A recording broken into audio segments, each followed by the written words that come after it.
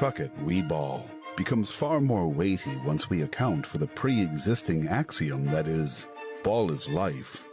For the latter effectively transforms the former into "fuck it, we live."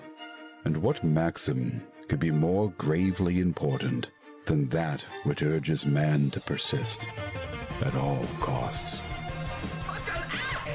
Yes, yes, dare, bitch. Yes. Do not try this at home. I don't know about sex. I have to blast this guy's cock. I'll have you know, I masturbate to cooking shows. I suck my brother. You suck your brother. Thank God nobody else can see it. Fucking Don't you fucking dare. God fucking damn it. It's always the whites. Ignore the cum, okay?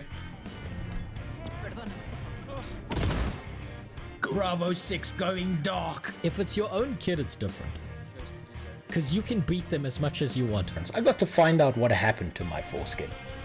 You look at these legs, and you tell me that Meals on Wheels here is not getting fucked over in the future. They didn't even give him a wheelchair. Player will hear is it's going to fix their parents' divorce and suck their cock under the table and do their laundry. And they'll finally have a girlfriend. Oh, I hear a moose. Oh my God! Let's see if this kills me. Oh, yeah. No, that killed me. For legal reasons, on this stream, this is water. Okay, now I understand why no one cares about this game. When am I getting molested in this office?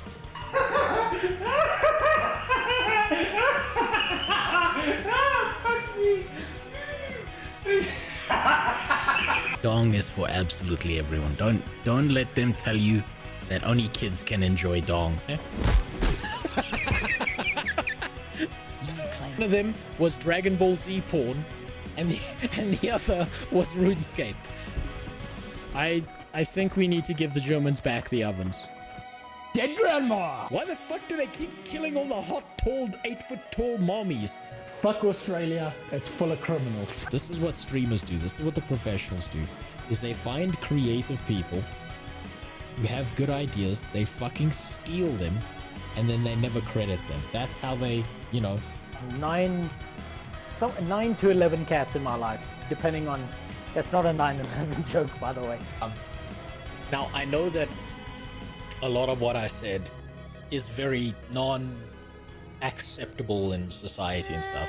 But there's two things I want you to understand. Number one, a lot of what I do is jokes. And number two, I'm allowed to do these racial jokes because I'm actually mixed race. You see, my dad's white.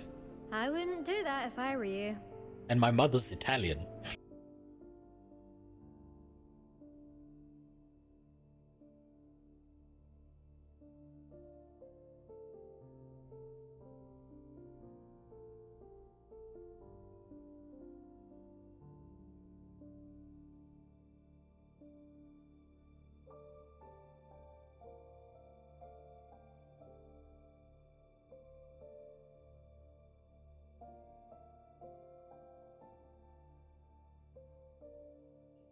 There we go. There we go. Yeah, my setup's fucked. I had to deal with a few updates. It took me a little bit more time than I'd like. Gentlemen, today has been a fucking fantastic day. It has been an amazing fucking day. Mostly because for the last fucking week or so, hold on, I still gotta fix something here. I have not had water and I have not had electricity. Because my third world shithole of a fucking country can't keep the lights on and they can't keep the fucking water running. God damn it. Oh, for fuck's sakes. Hold on, now I've gotta fix this. Fucking kick. Why is it always kicking its connection problems? Come on, just work. For once, just let me click a button and then you fucking work. You gonna work now? There we go. Oh my god. Fucking yeah. Pro start there. My fucking mic was muted. Oh my god. I can't believe I live in such a fucking shitty third world nation. Holy fuck. Did they ban you on retail? No, they didn't. I'll explain. We'll get there.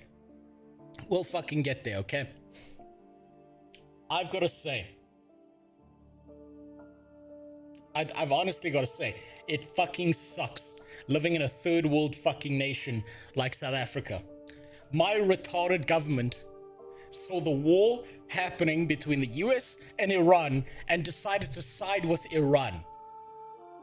We are so fucked. Oh my god, we are in so much fucking trouble. Oh Jesus. Oh, it's gonna get so fucking bad. These dumbasses in my country are like, yeah, you know the country with the most powerful military in the fucking world? Yeah, let's get on the opposite side of that fucking shit. What a bunch of dumbasses. Holy shit. Do you know how fucking bad shit's gonna get? Oh, fuck. The price hikes are gonna be insane.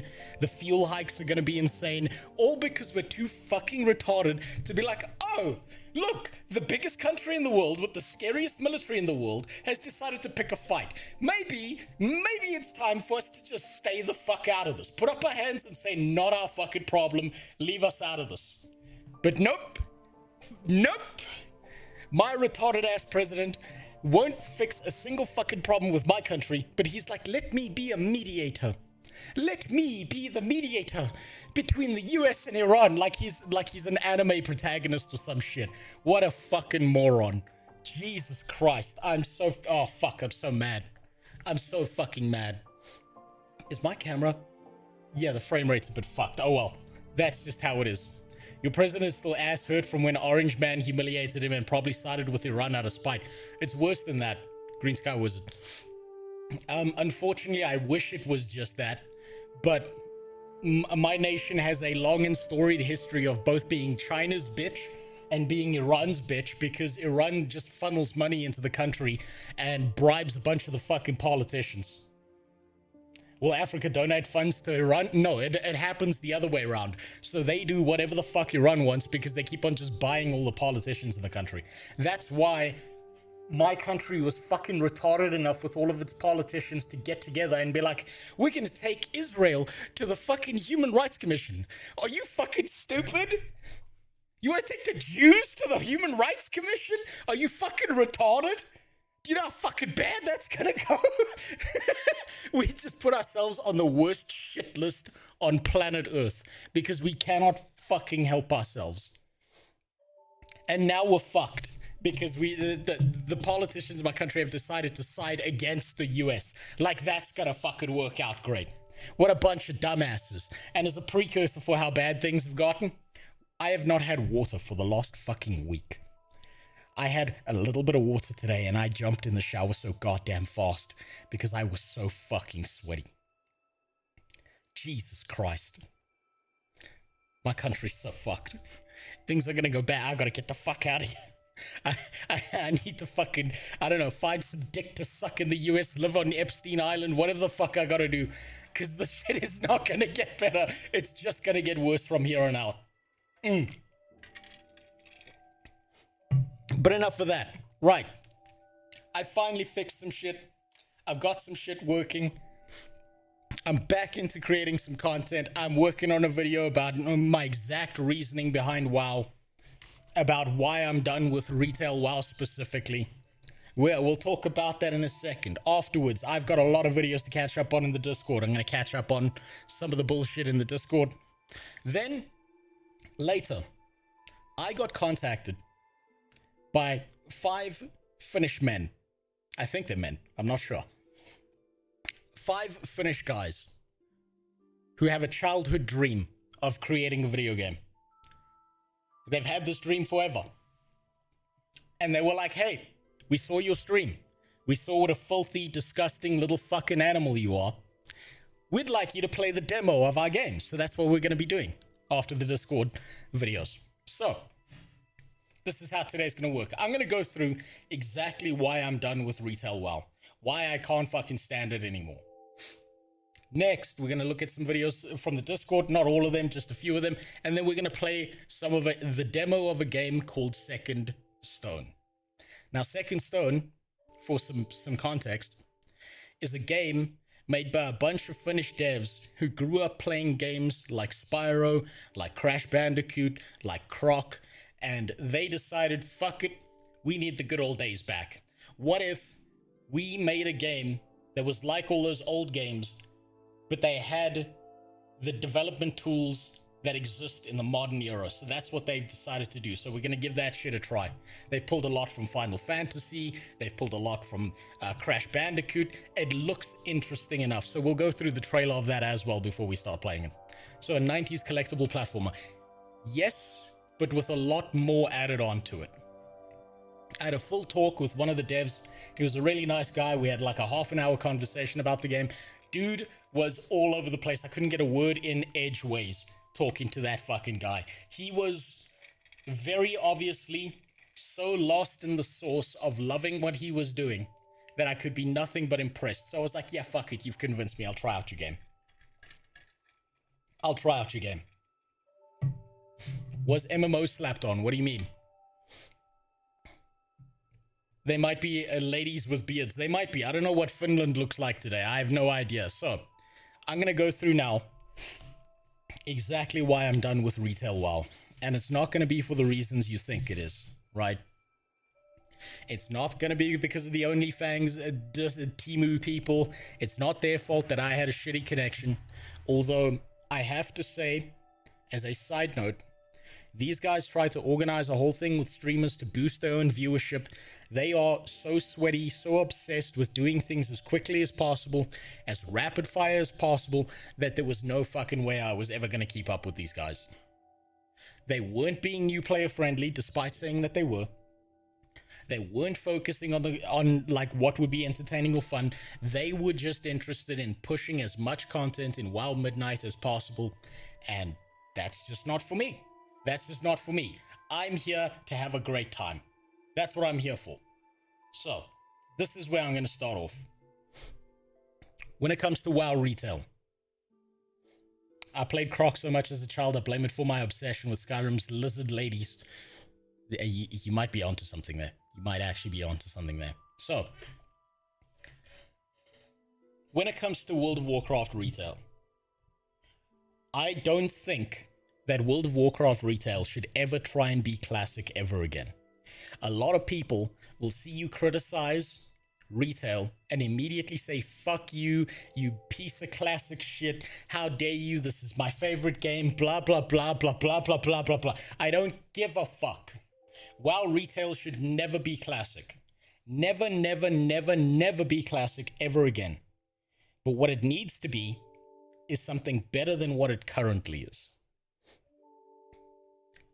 I'm going to make a video about this. I'm going to put it on the second channel. It's going to be like a more laid out plan of all of my thoughts about this. But I figured I'd give a precursor here as to what I'm seeing with World of Warcraft retail. I see World of Warcraft retail falling into three primary traps. Trap number one is that the game is not new player friendly whatsoever. Not from a lore perspective, not from a leveling perspective, not from an interest perspective, and on top of that, the game is demanding that you pay a monthly sub fee. That is a high bar to clear. You cannot put a game like World of Warcraft retail in the same kind of category as Guild Wars 2, as Where Winds Meet, as any other modern MMORPG, because these fuckers are demanding monthly amounts of money from you. And so they have a far higher bar of quality to clear that I don't think they're currently clearing. The second problem I see with the game is impact, right? Now, back in my day, when I was playing Classic, it was such a great game because it was so complex and that... No, it wasn't. It wasn't. WoW Classic was not a complex game. WoW Classic is a less complex game than World of Warcraft within World of Warcraft retail is by a long margin. But there is a significant difference between WoW Classic and why people love that game, and WoW retail and why everything feels so... It feels ethereal. It feels unimportant. It feels like none of it fucking matters. Your mic sounds a bit off, like too much noise gate. Let me give that a fix. Let me see. Let me give that a quick fix. It might also be fucked because I had to install new software and try and fix it.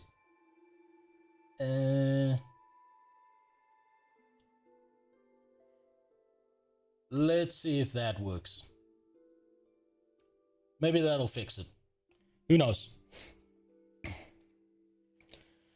I think that World of Warcraft retail has no impact as a game.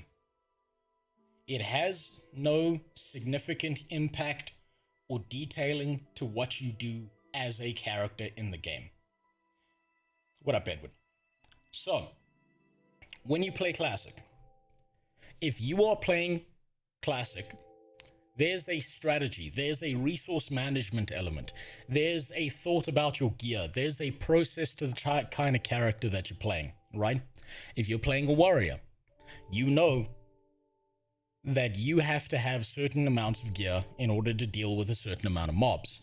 You know that you're not going to be pulling 3 mobs at once. You need to kite one mob to a safe spot, attack it constantly, watch your health drop after. There he goes. The man with the smallest penis in the neighborhood. God, I wish I had the bravery to just tell the whole world about my tiny cock like that guy does. What a hero. Anyway, when you're playing Classic, you have to think about what you're doing almost constantly, right? There is no significant amount of complexity to the combat.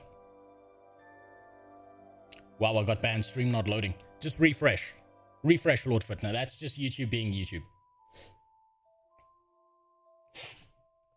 When it comes to WoW Classic, like I was saying, there is impact to what you're doing.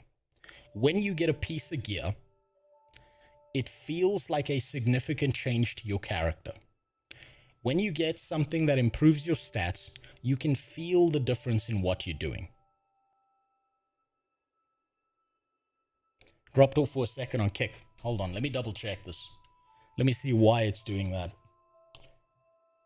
Hopefully my internet connection is going to survive. It looks like it's going to be stable. Yeah, you're just going to have to hit a quick refresh. Yeah, that was probably just them still fucking with the internet lines. They're still trying to fix it in my area. When it comes to WoW retail, the gameplay is smoother. The combat is more complex. The way your character reacts to what you're doing is more interactive. However, there is no impact to what you're doing. It is just go ape shit, balls to the walls, attack whatever the fuck you want to, and you will kill any single NPC that you need to. You can pull massive groups, and unless you do bullshit like I did, where you try and push the real fucking limits on this, you're not going to die. The other problem is, when you're playing WoW Classic, you can feel the impact of whatever NPC you're fighting. You know when your attack missed. You know when you hit a critical hit. You know when the enemy's attack missed. You know when the enemy hit a critical hit on you.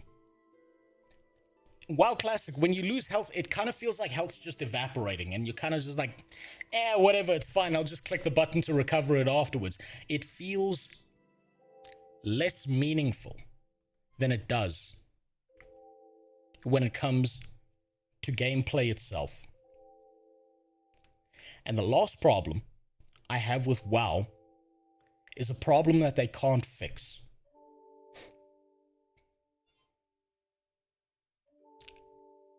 It's the idea that you have this huge, gigantic fucking world to explore, and 99.9% of the entire game doesn't matter, because the only thing that actually matters is the last raid, the last instance, getting your gear, going through Mythic Plus over and over and over again, and churning your way through those specific pieces of content, and nothing else matters.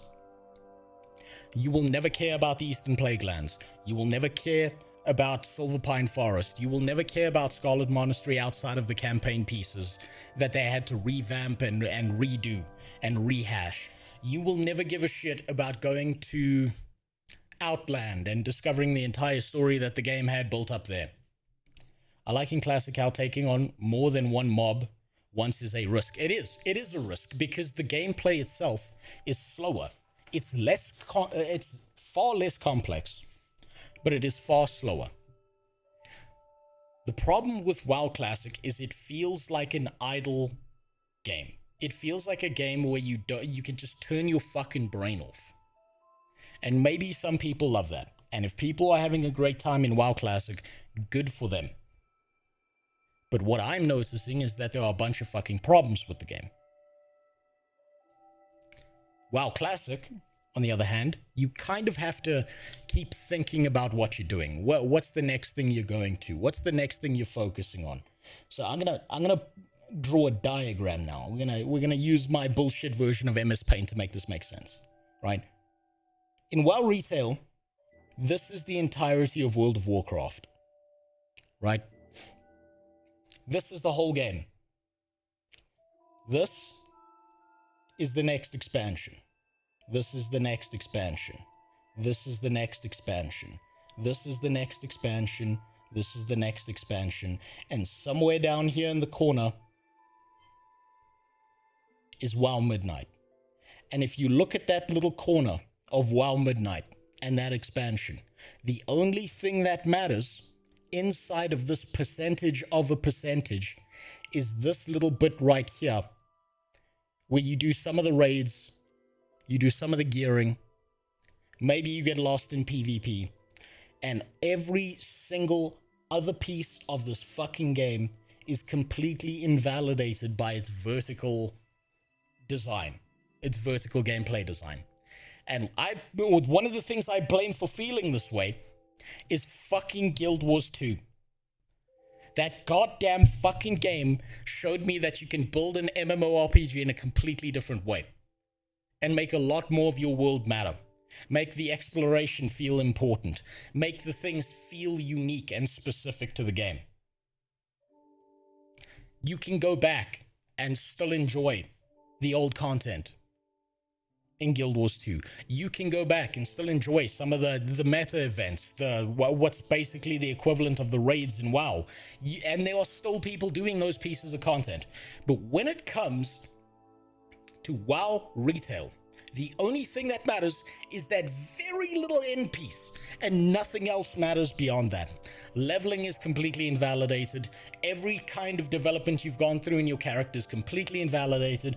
All that matters is that little teeny tiny piece at the end. And that's such a fundamental design flaw with vertical progression and shit that I have no idea how they would even start to solve that problem. You have to realize that Retail WoW warped into catering to only two kinds of player: the poop sock rated tryhards and the casuals like gamer dads with 1 hour of max playtime. Yes, you're 100% right. You're 100% right about that. Retail WoW only gives a shit about the hyper-competitive players and the guy who's just there to chill the fuck out for 1 hour because he fucked his wife too much and he's got 8 children downstairs and he's just hit the entire family with NyQuil to try and make them all pass out so that he can have 5 seconds of fucking peace before he needs to go to bed and wake up tomorrow because his goddamn boss is on his ass. If those people are enjoying WoW Retail, good for them. I'm really happy for them. But there is a gigantic middle ground of players, and there's a gigantic set of solo players who will look at World of Warcraft, look at the sub fee, look at all the cosmetic cash shop horse shit, look at all of that garbage, and decide, nah, fuck this, I'm gonna go play something else. I would rather play an RPG. I would rather play Baldur's Gate 3. I would rather play Guild Wars 2. I would rather play RuneScape. I would rather play this. That's one of the biggest issues that I see. And they've completely forgotten what their fundamental player base is. Now, there are other bigger problems that World of Warcraft is facing as a retail game, right? One of them, you all know what this is. Yeah, I'll pull up an image just to make this clear. You know what this issue is. You know what this problem is. It's this problem right here.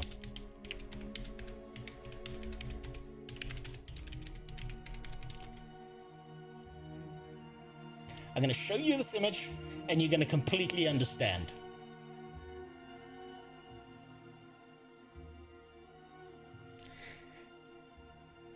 It's the fucking Crimson Chin and the Pussy Patrol. World of Warcraft has always been one of those old school hardcore games where you put on metal music in the background and it's about fucking some badass story with hyper-masculinity involved, and it was about war, it was about battle, it was about two sides of conflict doing a bunch of fucked up shit to each other, one like 6 days through Sunday, and it was just a tit-for-tat battle from one side to the other. They have now removed all of those aspects from the game. They have gone so far socially progressive that they've forgotten how to build a fucking story. The lore is nonsensical, and whenever they want to fix the lore, they just retcon a bunch of horse shit into it to try and make their newest main villain look like a genius when they're actually a fucking retard. To be fair, Lady Iliadrin was already a thing in WoD probably earlier. Yes, but they changed how she functioned as a character. The problem with modern WoW is that they've taken all these characters and decided they are not cool, badass people going through a fucking massive world. They are instead a bunch of mouthpieces for them to use to push a message on people. You would notice this, that they don't have as much personality as they used to. There's no, like, thematic complexity to any of these characters. Take a character like Thrall and what he used to be, and compare him to the hero characters that we see in World of Warcraft retail now, and they're not even on the same fucking level. They bitched out. It's almost like whoever replaced the old guard of people who were playing World of Warcraft, who were developing the story, who were developing the lore, decided that they were gonna take a shit on their primary player base and instead focused on trying to make this the Pussy Patrol MMORPG. Then on top of that, let's take a look at the systems in WoW, right? World of Warcraft used to have systems where it was, you're going to have a badass fight, you're going to see an entirely new area, you're going to see a conflict between two different racial groups, you're going to watch a race war go down, you're going to take sides in this race war, you're going to decide who's right and wrong. They've pivoted away from in-game immersion directly towards in-game features. They are trying to turn World of Warcraft into the fucking Sims, or into Palia, or into something that doesn't involve war. And that's just so fucking depressing to see. Now, I know there's a bunch of people who probably fucking love the housing systems. I know there's a bunch of people who enjoy all these features and shit. Good for them. Wonderful. Great. Amazing.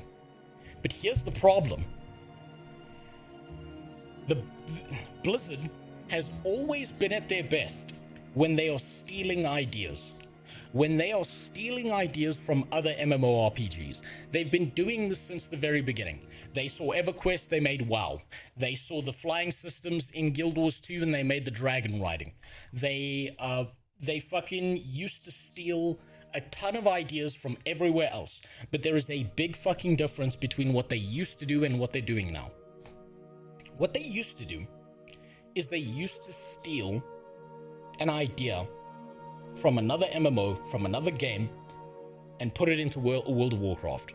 They then used to take that idea, manipulate the idea, and give it its own twist, give it its own flavor, refine the idea down, make it more accessible, make it more interesting.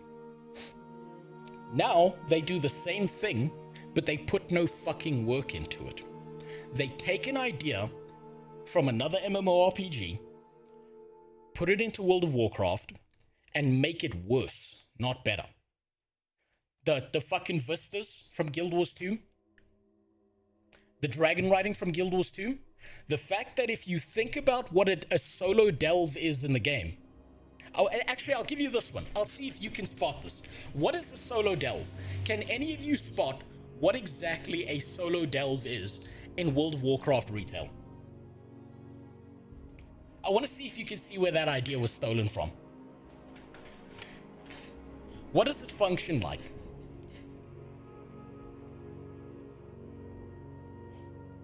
What do we think of Brush Burial Gutterworld? Never even heard of it. You don't know what those words mean. Okay, here, I'll give you a description of what a delve is.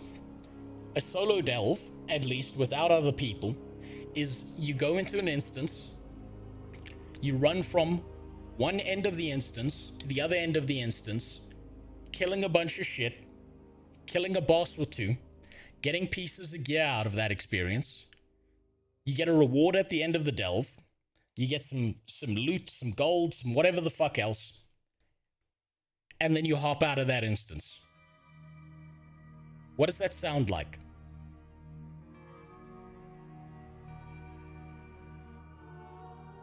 Take a wild guess.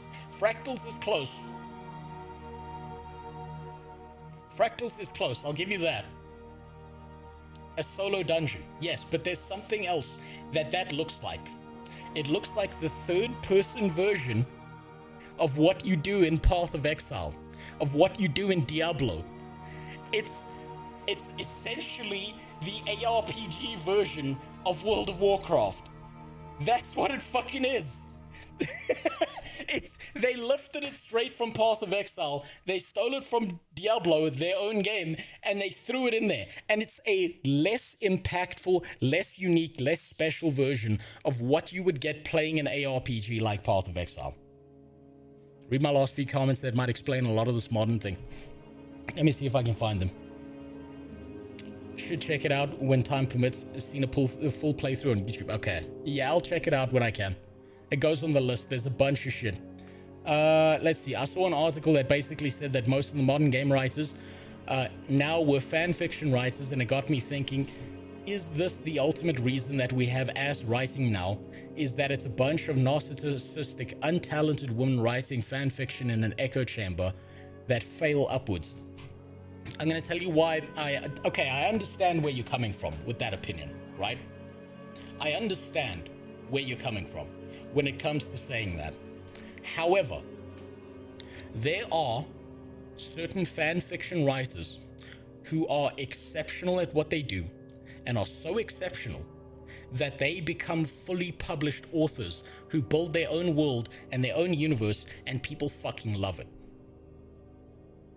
It comes down to the fact that the people who are being hired, even if they were fan fiction writers, are not the people who give a fuck about the lore. They do not give a fuck about the story. They do not give a fuck about what is in World of Warcraft. They are not fans of the game. They fall into the same trap that you see whenever there's like a development of a video game into a movie or series, right? Yeah, I mean, look at The Witcher 3. Look at what they became, where Henry Cavill bitched so much about them fucking up the story that he eventually left, and now that's gone to a ball of shit. Same thing happened in Star Wars. It's all these people who are like, I'm not here to tell the story of World of Warcraft. I'm here to tell the story of what I believe should be happening. They are so self-embedded in their own ideas that they don't fundamentally understand what World of Warcraft is actually about. Think about what someone who actually gives a fuck about a world, a story, a lore. Here, I'll use an example. One of my favorite authors, one of my favorite fantasy authors, is a guy called Raymond E. Feist, right? Go read Magician. It's a fucking fantastic book. Raymond E. Feist got his start as a writer, writing fan fiction. And eventually, he got so fucking good that he started making his own world lore and story, and people absolutely fucking loved that shit. That guy was embedded in the passionate idea of making something great. The people who are hired into the writing teams of Blizzard and WoW retail in general, they are not interested in what will the players think of this. They are interested in what can I do to make myself feel good and fuck the players. So, lore, story, that's all royally fucked. I'm going to pull up my notes now because there was other bullshit I wanted to say about this, right? I'm going to turn this into a YouTube video. I've got the script written out. I fucking yapped on in a fucking script the whole day writing this out.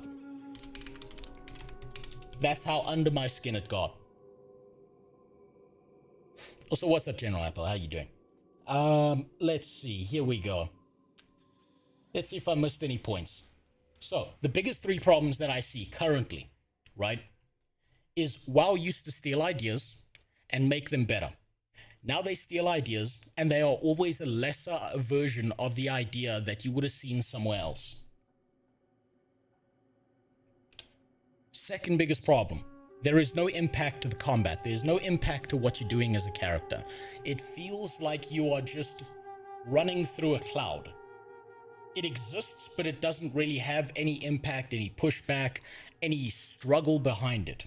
It is more complex, but without any of the impact and the feel and the significance of the systems you are applying to any of the characters around you. And I think the third biggest problem is the new player experience and the leveling that you see in World of Warcraft.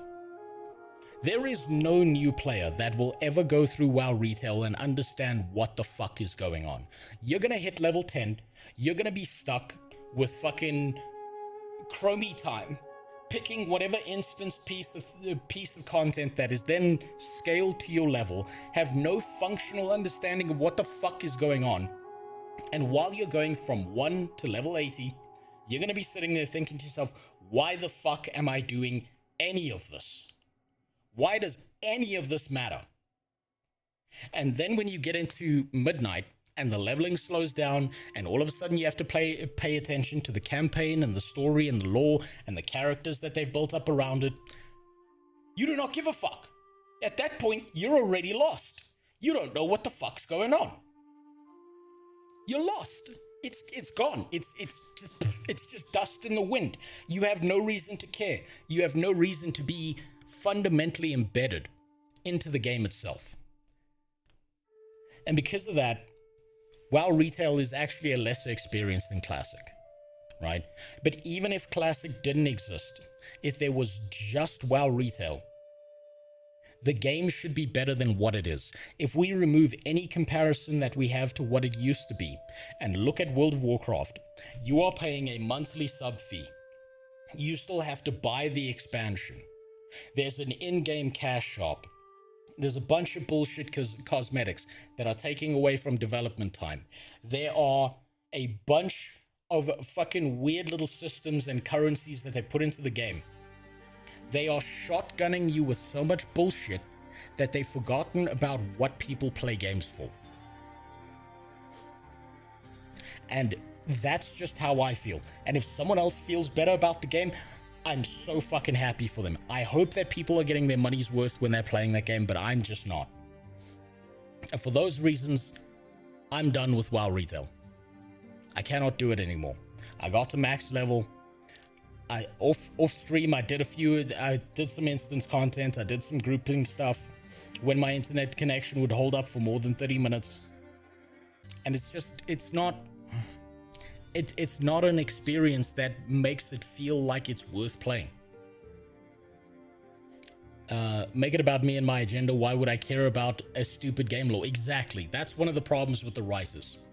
Once you're hired, you're given instructions on what to do. Even if you are talented to do the greatest WoW story ever, your boss is the one who tells you what to write. Yes, actually. It's one of the worst fucking experiences that you can have. And hold on, I'm gonna fix this camera because it's driving me fucking insane. Just give me a sec. Give me one fucking second here. And just gonna do this. Gonna do that.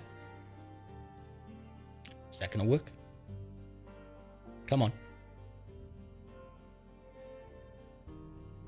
Come on, motherfucker. Work for me.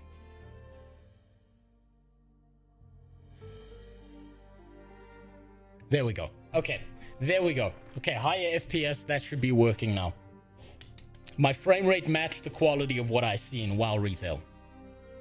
Okay, let's not act like the Witcher show was based before Cavill left. One of the first scenes of the series was just thinly veiled cuck porn. Yes, look, I think the only thing that was holding it together, The signs were there, Green Sky Wizard. You were right, the signs were there about The Witcher, but it was still background bullshit. It was still coherent enough that Henry Cavill could carry the story of The Witcher on his back up until the point in time where he decided it's enough of this bullshit, they're fucking this up. Right? The signs were there, and with Henry Cavill at the head of it, he at least pushed back hard enough that a lot of what you saw in The Witcher made it worth watching, and eventually he was like, nah, fuck this shit. It then fell apart after that. Not locking your expansion content is a mistake. The thing should be experienced in order. It is supposed to maybe make it easier or faster. You see, okay, so Bestia, to what you said there, that is, I think, the last thing that I can end on. I think one of the fundamental issues, one of the number one fundamental issues of World of Warcraft is that they've traded out convenience for challenge. I mean, challenge for convenience, right? They have made the game so convenient, so smooth of an experience, that they've forgotten that the reason you try and climb a mountain is because it's difficult. It's because there's some challenge behind it. It's that there's some pushback that or some hurdle you need to overcome. They've removed all the hurdles, given you a pair of fucking ice skates, strapped some rockets to your ass crack, and shot you down an ice rink as quickly as possible. They have this big fucking beautiful world in WoW, and you see none of it because all of it acts like a fucking loading screen, right? What you do is you get the quest, you hop on your mount, you fly over to the zone where you've got to do the quest, you complete the quest, you hop back on your fucking mount, and you fly back to the quest giver. The entire world is not something your character is embedded in. It's something you fly over between points of interest, which means you never experience the world around you. They could have the most gorgeous set pieces out there. You don't give a fuck because you're just moving through it as quickly as possible. World of Warcraft Retail is a game that's become too convenient for its own good. Way too fucking convenient for its own good. And I'm saying this before looking into what other people think. So if other people disagree, if other people are having a better time, I'm so fucking happy for them. Because I'm just seeing problems left, right, and center when it comes to WoW Retail. Particularly because it's charging you a monthly sub fee. Are you ever going to try Final Fantasy XIV? Yes, I will. I will. There's a lot of games. I got a long list of shit. And this is the last part of this, right? That I can think of. From a content creation standpoint, from a streaming standpoint. When it comes to this shit, Mother 2017, what the fuck? Devil's 1971. I don't, those are movies, probably. Learn to read. No, I'm a WoW player. You think I can read? I think from a content creation perspective, from a YouTube video perspective, from a I have been looking for an entertaining experience.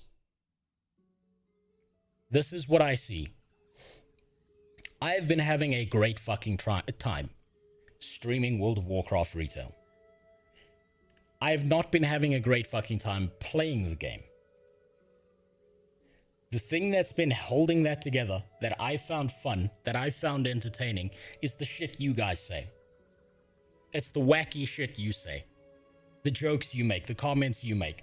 I've been having a great time streaming. I haven't been having a great time playing the game. That is an issue, because that means that something is missing from that experience. Something horrific is missing from that experience. If I was to ever touch World of Warcraft again, it would have to be Turtle WoW. It would have to be WoW Classic before maybe even Wrath.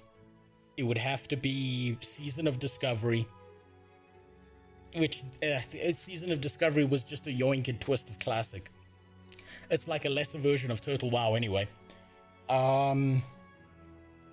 It would have to be something that has a challenge impact to it. It has to have some kind of significant degree of interest to it that I do not see occurring within WoW retail specifically. And I think the problem with everything that I've said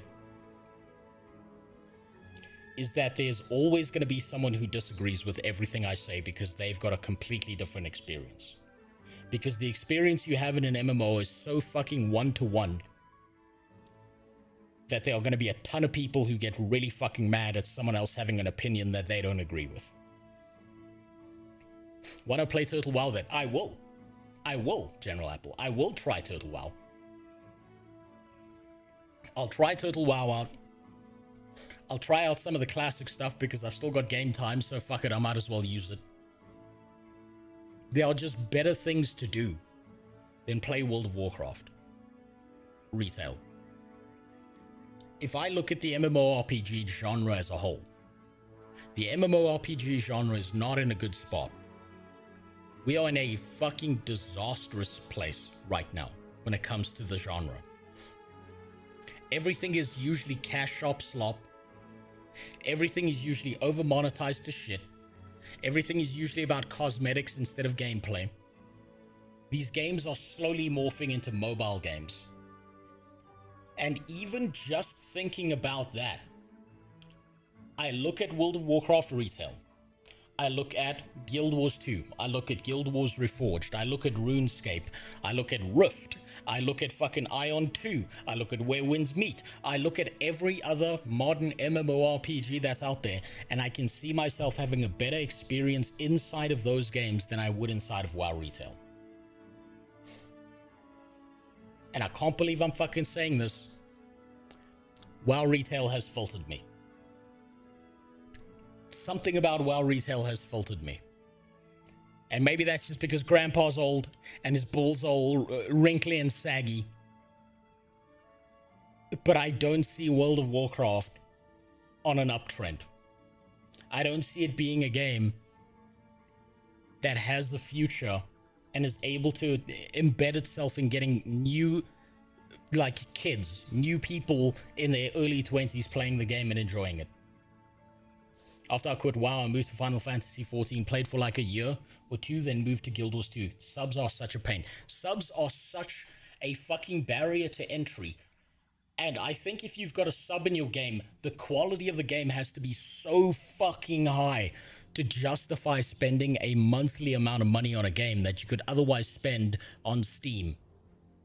You just missed Anduin. Fuck you, Fielta. Fuck you.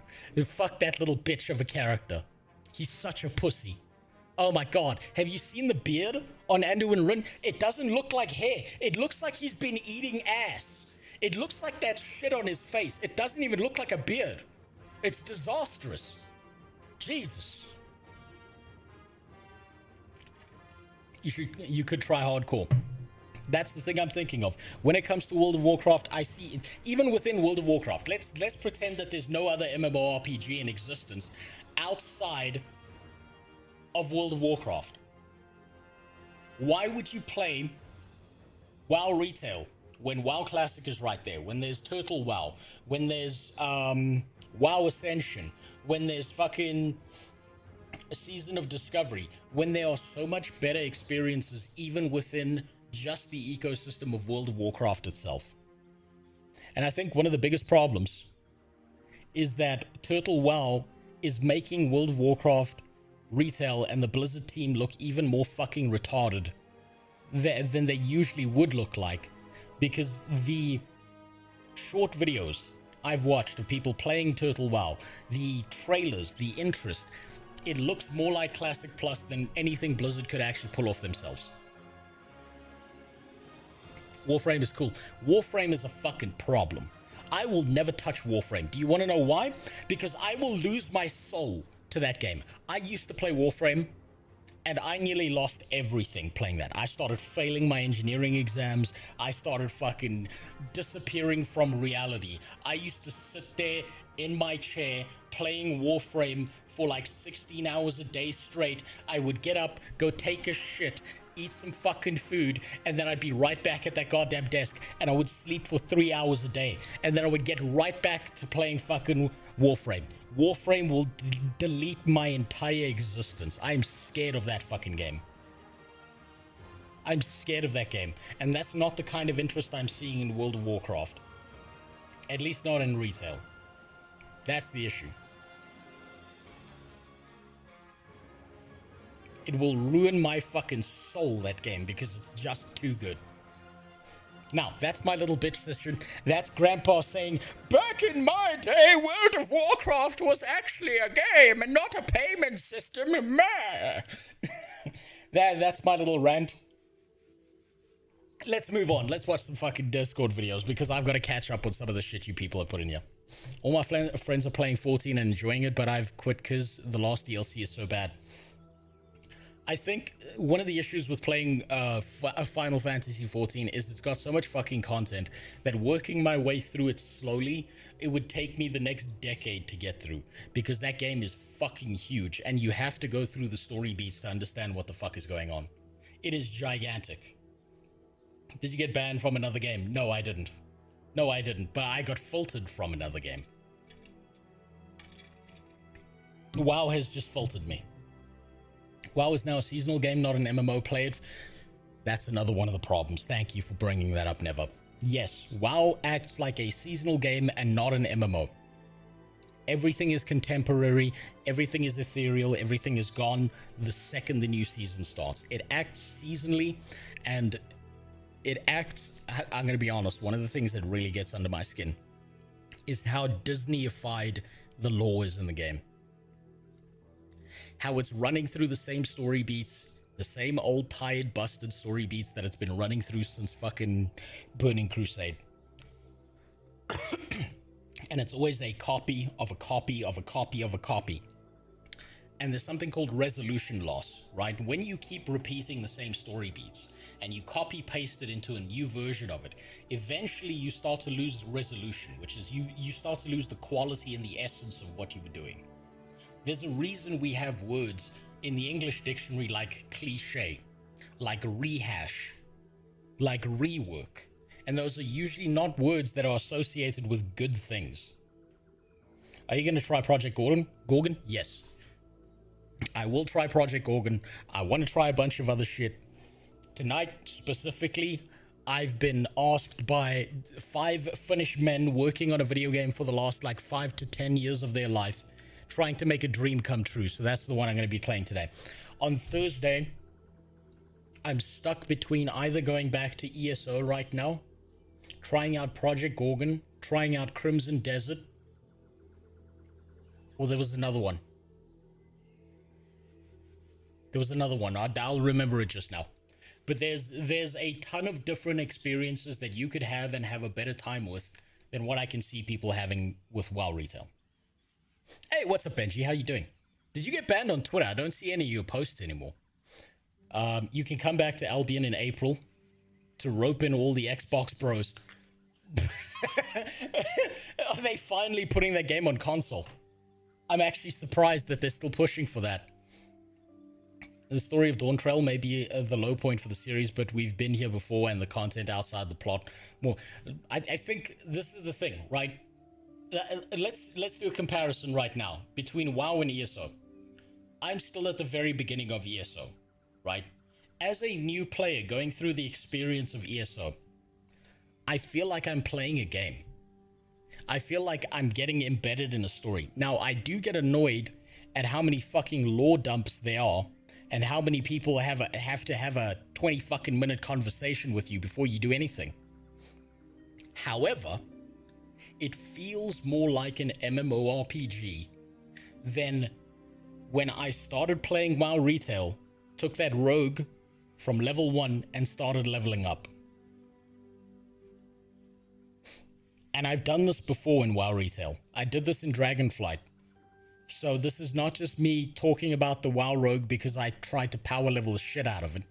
When Dragonflight was out, I took a new character, I started playing through the leveling experience, I went through all the story and all of the bullshit there. It didn't get any better, it's just about the same as it was during Dragonflight.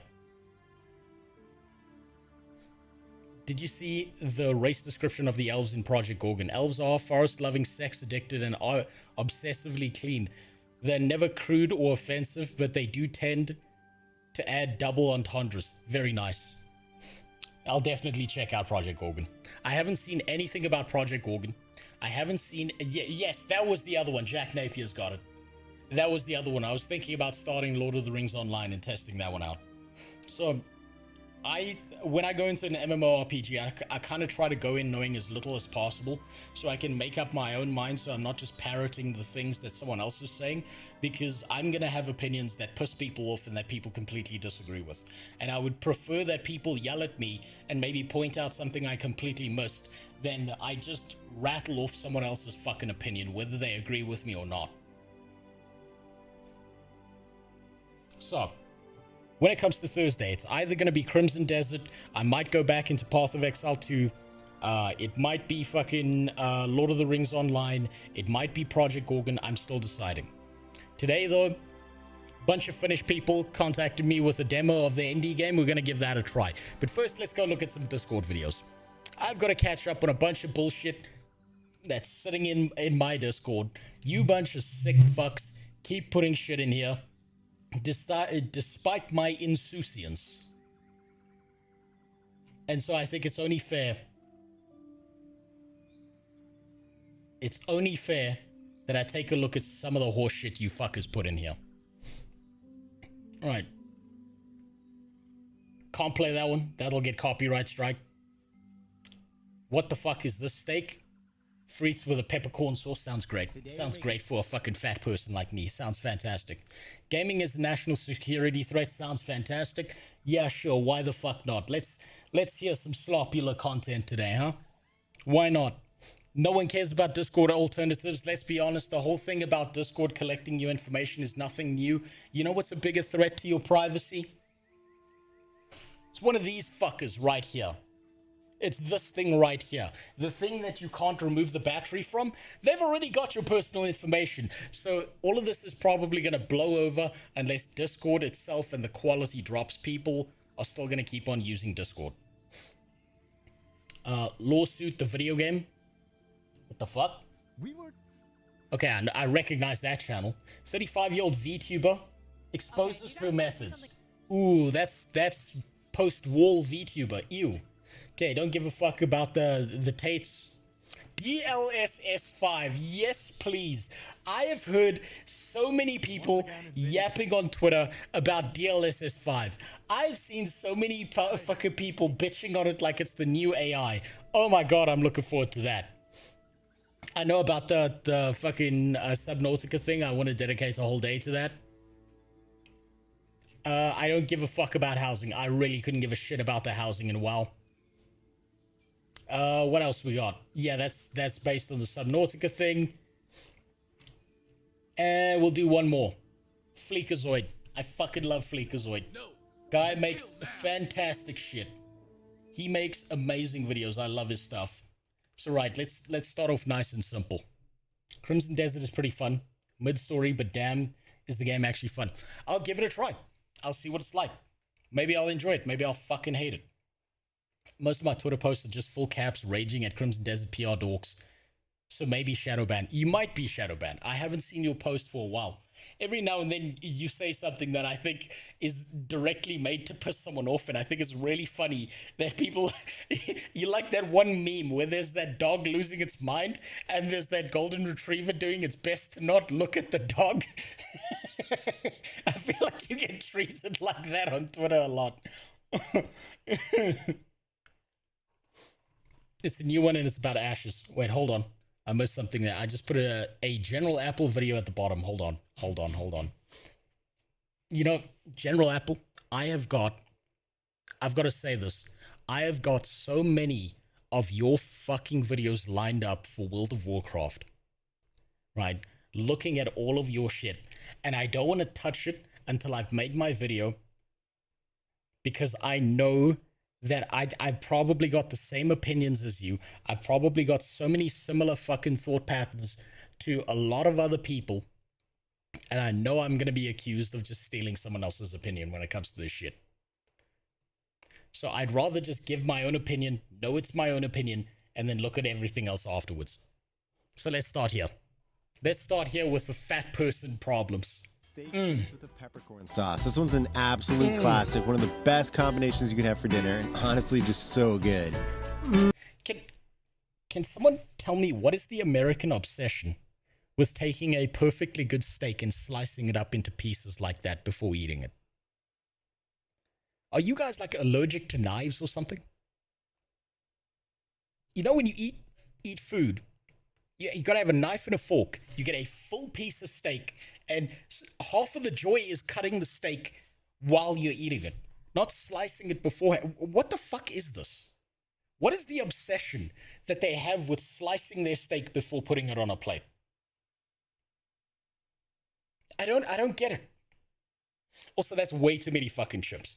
I would die of a heart attack if I tried to eat that.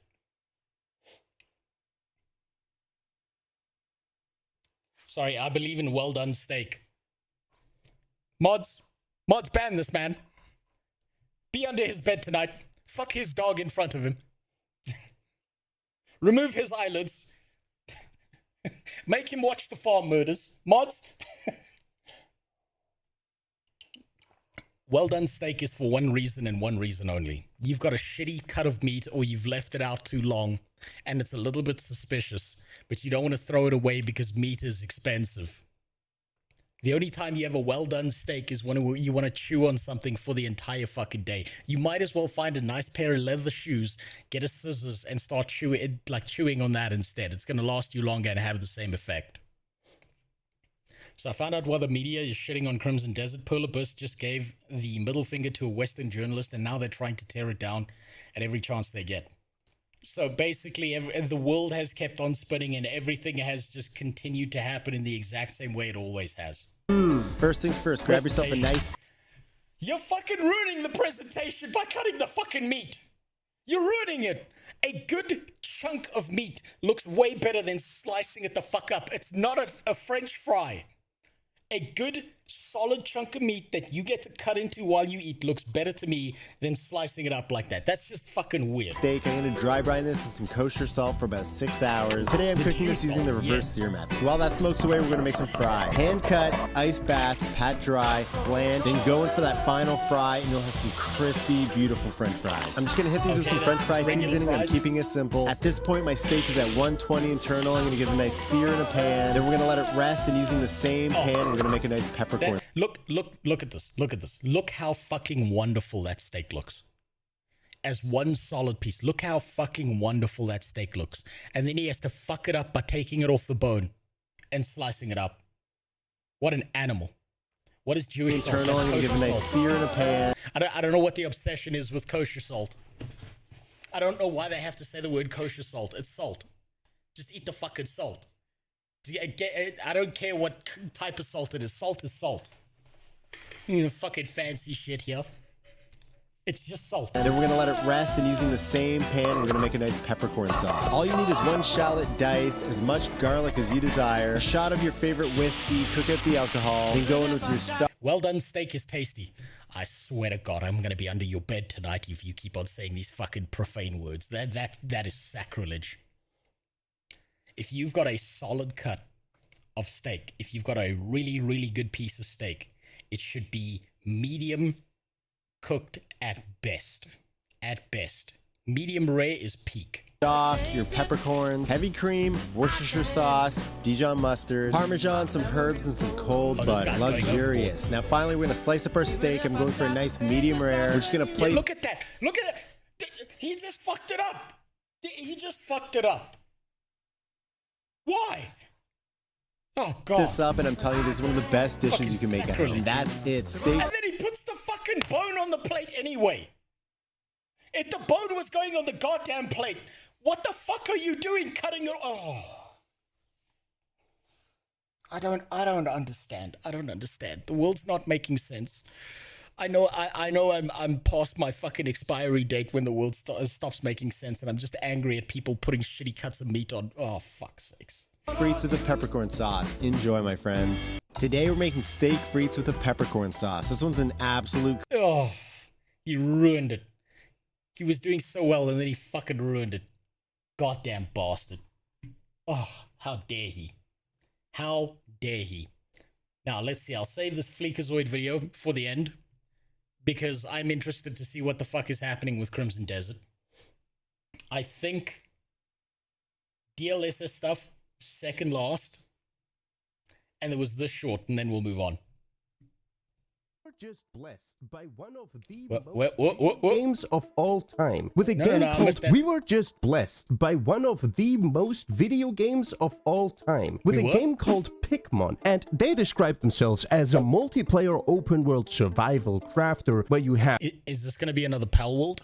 Pikmin, which is their version of Pokemon, but I'd rather describe them as the lawsuit magnet, because the game is a copy of everything. While Palworld, for example, had something unique to offer while taking inspiration Yeah, okay, that seems like they've gone down the Pal World development path. from Pokemon, this game is the definition of Control-C, Control-V. First, this studio Okay. is called Pocket Game, which may sound familiar to you because the studio behind Palworld is called Pocket Pair. On Steam, their title God. and their thumbnail are near one-to-one from Palworld, and if you look at the I don't see a problem with that. I don't see a problem with any of that. All that matters at the end of the day is the game good? Who gives a shit? Who gives a shit if it's a copy? As long as it's good. trailer, that is straight up Charizard right there. The gameplay is like Palworld. That is just Pikachu. That is the cow from Mario Kart. That's Link's outfit from Breath of the Wild. That is Lucario. That is Link. That is fucking Roadhog from Overwatch. What the fuck? They just copy pasted Let me guess his name. everything. Street Pig? And there are so many designs from both Pokemon and Palworld, or just fan arts in That's actually impressive. this game. The one difference that makes this different from both Palworld and Pokemon is that you don't catch your Pikmin with balls, but with cards. Real innovation right there. I They stole that from Tencent. want to give up a prediction. This game is 100% some random YouTuber making a video about trying to get as many gaming studios to sue him at once. Because otherwise I have no idea why anybody would release this game. Okay, that's fine. But is the game good? That's all that matters. Modern IP laws is a Jewish misdirection. I think modern IP laws are based on bullshit from so long ago that the entire system needs to be thrown out and reworked. The entire IP system needs to be reworked. We need to try and stop adapting to all this old shit because I think it kills innovation. I think we ruin modern innovation because of old legal system rules, and it's fucking heartbreaking to know that you can't do something cool and interesting. You can't have something like the Nemesis system because they're using an outdated fucking IP bullshit law to try and prevent you from using it. They are written by a bunch of fucking liches sucking on the souls of children, drinking them for their baby blood, keeping those laws alive, and all of it needs to be thrown out and reworked, and that's never fucking happening, unfortunately. Now let's get some more news about Ashes of Creation. I have a document of all of the shit that has happened with Ashes of Creation that I'm working on, and I think it's like 50 pages long at this point. From beginning to end. I want to do a stream where I go through the entire timeline of everything that's happened with Ashes of Creation. But the problem is the entire fucking saga behind this just keeps evolving over time. It just keeps evolving. There is so much shit behind the Ashes of Creation garbage that it is almost impossible to keep track of it. It is such a long list of bullshit from beginning to end. And you know what's really, really funny? I'm gonna be honest, I gotta show you a video that I watched and I thought it was fucking hilarious.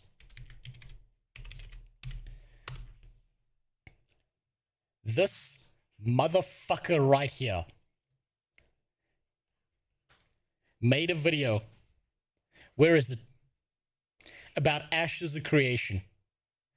Crying like a little bitch. It's been a pretending that he did nothing wrong. And I'm so fucking mad at him. Because he has been shilling Ashes forever. And there are so many people who knew that Ashes was going to fall apart long before it did. I knew about it. Sawman knew about it. Every single person deeply embedded in MMORPGs knew that this fucking game was not something to focus on because it was too big, too good to be true. There was too much bullshit. There was too much drama. There was too much horseshit going on in the background. Narc understood this. Josh Strife Hayes understood this. A bunch of people understood this. And then this fucking guy comes out with this video crying about how Ashes of Creation broke him after he shilled it endlessly to so many fucking people. God, I'm fucking mad at him for this video. But I did have a good laugh. Because you get what you fucking deserve. I'm glad it broke you. I'm glad it hurt you. After ignoring all of the red flags. Maybe this is why you're in Thailand, because the red flags over there are dicks on women. Narc was right. That's right. Narc was 100% right. Ashes of Creation became that sock no one wants to talk about. It's that sock we cannot fucking leave alone because someone didn't just come in it, they took a shit in it and then tried to convince you that it was chocolate. That it was Nutella in the sock. Oh boy, I've been waiting for this video to drop in, I think, the better part of the past 2 months. You guys aren't aware. In case you don't know who this man is, this is the guy who clowned on Narc constantly for actually speaking against Ashes of Creation.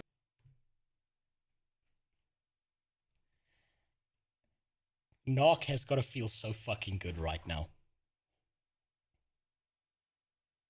How was retail? Personally, a disaster, but I do hope that other people who are playing the game and paying a monthly sub fee are enjoying it.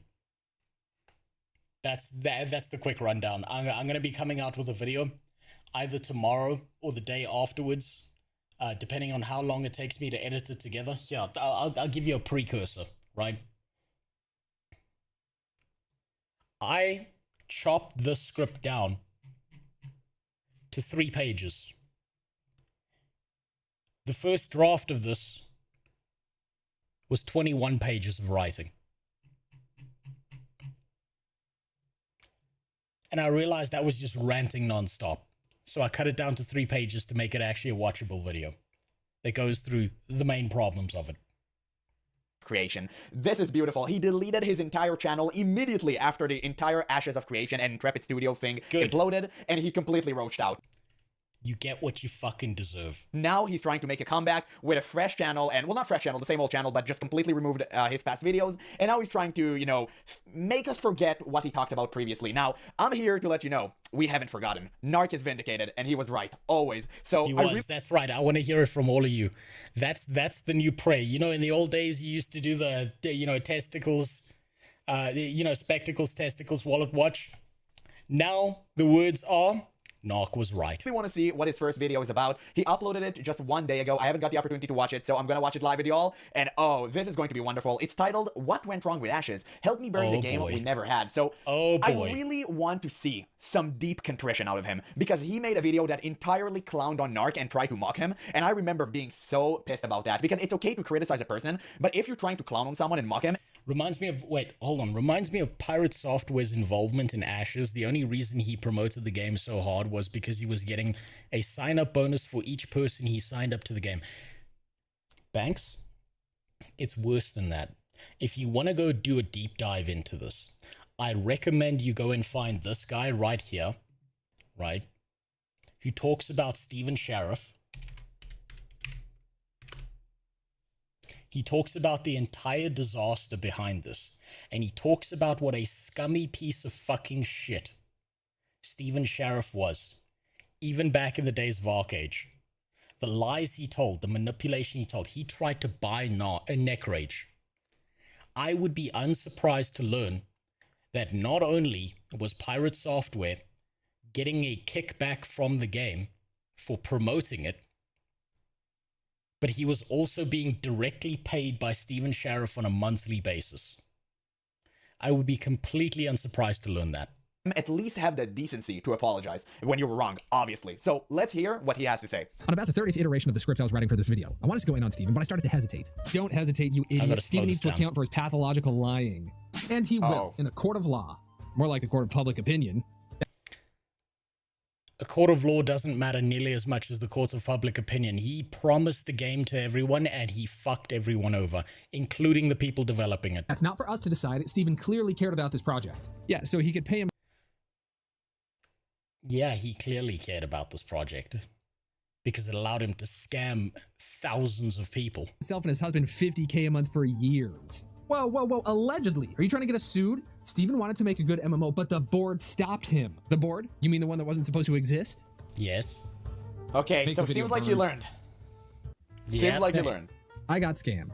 I was wrong about Ashes of Creation, and I was wrong about Steven Sharif. I don't think Ashes started as a scam. Well, that was nice. That was nice of him to say.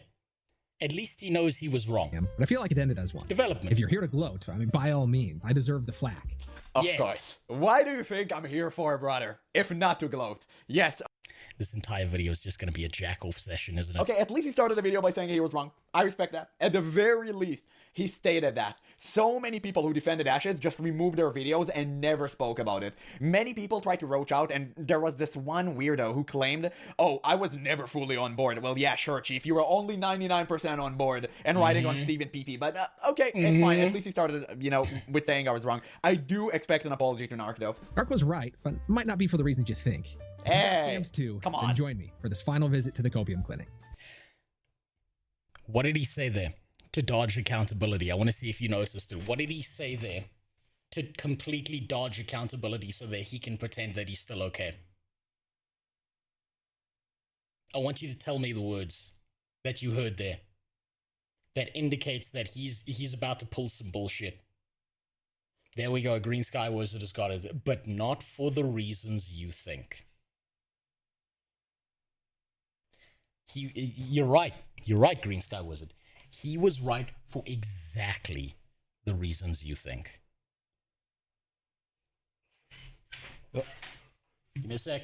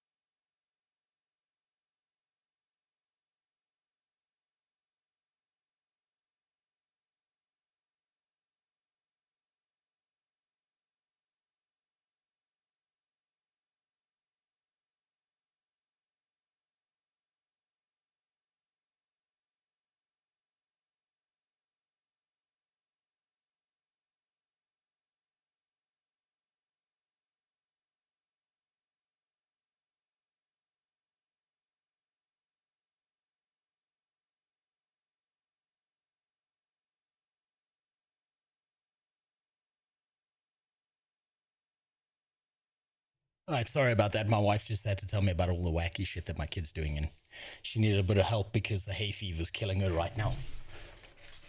Who knows, is going fucking insane. Okay, where were we? That's right. Knock was right, but not for the reasons you think. Let's see what the dodge is gonna be. Okay, I'll take that.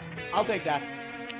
It's not the biggest W, but it's a W nonetheless. I'll take it. I first got the news that Ashes was crumbling. I was sad. Crushed that the game I'd been following so closely for years just wasn't going to exist.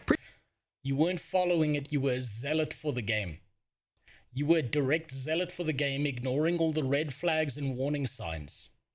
believing you were a fucking genius, and believing that if you sucked on Steven Sheriff Schlong for long enough, that it would get you something out of it. Previously, anytime a friend or colleague talked about gaming, I was full of so much optimism because Ashes of Creation was on the horizon. Now, I feel like one of those guys who got an ill-fated Week 1 Super Bowl champ tattoo. When more details came out, though, I felt like I'd been duped. I asked myself, what red flags had I been ignoring the whole time? What lies did I... Literally every red flag that I've seen coming a mile away.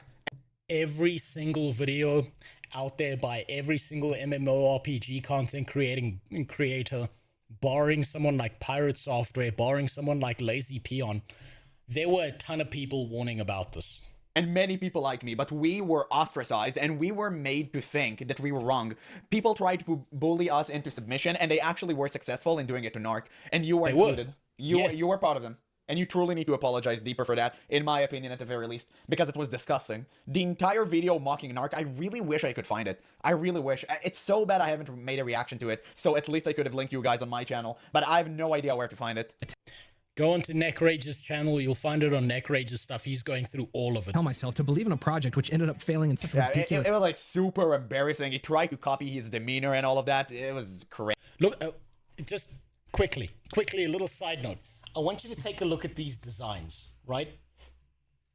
One of the scummiest fucking things that Ashes of Creation did was they put a bunch of PNGs on their fucking website. You could pay them extra money for skins and for shit that they hadn't even fucking created yet. You were giving them money for a fucking drawing. You were basically investing on NFTs outside of the blockchain. You are lower than an NFT, bro, if you were buying shit off of their website and all these stupid fucking keys and bullshit that they were promising. And I took one look at their cash shop and I immediately knew that there is no way on planet Earth they would be able to dev out and create all of that shit in the game. No fucking way were they ever going to be able to put that much shit in the game with the size of the team they had, the amount of money they had, what they were promising, the amount of scope creep, all the proprietary fucking server software that they had. There's so much bullshit out there that they would never be able to put in the game because it was just so far outside the scope of what they originally planned to do. Fashion. I was embarrassed. I told friends and family about the game. I thought of all the videos I'd made for... Why does the top guy look like Angry Joe? I'm not sure what you're talking about. I don't see Angry Joe anywhere. AI art can make better shit. Unironically, that can. That's the worst part. Most of my videos had a positive tone with Ashes. It was easy to be negative, and I pointed out some of the glaring flaws, but I was hopeful. If there were... Do you notice the shift there? Do you notice the shift there?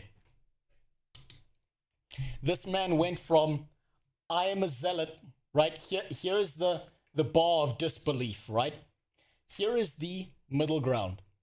People like me, Narc, Sawman, Josh Drive Hayes, we all sat down here and, yeah, this is probably bullshit.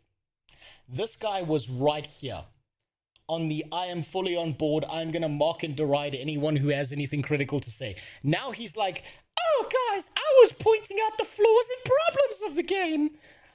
I was really just a hopeful little boy. Fucking bullshit artist.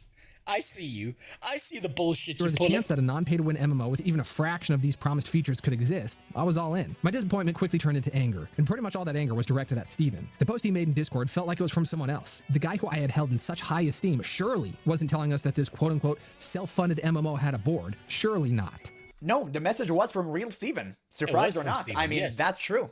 And yes, the fake Steven was the one you thought was the real one all along, because it was a persona that was there to persuade you into purchasing into Ashes of Creation Delusion. And the best part is, Steven is a professional bullshit artist. He is not your random Twitter poster who's spreading random misinformation. Steven has an entire history of getting rich off of an MLM scheme that he sold to other people and fucked them out of their money.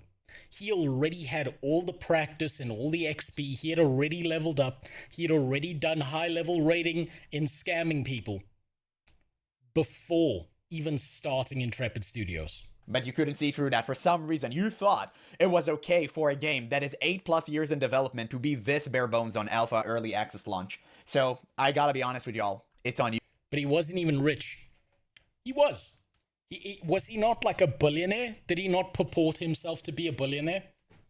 Before even starting, saying that the entirety of Ashes the Creation is self-funded by him, so no one can fuck with the game. You, boo-boo. But there it was, the board. We were told for years there was no board. Nobody would be able to force this to launch before it was ready, etc. This was all I needed to see. Control of the company shifted away from me. Notice how this is written in the passive voice as opposed to active. Writers do this to hide blame. A common example is mistakes were made. The object becomes the subject. Speaking in passive voice makes it sound like things just happened. If the statement were read in active voice, it would go something like this. I shifted control of the company to the board, which Steven did. That sounds worse for Steven though, doesn't it? At some point, he sold greater than 50% of the company and lost his sole decision-making power. The board...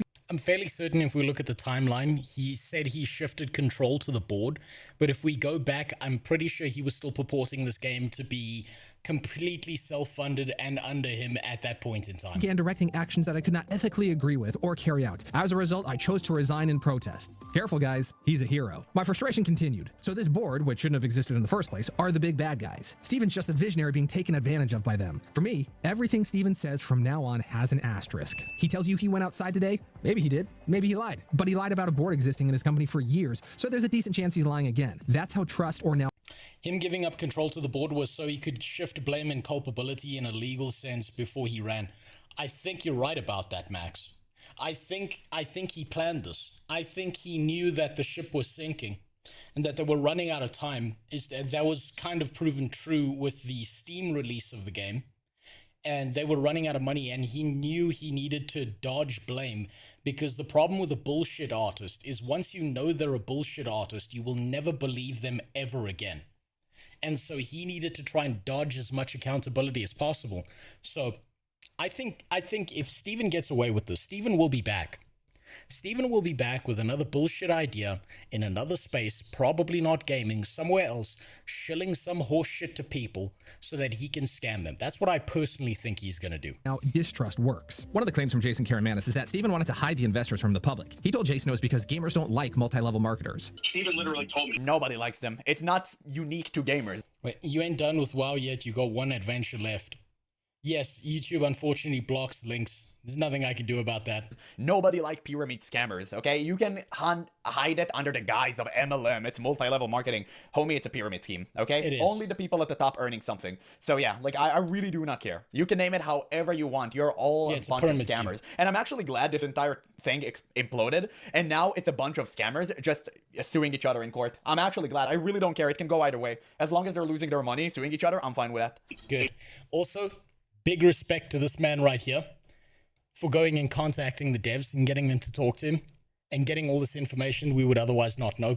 Big respect to him for that. Jason, because the gamers hate multi-level marketing, if you ever came out and people ever heard you, they would basically want to, throw away the game and never play it ever again because they hate multi-level marketing and they think they're all a scam. And I'm like, okay. Part of my confidence in the project came from the fact that it would take a psychopath to make all these lies and run with them for years. Clearly not. Because he is a psychopath. Not a good enough metric. The statement funded to completion always felt odd. This was the public mantra anytime the topic of funding was brought up to Intrepid. If the text messages and accusations from Jason Karamanis are true, Intrepid had serious funding issues dating all the way back to 2018 and 2019. It's crazy how the charade of funded to completion lasted this long. God damn. They had funding issues for more than half a decade. And people still defended this to its death. Long. How can you claim anything in progress is funded to completion? I just assumed Steven had enough money and would bail the project out if funding were to dry up. Stupid me. That's a pretty big assumption though. I wonder where we were led to... Look up Darkspear Dash on Wowhead's website. I will at some point. You know what? I'm going to copy your message. I'm going to keep it in a note. I'll save it for another stream. When I do look at WoW again. Just give me a sec. Let me just copy that. And there we go. Okay. Believe that. Regardless of the fact that our project is funded to completion, which I think is evident. Bro, why are you using that music? Why is he using our theme song? Shame on him. The fact that we've been here for the last 10 years. That's a clapback. I don't know. Funding, honestly. It was about kind of community development. The funding was promised to him 3,000 years ago, okay? By the way, I'm allowed to make this joke. I don't care. Are we I'm allowed completely out of money? Are we broke, Dad? No, we're not broke. You sure about that? I put over $55 million of my own money into the development of this game. Yeah. There's Now, everything Steven says is complete horseshit, and we can trust none of it. never been a dime or profit that's been taken from this company in 8 years. At least another 50 I'll be on the hook for. How are you funding that? And I think a lot of people have questions in regards to that. I don't know if you're... Wait, wonder when Star Citizen hits this level. I think Star Citizen has already hit this level because they've got massive scope creep. I think Star Citizen will be revealed to not be a fully realized project ever when they finally shut it down. It'll be the same thing as Ashes of Creation. It's just that Star Citizen is smart enough to not have this public-facing figure who's going to keep getting attention, who deserves all the blame. I think that they're smart enough to stay in the background, keep leeching off of players continually, and keep promising them features that are never going to come to some level of realization when it comes to the game. You're willing to share Sure. that aspect of it? The bottom line is I am committed to this project's success. Oh, wait, did my video crash? Oh, no, it's and that means that when it comes to funding for the additional years that perhaps we're not planned for, that's coming out of mine and John's pocket. Out of his pocket. The alleged 9 figures in loans begs to differ. Steven made a post in the Discord trying to clarify how it really was his money because he leveraged his assets and equity for those loans. What's interesting, though, is that he leveraged his... Hold on, addendum, it turns out that every time Steven said, I invested X millions of money, it turns out it was actually some others. Well, that's what we're going through right now, yes. Yeah, it turns out that it was other people's money he was using. Equity in Intrepid so much that it actually stopped being equity in his company and became equity in someone else's company. As a then minority shareholder, to make definitive comments on the project being funded to completion or really anything is a misrepresentation because he couldn't actually guarantee anything. The decision making was out of his hands. That'd be like me telling a patient and their family, I'd do the heart surgery, then halfway through giving control of the procedure to the scrub tech.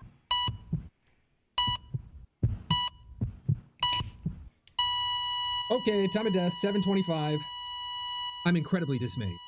At any point, Steven could have said, hey yeah, guys, I want to keep this dream alive, but I have to take on loans or to sell some equity in the company. I think we would have all understood. Star Citizen has its own Steven, though. It does, but he's not as public-facing. He's not as big of a figure as Steven is. He doesn't have the marketing side of it down, the public-facing figure. He's not, like, over-promising things. Well, he is over-promising things, but not to the same degree and at the same rate and speed that Steven was. The problem, though, is that this doesn't sound as good as funded to completion. Alpha bundles and cosmetic sales probably wouldn't have been as robust. Oh yeah, there's all those bullshit cosmetics that they never actually put in the fucking game because they never actually existed. They were just a way to leech more money off of people. Tell the truth, though, and let the chips fall where they may. Steven used to refer to MMO players as kicked dogs, constantly being abused by scams or having our favorite MMOs turn into casual female-oriented sims. Holy shit. I just registered something. The fact that Steven refers to MMO players as kick dogs watching their games fall the fuck apart means that he knew from the beginning that this is the exact perfect group of people to target because they were so desperate for a good MMORPG. He's right. But his application of what he's right about is completely different to what someone else's application would be. Someone else hears MMO players are kick dogs and they keep on having their MMOs fucked up and turned into some bullshit game. Another dev looks at that and says, I'm going to make something that MMO players deserve. Steven looked at that and saying, I've got a bunch of desperate, copium-filled little bitches that'll give me $500 or more just on the promise of a bunch of horseshit. This is why I am targeting this space. Well, Steven just took the kicked dog out behind the shed and put a bullet in his head. I doubt we will ever see a Kickstarter MMO get... Hey, he never told you which side it was on. So, yeah, I mean, we should have paid attention. Nearly as much crowdfunding as we did with Ashes because of him. You are the chosen one. You're supposed to bring life to MMOs, not destroy them. My anger towards Steven eventually turned into pity. He's getting the pantsuit off him right now. A lot of very rich people want to make sure he's punished for the way he handled things. Good. I'm not going to get into the weeds with the lawsuits. Nefis and Theoryforge do the best job of that. Suffice it to say, Steven's probably not feeling too great right now because from here on, life is going to look very different. I bet that he's going to make some bullshit up to try and dodge the court dates. He's going to talk about boohoo, I have cancer now, or some other lie, so that he can try and delay this as much as possible. Our pity doesn't absolve him of responsibility, though. A lie with good intentions is still a lie. He saw this vision and constantly reinforced it to us, but even worse, to his employees. People moved their lives and families to work for Intrepid as late as 2025, only for things to collapse a few months later. Not only that, they're not getting paid for their last weeks of work. This isn't all... They still got paid the entire way through development. unlike the players who never got their money back at all. Steven's fault, but his actions absolutely contributed to that happening. I've wondered how much YouTubers had an effect on this situation. I watched Lazy Peons. A lot of them, and Yes. that's the main reason why I hunt every single Ashes of Creation Defender out there, because I Yes. think it's important to make sure that we're absolved. Okay, we're absolved of all sin because we committed none. So it's really just funny to see how every single Ashes of Creation Defender out there reacts differently to the situation. Then what the fuck are you talking about? They're not reacting differently. What the fuck do you mean? Every single Ashes of Creation Defender that I have seen has done the exact same thing. It's been the same fucking path. It's, I'm a zealot for the game. I'm going to mock and deride anyone who says anything bad about the game, and I'm going to shit down their throat, and I'm going to call them mentally ill, and I'm going to back up Steven. Then the game turned out to be bullshit, and then it's boo-hoo, I'm the fucking victim. That whole video that Peon had was where I'm the fucking victim here, no one else is. That whole fucking video was him being like, how could this happen to me? I made my mistakes. That was the whole fucking video. Every single one of these little bitches are now playing the victim. It is the fuck me. It's like getting in a relationship with a crazy bitch, right? She does something wrong. You point out that you told her that she was going to do something wrong, and then she starts crying and saying she's a victim, and they're expecting you to sympathize with them and fucking cry with them and make them feel better and pat them on the back and give them a little tickle under the ball sack and a pat on the ass and say everything's going to be okay. They all act like the fucking victim. It pisses me the fuck off. So no, they're not acting differently. I don't know where the fuck that's coming from. I do have to admit, I think 50% of them did say that they were wrong. So kudos to that. I thought they were all... No, they said they were wrong after the scam had already crashed. There's none of them. I've yet to see a single one of them, barring maybe Narc, who was like, I'm a defender of this game. I believe in this game.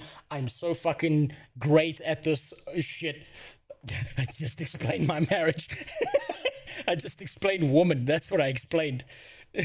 All of these people defended it until it collapsed. And only after it collapsed did they say I was wrong. No one at any given point in time, aside from Narc, stopped and thought to themselves, I was wrong before the collapse. They are only coming out and saying this shit now because they've been caught red fucking handed fucking people over. It pisses me off so much. All gonna roach out, but a few people who have roached out, man, I had to pinpoint them and make sure the spotlight is on them. Unfortunately for me, my channel is so small, it doesn't really matter. At the same time, even if I can point it out to a couple of thousands of people... No one's going to prison over this, no. No one's going to prison. Steven didn't steal money from a bank. He didn't steal money from the great synagogue itself. He stole money from people. And that is perfectly acceptable. No one's going to see any fucking jail time for all of this fraud. That's more than fine with me. Maybe one day those videos would pick up, but I really think it's important to have a documentation on YouTube of who roached up and who didn't. Like, I really think that's important. Who roached out, sorry. Like, it just really is to just kind of make a statement. Video about it and really felt for him. You know he's a good guy and was just excited for what could have been a great game. It hit him so hard that he contemplated switching careers. I'll get to my involvement in a minute, but... Fuck me. You see, they're falling for it. He's contemplating switching careers. No, he's been contemplating switching this bullshit for the longest fucking time. That's why he started making vlog content about doing Muay Thai in Thailand. And yeah, God, I gotta show you this. I gotta fucking go back to this video because this drove this. Okay, I can't even speak. It's like it got me so embedded and I can't even fucking speak properly. Hold on.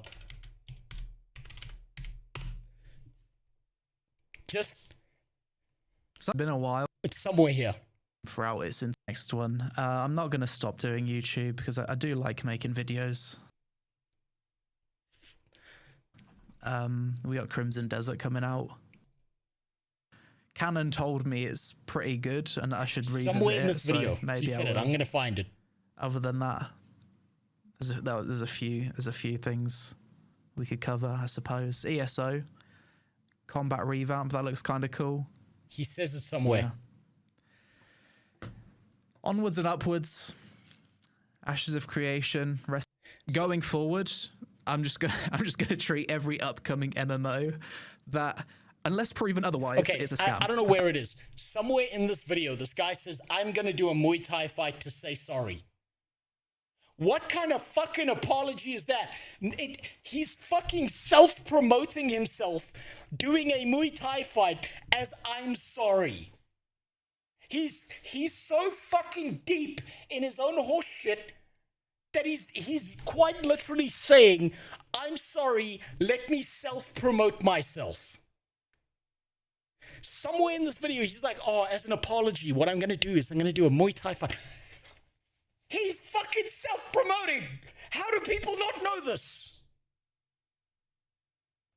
Ah! It drives me fucking up the wall.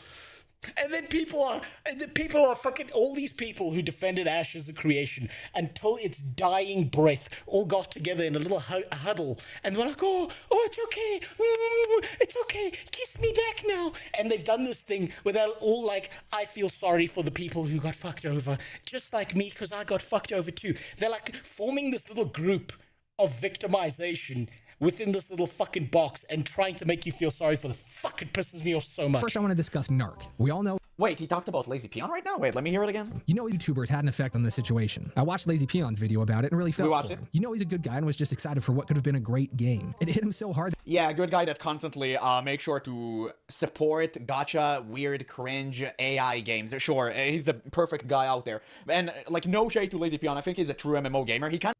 No, he's not. Sorry, he's not. I've seen his content. I've seen how sloppified it is.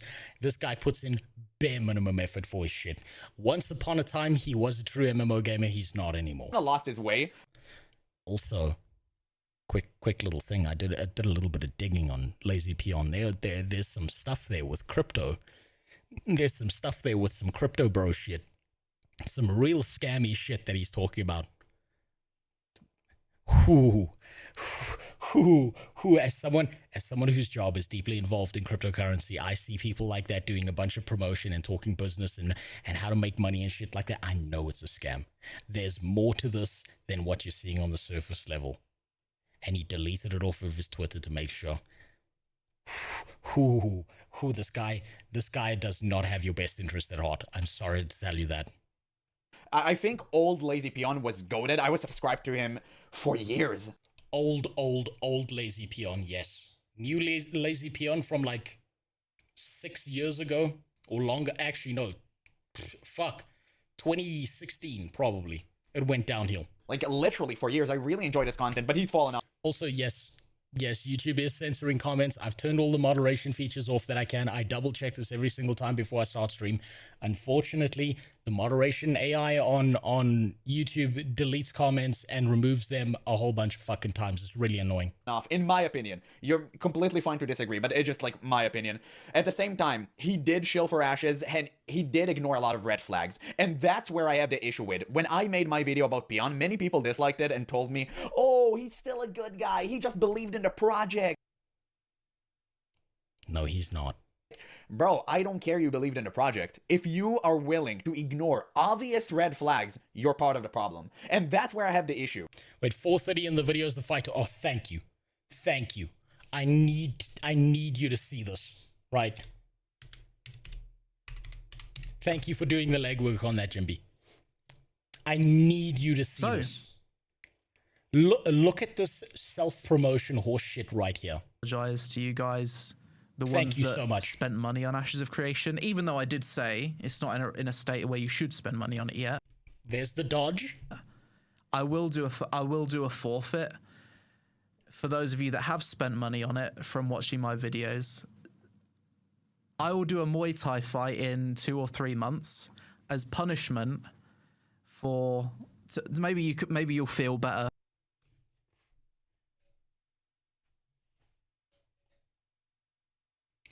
Oops, I'm so sorry that you guys lost money. Here, let me self-promote my shit as a way to say sorry.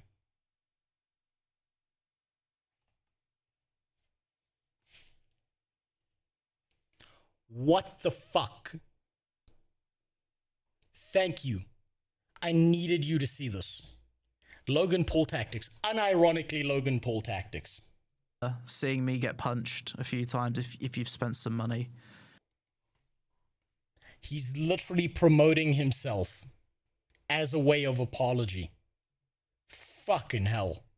Because, listen, if he believed in the project, it's fine. But the moment you start telling me that 8 years of production for an MMORPG that's supposed to be fully funded, and all you give me is alpha, bare bones, and you still give it a 5 out of 10, you're part of the problem. Because he gave it a 5 out of 10. And it's not even a 1. It was nothing. It was barely a simulation. And he still chose to ignore the red flags. And that's what I did not like.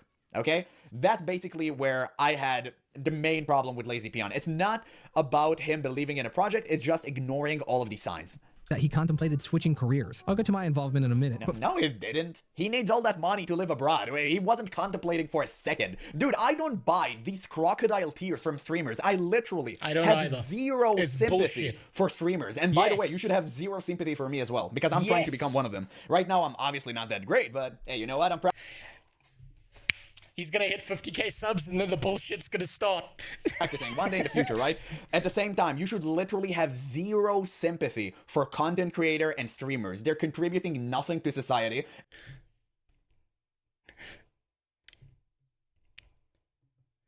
Yes. Yeah, yes. We are leeches. He's 100% right about that. And again, I'm trying to be one of them. You can actually, no, he's wrong. He's wrong. They are not contributing zero to society. They are an active detriment on society because these fuckers will make you spend money on shit. They will make you spend money on a fucking scam and then make a video that you watch that they get ad revenue. You know what? Actually, does anyone know if there's a way to check if there is ad revenue available on the Lazy Peon video where he makes the apology? I need to sign out. Hold on. Let me new private. We're doing XQC levels of investigation here. Where the fuck is it?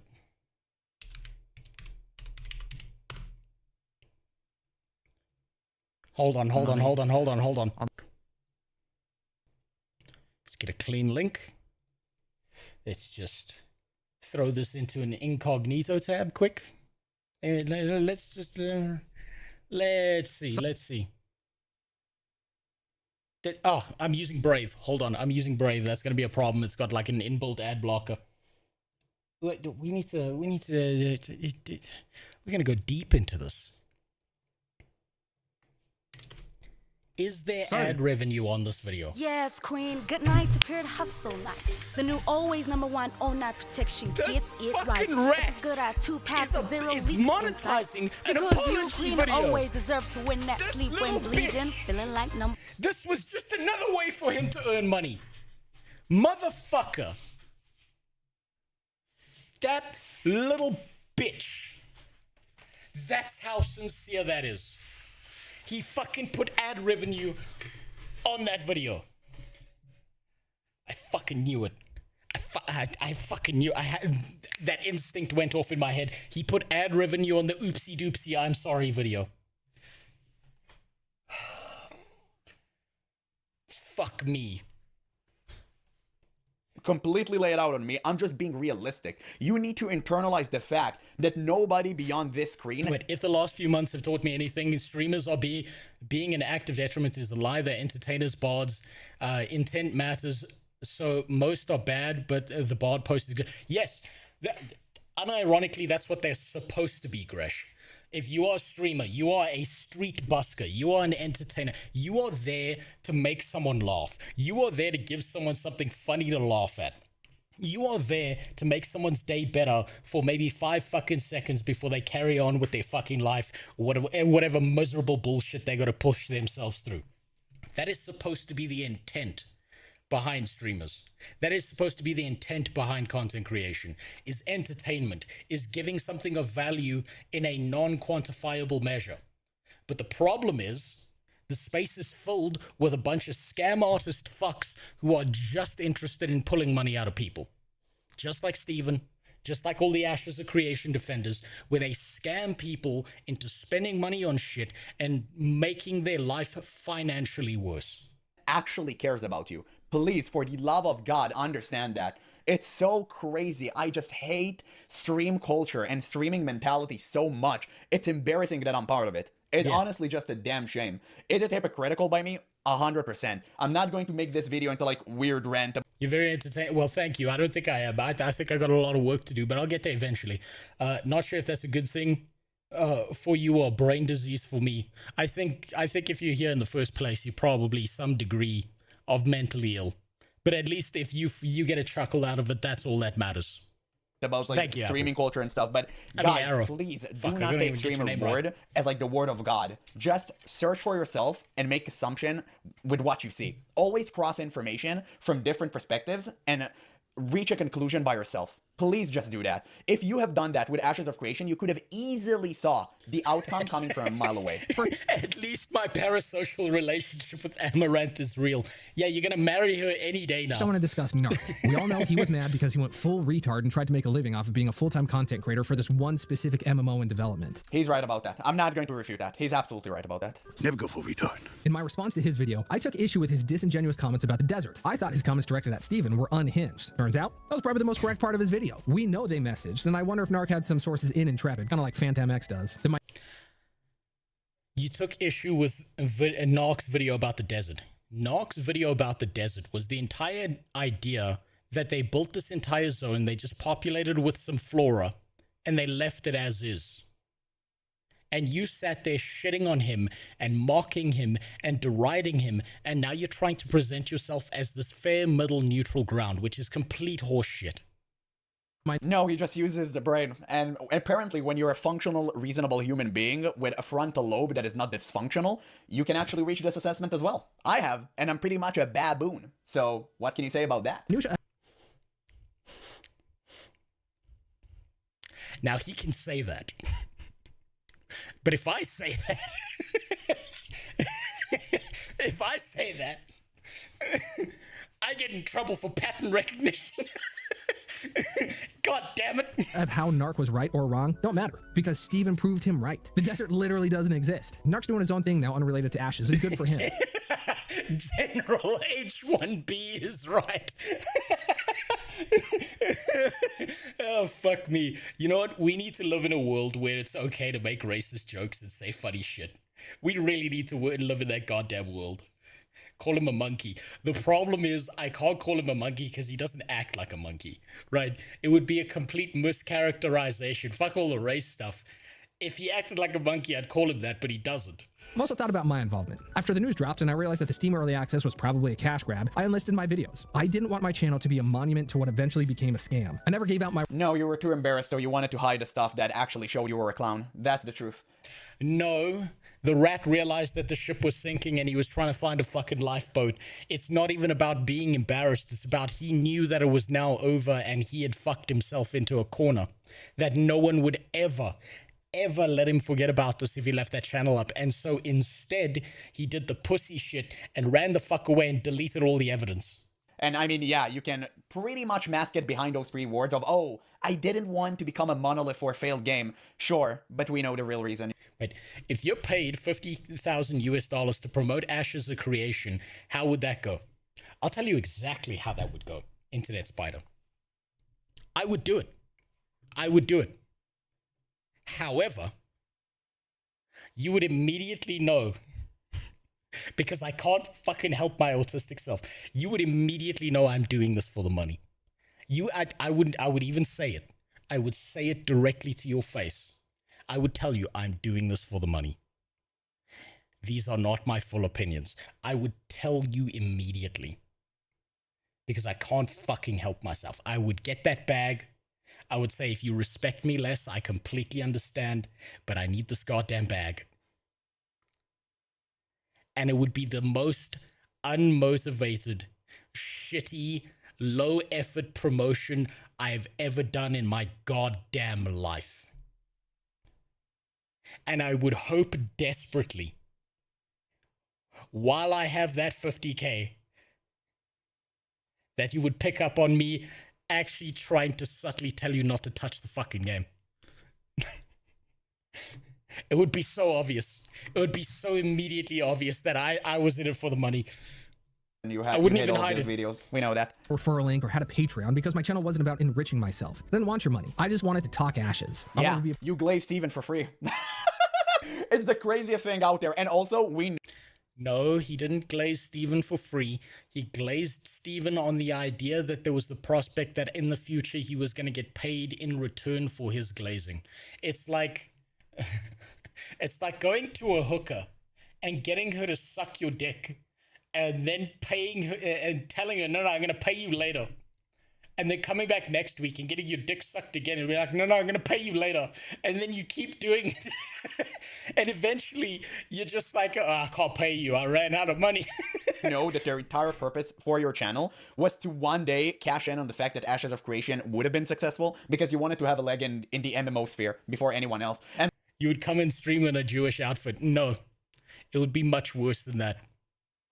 I would actually completely rework an entire wardrobe of me trying to subtly hint to you in a not so subtle way. I wouldn't even just be in a Jewish outfit. I would go so much deeper on that. And by the way, that's completely fine. I try to do the same with Deadlock. Yeah, that is completely fine. Also, I have a problem. I really have this problem. Like, I get ideas in my head, and I don't have a social filter, right? My wife won't let me hang around her friends because she knows that I don't have a social filter, and I'll say some fucking shit, right? My wife has a friend. She's a wonderful lady. She's fantastic. She's a fun person. She's entertaining.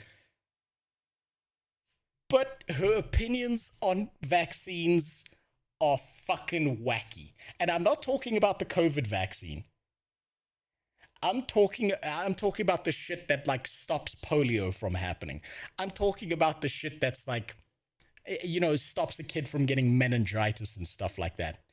And she had to like grip my arm and dig her fingernails in me to keep me from saying this is fucking bullshit.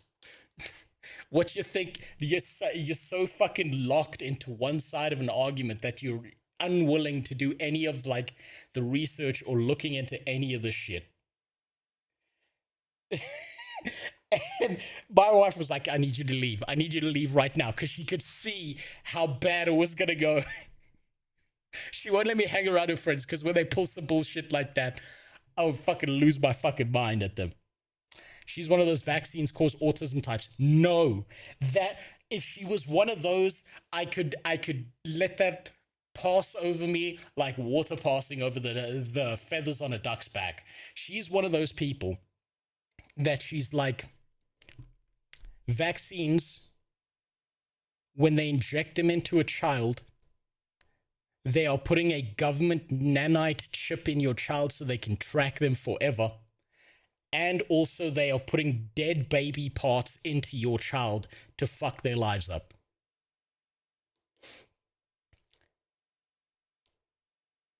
Where she gets this information from is that vaccines, they used to take, what they used to do with vaccines is they used to use cultured human tissue, right? Stem cells, basically, to help develop certain vaccines. They switched over to things like chicken eggs and shit later. Full-on Alex Jones type. No, she makes Alex Jones look sane. This woman, she makes Alex Jones look fucking sane. She's a wonderful person. She's a lovely person to hang around. She will never, she will never, do some shit or interfere with your life or act like a Karen. And so I can respect her for that. But she's one of these fucking whack jobs when it comes to certain topics where they've been convinced by a bunch of bullshit, refuse to do any research into it. You know those people, like, they read a post on Twitter, they have no idea how true or false it is, and they just go, yeah, I believe that now. That is my entire personality. She's one of those. God, I hope she never finds out about transgenderism. Because she might switch sides real fucking quick. She might be manipulated into changing sides. Because emotional arguments work on that woman. And if you want to be first to market and you want to predict what is going to be successful, 100%, but just make sure you're good at it. Part of the conversation, and with your help, I was. Bespoke was the highest viewed Ashes podcast. I had the pleasure of going on tons of other creators' channels and discussing deep design ideas regarding the game. My target audience was never the uninitiated. It was people who were already deep into the weeds. I got a deep into the weeds, so deep into the weeds they couldn't see the forest through the fucking trees of what a bullshit scam this was. Q&A with Steven only after... Yeah. Also, shame on you for getting a hair transplant. You need to be a true MMO player and go completely bald. Yes. And by the way, I'm about to be bald soon, guys. I've seen my father, okay? Like, I know, my Don't worry, you don't get your hairline from your dad. You get your hairline from your mom's grandfather. So if he's still got hair, you're still good to go. In your way, just give me a couple more years of playing World of Warcraft and I'll get there. How does she feel about Ozempic? Okay, I'm gonna tell you this in confidence. Okay, because I've heard this conversation. I had to hear this secondhand through my wife, right? Get ready. What do you think? Here, let me give you a precursor. What do you think her opinion on Ozempic is?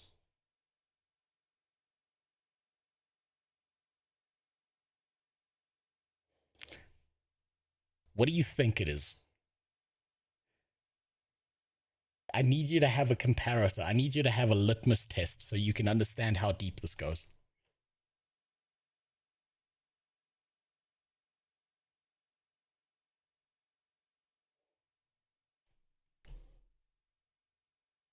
Ozempic actually makes you fat. Not even close. She thinks it's a miracle cure-all that fixes all problems. No.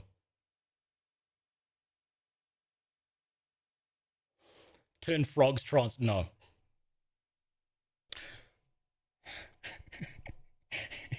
I'm going to try not laugh when I say that.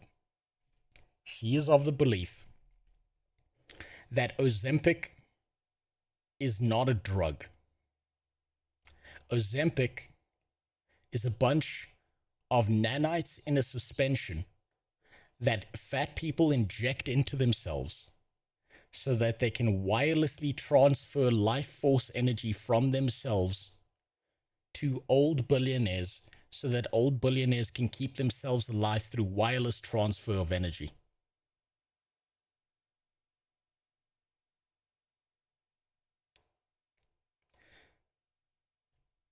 She thinks that Ozempic is a transfer of life force energy through Wi-Fi. I'm not sure how the Wi-Fi part fits into it.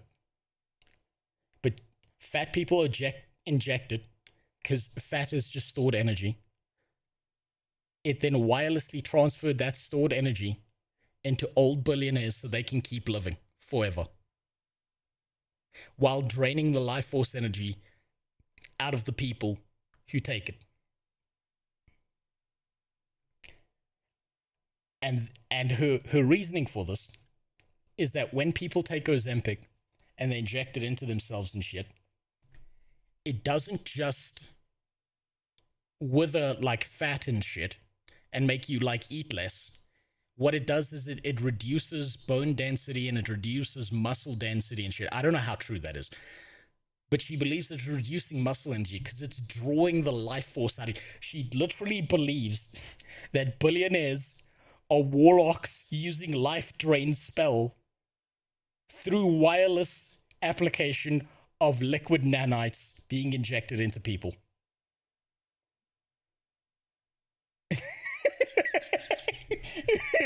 So if you wanted some context of how wacky shit gets, and it's I don't know what it is for her. She's fine everywhere else, but it's something about injections.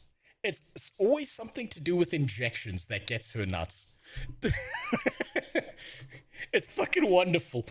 I struck a nerve in the community by asking this question on Bespoke. Is game integrity undermined by Intrepid's relationship with any guild? Much. If so, which guild and how? Steven got so hot and bothered by the discussion that he took time out of a live stream to call me and Falco out by name. I saw in Copium Clinics a video. Somebody said, I was in a Discord. And I heard, I think it was Falco, who said, I was in a Discord and I heard somebody join and they said they play D&D with Steven, therefore he's not going to be banned. I'll have you know I haven't played a game of Pathfinder for probably the past 4 years. It's like, people are just going to say crazy shit. Yeah, we watched that. There were Yep. Yep. A liar is a liar is a liar. He's gonna keep on bullshitting nonstop. It doesn't even matter. I feel like when you're someone like Steven, the idea of lying isn't about the lie. It's about there's some kind of dopamine hit that you get when you get someone else to believe the bullshit you're peddling. I feel like, you know how normal people, they go to the brain rot, they like flip through like TikTok and it gets them that short dopamine hit. I feel like people like Steven do the same thing, except every time they tell a lie, they get a dopamine hit, and so they just keep getting worse over time. There was such a huge favoritism inside of the game, and it was obvious. If you knew who Steven was before, you already expected that. We've seen the video from Nick Rage, that's his name. Go check out his channel. He's such a fantastic dude. He's shown receipts from Steven messages years ago when they played Arcade. Steven tried to recruit him for like $200 per week. It was insane. Like, that's the type of player and human being Steven is, trying to buy people with real life money because he can't win inside of a game. Hold on, Ozempic was developed by Satan to put demon blood in your body and ghost in your brain. I don't know. I think the liquid nanite one's still fucking wackier than that. Ozempic is literally synthetic lizard venom, and ironically it is toxic, which is why people are having so many horrific reactions to it. Well, from what I've seen with Ozempic, at least all the videos and shit on it, because I've considered taking stuff like that, but it's too expensive. That shit's way too expensive. Just hands down, it's too expensive. Never mind jamming a needle into yourself. What I've noticed is that a lot of fat people take the wrong dosage because they think if they take a higher dosage of something, it means that it's going to be more effective as a medication. And so like they're supposed to take, I don't know, 10 milligrams, and then instead they take like 50, and then they start vomiting all over the place. Pathetic. To find out, though, the claims we discussed on Bespoke were then confirmed by the leader of Envious. I'm inclined to believe that Steven turned a blind eye to the rampant cheating because I witnessed it, and now it's corroborated by the leader of the cheaters. Just another thread in a tapestry of lies. It's sad because I legit loved the game, too. Here's me on vacation in New Zealand playing Ashes. I got 4 characters to 25 and played for well over 1,000 hours. I was in multiple guilds and— Bro, that's literally even sadder than the game being a scam. How can you play such a bare bones games and actually enjoy it? But it's not about the enjoyment. It's about getting some kind of return on investment, whether that's emotional or monetary. And I believe he was aiming for the monetary one. This guy wanted to be the authority on the game. Hey, you know what? To each his own, I guess. Played the crap out of every system I could. Even though the foundation of this game was built on a house of cards, the passion and dedication of the developers absolutely shined through. You could hear it in the live streams too. This was a labor of— Bro, I've seen singular developer projects that were 10 times better than that. Yes, so Is have he I. still trying to cash in some W's by saying the base game was good? Bro, just admit the alpha sucked balls. Why are you doing this game of, oh, I'm still trying to convince you that I wasn't fully wrong, even though I clearly was? Just stop. It just makes you seem like a one-dimensional loser. Literally, just stop. We all seen through the lie. Nobody enjoyed the alpha. It sucked. It was so bad. Of love for these guys. Should you feel bad for having been— And I'm the wizard of Ozempic. Look upon me, you fatty and jiggle. Can I be honest about Ozempic and all of that shit? I've thought about this, right? It's hard for me to make a full argument against a bunch of fat, jiggly wobble planet people taking Ozempic, because losing fat is objectively a good thing. Not being extremely overweight is good for your health. And I think if you are massively fat and you need an assistive measurement to get back to a healthier state, I kind of think it's not that bad of a thing to do. But if you're like some retard in Hollywood who's trying to get an 8-pack and you get a bunch of side effects that ruin your fucking life, you kind of deserve it. Because you're not the person who should be taking medication. Right? I don't think Ozempic is like the world's greatest evil. This is completely off topic. And I think that there's something about brain chemistry that goes royally fucked. I know this because I am a fat person, right? I'm a fat fuck, and I was a fatter fuck than I was. There's something about the brain chemistry of being fat that makes it easier to get even fatter. And this whole idea that you're gonna always apply willpower and all of this shit, it is possible, but it is fucking difficult. And I know because I've cut 27 kilograms. And I've still got like another 10 kilograms. No, not even. I've got like another 15 kilograms to go. And I think if you need an assistive measure to like kickstart the process, I don't think that's such a bad thing in order to try and like alter your already fucked up brain chemistry. Ever seen that image of an x-ray scanning a fat person? Yes, and it's disgusting. That's why I look at that and I'm like, look, a person who's like really, really fucking fat, like morbidly obese and shit, if they are taking Ozempic, they are probably extending their lifespan by like 10 years by doing that shit. They would probably be dead at age 35 from coronary artery disease. And they're already 34. If they can get another decent 10 years and then get some side effects that kill them anyway, congratulations, you just beat the system, you got another 10 years. But being fat, there's something that's fucked with your brain chemistry. I'm convinced of that because God damn it, it was so fucking, when I was like 115 kilograms, it was really fucking difficult to stop eating food. It was real fucking rough for weeks before my body adjusted. And it was made on Unreal Engine 5, an engine that doesn't even belong to them. Wait, losing fat is easy. Eat less and shit more. Drink third world water will help. Yeah, I know, but then you've got a parasite living inside of you. See people on Unity doing things that are 10 times more impressive. Emotionally invested in Ashes of... Okay, sorry for pausing constantly. Okay, I have just so many things to say. Don't you have this game who literally blew Skyrim out of the water and it was made by like 50 people? Wasn't Intrepid built with 200 people on board? And I think they started with 100 and then eventually became 200. Still, it's 2 times more than that. So what are we even on about? Creation? Absolutely not. As gamers, we got scammed by Steven out of our time and whatever money we voluntarily paid to play the alpha. Some investors got scammed out of millions. I don't care. Though. I don't give a fuck about the investors. I give a fuck about the average player because the investors already have millions to back up the millions they lost. They're going to be fine. All of those guys are going to be perfectly fine. These guys did not bet the house. Your average MMO player, your average person working a 9 to 5, barely making bills, thinks to themselves, you know what? If this is going to be such a big thing, I can see this being something that I'm going to get. Like, if you understand the idea of amortization, right? This makes sense. Where someone's like, okay, Ashes of Creation is going to be the next biggest MMORPG. It's probably going to last 5 to 10 years. If I spend $500 now, that is $500 spread out over 5 years. That's $100 a year. That's not that much, right? That's really not that bad. And so they get this idea that they're going to invest into it. And then the scam falls apart. And now you're out $500. You're not getting the entertainment value that you wanted. You could have spent that $500 on something else.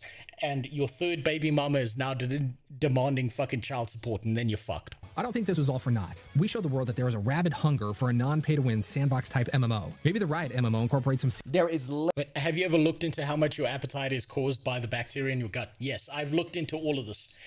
When I was like disastrously fat, like I'm still disastrously fat, let's be honest, but I'm not as fat as I used to be. And I went balls deep into all of it, right? Your gut health, your fucking your heart rate, your blood pressure, your brain activity, the fact that you'll wake up at 2 in the fucking morning and want a peanut butter sandwich, the fact that eating becomes a habit as opposed to something you're doing to sustain yourself, that you start planning your day around your meals because you keep on thinking about food all the time, the brain fog that causes, you've got this like static in the back of your fucking head where you can't stop thinking about food. Yeah, I've looked into all of it. Literally zero anyone wanting for a full loot PvP based MMORPG. Nobody wants that. Ashes proved it. I don't know what you're talking about. Losing weight is so hard. There was people that were ex-junkies that cut off heroin, or alcoholics that cut off alcohol, and smokers that cut off nicotine, and you just do not know how to stop eating fucking burgers. Give me a break. Okay, that's fine. That's a fine argument to make. But how many of those junkies went back to heroin? How many of those alcoholics actually succeeded in getting off of alcohol? How many of those smokers managed to get off of smoking permanently? The amount of people who fail is way outweighed by the success stories. And you just keep hearing about the success stories because someone out there is telling you you can do it too. And The problem is you probably can if you dedicate like months to just focusing on just that. But most people, it's they've got a bunch of other shit in their life, and food becomes an addiction just like anything else. Relapse happens for everyone. I know personally, because I was that fucking fat, I know that I'm constantly, for the rest of my fucking life, gonna have to control myself when it comes to food. Because I could solve the problem of no longer being fat, but I've still got fat brain. And so I need to be real fucking careful. And there's a real, like, I'm at a higher risk of returning to being a big, fat, wobbly fucking moron who's going to die of heart disease because I'm such an idiot for getting into that situation in the first place. Whereas someone who's not fat, taking care of themselves in their first, like, the concept is there are some doors in your life that once you open them, they don't always quite close right. If you've never been fat, if you've been like a decent weight, you've actually taken care of yourself and you've put in a bunch of effort for that, then congratulations, you're never going to have to deal with those things. You're never going to understand what these fucking addicts are going through. And guess what? You did the right thing and they did all the wrong things. And they're a fucking moron for it. And you did it, and you are, I'm sorry, you're superior for doing that. You are a superior person for never getting stuck in that place in the first place. Literally nobody wants that. And yeah, he said sandbox, but we all know he means full loot PvP. And yeah, nobody wants that, Chief. MMOs were always being held on the backs of PvE gamers. Face it, like it or not, it's the truth. Sandbox elements. Maybe there are people who will eventually form a studio in the future that were inspired by Ash's attempt. Whatever ends up happening, there was a real desire. The second scam. Also, yes, this is going to be my new scam. Green Sky. I'm gonna be joining up with Herbalife soon. I'm gonna be talking about weight loss and a bunch of horse shit. And what I'll do is I'll go get liposuction surgery and then pretend I lost all the weight naturally. Ignore the big fucking flap at the bottom of my stomach. Don't let anyone tell you otherwise or try to make you feel bad for your eagerness to get a game like this. I don't think Steven started this project with malicious intent. No, don't listen to this guy. The moment you'll try create a full loot PvP based MMORPG, you lose everything. Literally do not take this guy advice, okay? Never. It's going to be at your detriment. You really don't want that. Nobody wants a full loot PvP based MMO. Please, for the love of God, learn from Ashes, learn from Crowfall, all of these games that tried in the past. Don't do that. Okay? Just listen to me. However, viewed retrospectively, it can be viewed as malicious because as Intrepid hit the metaphorical iceberg, he told the band to play on. He kept up the ruse as the ship capsized and sank. If any of us knew something about this and didn't share it, then sure, there's some culpability. But otherwise, we were just excited gamers. Unfortunately, though, look at that. Look at the dodge in responsibility. We were just excited gamers. That's why we ignored every single fucking red flag on the planet. There is no way Ashes becomes what it was intended to be. Even if Steven wins all the legal battles and somehow wrestles control away from the board, who's going to work for him? If he hires anyone, they come into a project with a decade of coding they're not familiar with. Conversely, if the board wins and sells off the IP to some other studio, it's not going to be what we were expecting. If they sell off the IP to another studio, they're not selling it off so they can make Ashes a creation. They're selling it off so they can get your data. It'll be rushed out to recoup their investment just like every other MMO. The Ashes of Creation we knew and expected is dead. I'd like to hold a funeral for it now. A tribute to the game we had in our minds all those years. So please join me. And that's where it stayed. In your fucking mind, you little bitch. Me and a few friends as we give Ashes of Creation a proper burial. Dearly beloved. Okay, it's kind of cringe. Let's go past that. It's multiple creators talking about it. Okay, let's see if there's thank God. Anything interesting in the end. Like, Thank you for the Discord and in-game messages. There you go. Which okay, likely ended let's as watch the end. Well, I'm gonna skip that part. It's kind of cringe. Well, that's it, guys. This was the last ride. I would have felt ungrateful if I hadn't made this. At the end of every video, I made a point to say thanks for watching. I mean that. Thank you for watching and being a part of this channel. You mean the channel you deleted, where you deleted all of the fucking videos that you had? You mean the channel where you shit on Narc and then deleted all the things because you turned out to be wrong and you tried to hide the evidence because it would ruin your reputation permanently if you left it up? Do you mean those videos? Are you saying thank you for those ones? Thank you for the Discord and in-game messages. I grew as a person over the 2+ years that I ran Ashes of Relation and the Copium Clinic. I made a lot of new friends and you know who you are. This bunch of fucking scam artists. It was a dedicated Ashes channel, and I always said it would die whenever Ashes did. So for the foreseeable future, this will be my last video, with one small exception. Was Ashes a scam? Ashes 2. Every single time they say this is their last video, this is all I see. Every single one of these guys, oh, I'm deleting my channel, I'm going away forever. Every single one of these guys act exactly like this. You know what?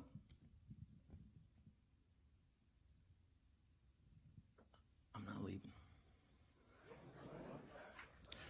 I'm not leaving. I'm not fucking leaving! Every fucking time. Oh yeah, it's your last video. Yeah, sure, bud. Sure. What do you think of Steven now? What are the long-term consequences of Ash's failure? What would have happened if Riot purchased Ashes in late 2022? It's just a bunch of what-if bullshit scenarios. Ignore any red flags? Let me guess. He's just gonna switch sides and cash on Ash's downfall. Okay. Yes, he so is. many people are doing it right now. Yep. It just, you know, it feels like, I don't want to like pat myself on the back here. It feels like I kind of earned the right to do so because I was ostracized by the community for so long, and every single one of my Ashes of Creation videos were this. All of us took shit for pointing out the problems for it. Every single one of us took shit from people saying we were dead fucking wrong for years. We earned this, and these guys are just stolen valor. Like bombed by Ashes of Creation defenders until the game actually exploded. So I feel like I kind of earned the right, but whenever someone who glazed Ashes and Steven nonstop is starting to do that, it kind of feels, it leaves a bad taste in your mouth because you know what they used to think like, and suddenly they switch sides. It's off-putting. I don't know. From Steven. It's off-putting not because he switched sides. It's off-putting because of when he switched sides. If he had switched sides at the same time that Narc did, he would be a fucking legend. If he had switched sides before the crash, before the collapse, he would be trustworthy.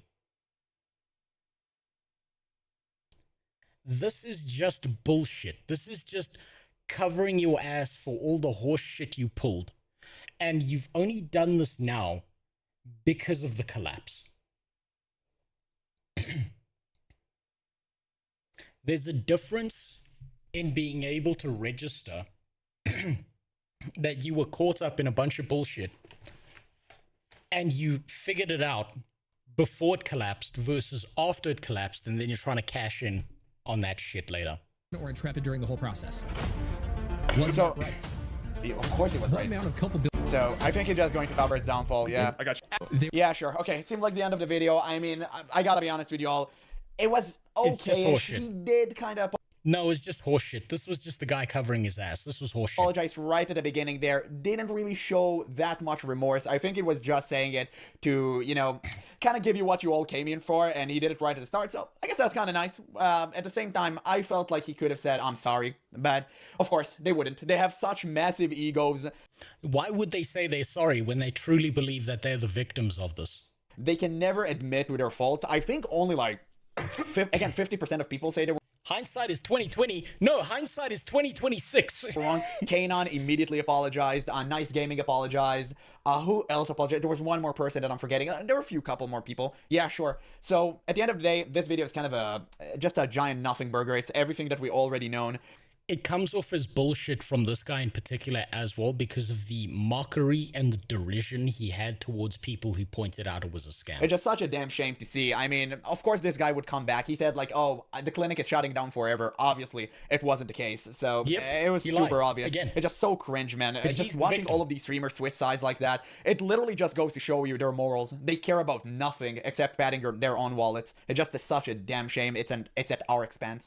Oh, they care about padding their own wallets? You mean like lazy peon monetizing his apology video? Really? Ruh-roh, Raggy? These people are acting like rigor.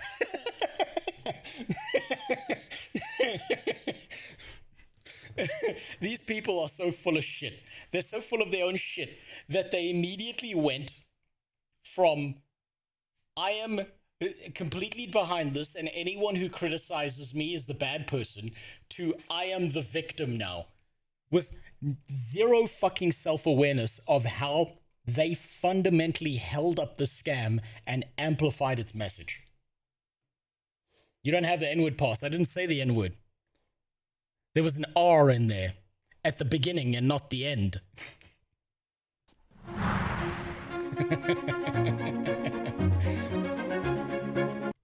Oh, this is all fucking bullshit.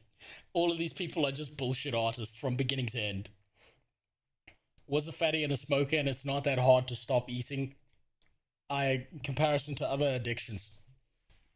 Yes, but the problem is your scale of testing is it's 1-to-1. It wasn't that hard for you. Think about it this way. There are a bunch of people out there with a bunch of different sexual fantasies that you will never understand because you don't know why the fuck that weird shit would turn someone on. But they know exactly why it turns them on, right? Looking at the wider scale of a human experience, it wasn't that hard for you. You are, unironically, built different than some other people. Chips and can't complete that one. That's how you get in trouble. In the end of the day, everything is a content, apologies or not. Yes, it's all about the content. It's all about the content and nothing else. Now then, I think we need a little bit of a palate cleanser from that one. Let's see what a post-wall VTuber is talking about. Something silly goofy. Can you guys just ask me a bunch of questions or something so I can answer them and just talk? I'm sorry, did I break your immersion? Is this the kind of video that breaks people's immersion? Is this when you find out your 2D anime waifu is actually a stinky human being and you don't want to deal with it anymore? This is the most devastating shit you could probably do as a VTuber, is do a face reveal, because you know you will never live up to the fantasy in your viewers' heads. Talk like I'm normally talking on my stream. If I could do that, I would. Wait, do what? Do what? What are you talking about? Does your face get tired doing that? Yes. Yes, it does. It does a lot. That looks exhausting? It is. It is exhausting. I am very animated. She has to exaggerate her movements to steer the model. Yeah, I think the thing is, it comes, like, it's probably very genius to be able to steer a model like this. It probably takes a lot of practice. Get those facial muscles working. Yes. I thought you were animated before? Bro, you don't even know, man. I be over here doing the most, trying to get my VTuber model to look like she's talking normally. Do you get muscles? Yes. I genuinely think. Here's the problem with all of this VTuber stuff.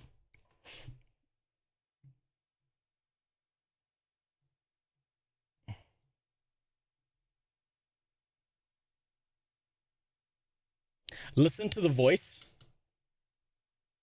Oh, man. I be over here doing the most, trying to get my VTuber model to look like she's... Okay.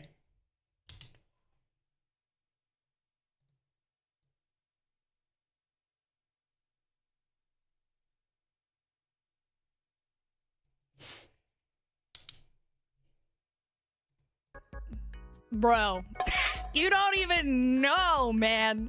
I be over here doing the most, trying to get my VTuber model to look...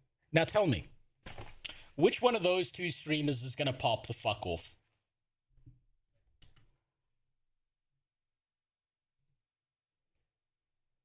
VTubing is fucking genius.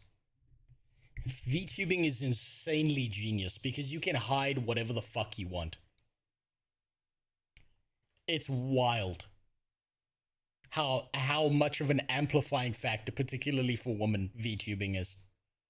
Neither. Well, this one's fucking worked. 149,000 likes. Look like she's talking normally. Do you get muscles? Yes. I genuinely think that I'm getting more wrinkles on my face as a 35-year-old because of VTubing. Okay, do you guys want to see something silly goof? Man, the illusory wall needs to stay up, huh? Man, the older you get, you have to default to a VTuber model so everyone can pretend you're a 22-year-old that they want to fuck. Woo! Woo, that shit works too well. That's like a magic spell. The VTuber, because mid people generally don't get views anymore. Yes, Yeah, unironically, you can be a VTuber, and if you've got the right model and you've got the right like animations behind the character, you look infinitely more interesting than what's actually being said. It's like one of the reasons people watch XQC is because of the way he speaks, right? The fact that he comes off sounding like Courage the Cowardly Dog half the time makes him more entertaining than if he was saying the exact same things but in a normal voice. It works. That novelty works. It's fucking insane how well it works. If I made a VTuber, I would make the fattest, ugliest bastard possible to catch that ironic crowd. It wouldn't work because no one would want to watch that. Yeah, oh my god. Actually, you know what? I take that back. If you did the ugly bastard meme as a VTuber model, you could probably get away with it. I take it, there's probably a community out there for that somewhere. God damn, there's probably someone out there who's gonna fucking love that shit. Now let's watch some Slopula. What is this about? Gaming is a national security threat. The US government is closing in. Does this relate to the whole thing where they're banning any routers that you can get outside of the US, and all routers need to be from inside the US now? Is this related to that? We need a Rose VTuber. Fuck no. This is the closest you're getting to a Rose VTuber, is this right here. Oh, fuck, it's not working. My cameras are broken. Fuck. I was gonna hop over to this right here. I was gonna have the CJ model activate, but the filters are fucking broken today because I had to update the software. Unfortunately, this is what you're stuck with. Just me. Looking like a fucking idiot. Hello, officer.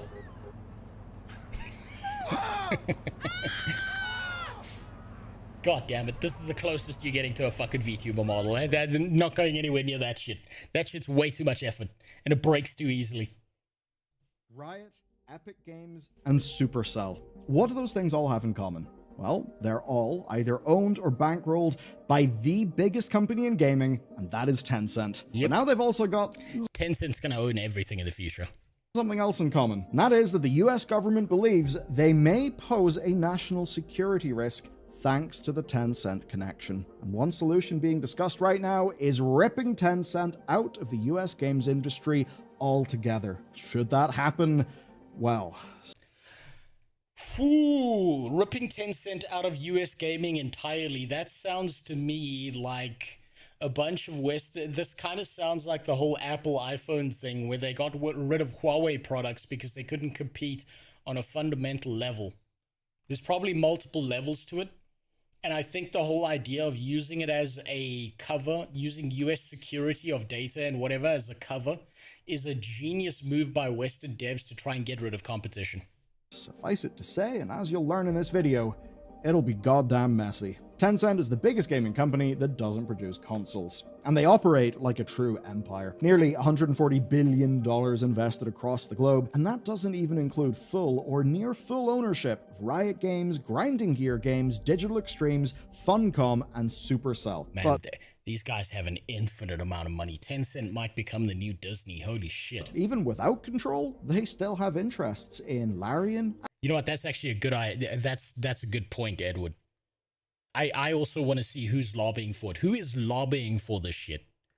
Who is the person who's funding this specific issue to come to court? Arrowhead, Remedy, Epic Games, From Software, Ubisoft, and many others. Think about that for a second. League of Legends, Fortnite, Path of Exile, Clash of Clans, you know, gotta include the mobile gamers, and Helldivers too. Wait, this feels more like the US government wanting a piece of their money. Tencent is huge and has their hands in everything. The government might want a slice. If that was the case, I don't think they'd be looking at a ban or kicking Tencent out. I think they would be looking at hitting them with a bunch of fines and shit and Tencent would end up paying those fines because that just ends up being the cost of doing business as opposed to getting rid of them. I think there are far more efficient legal systems and mechanisms to use to extract money directly into your back pocket if you're a politician. Then let's kick these guys entirely out of the country. Basically, if you've played a major game over the last 5 years, Tencent has probably got money in the company that made that game.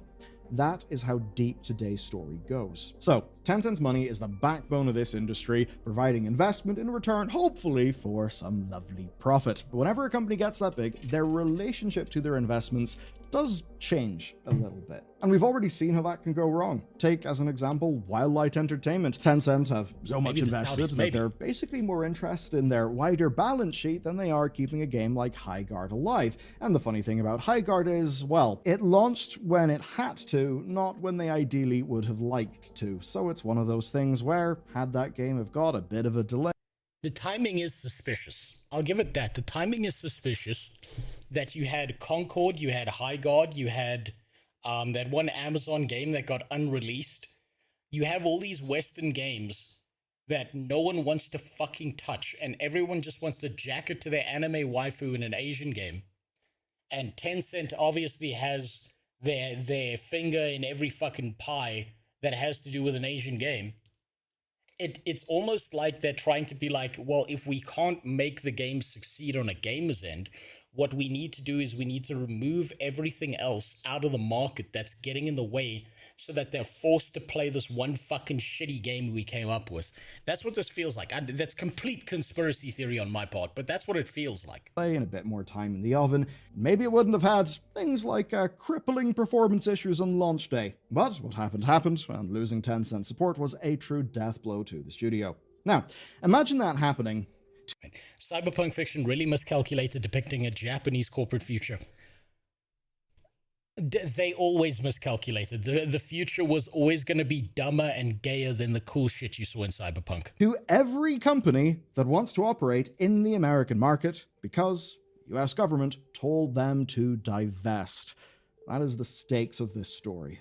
Now, a thing you might know is just how many Germans watch this channel, and I've loved being in Germany the few times I've been there. I'm planning to go to Europa Park soon, and because of that, I am trying to polish up my German. Less to be a fluent speaker, and more just to be functional, you know. It's fine. You don't need to polish up your German. I think there's only one thing you need to be able to say if you go to Germany. No, two things really. It's Alhamdulillah and Inshallah, and you'll be good.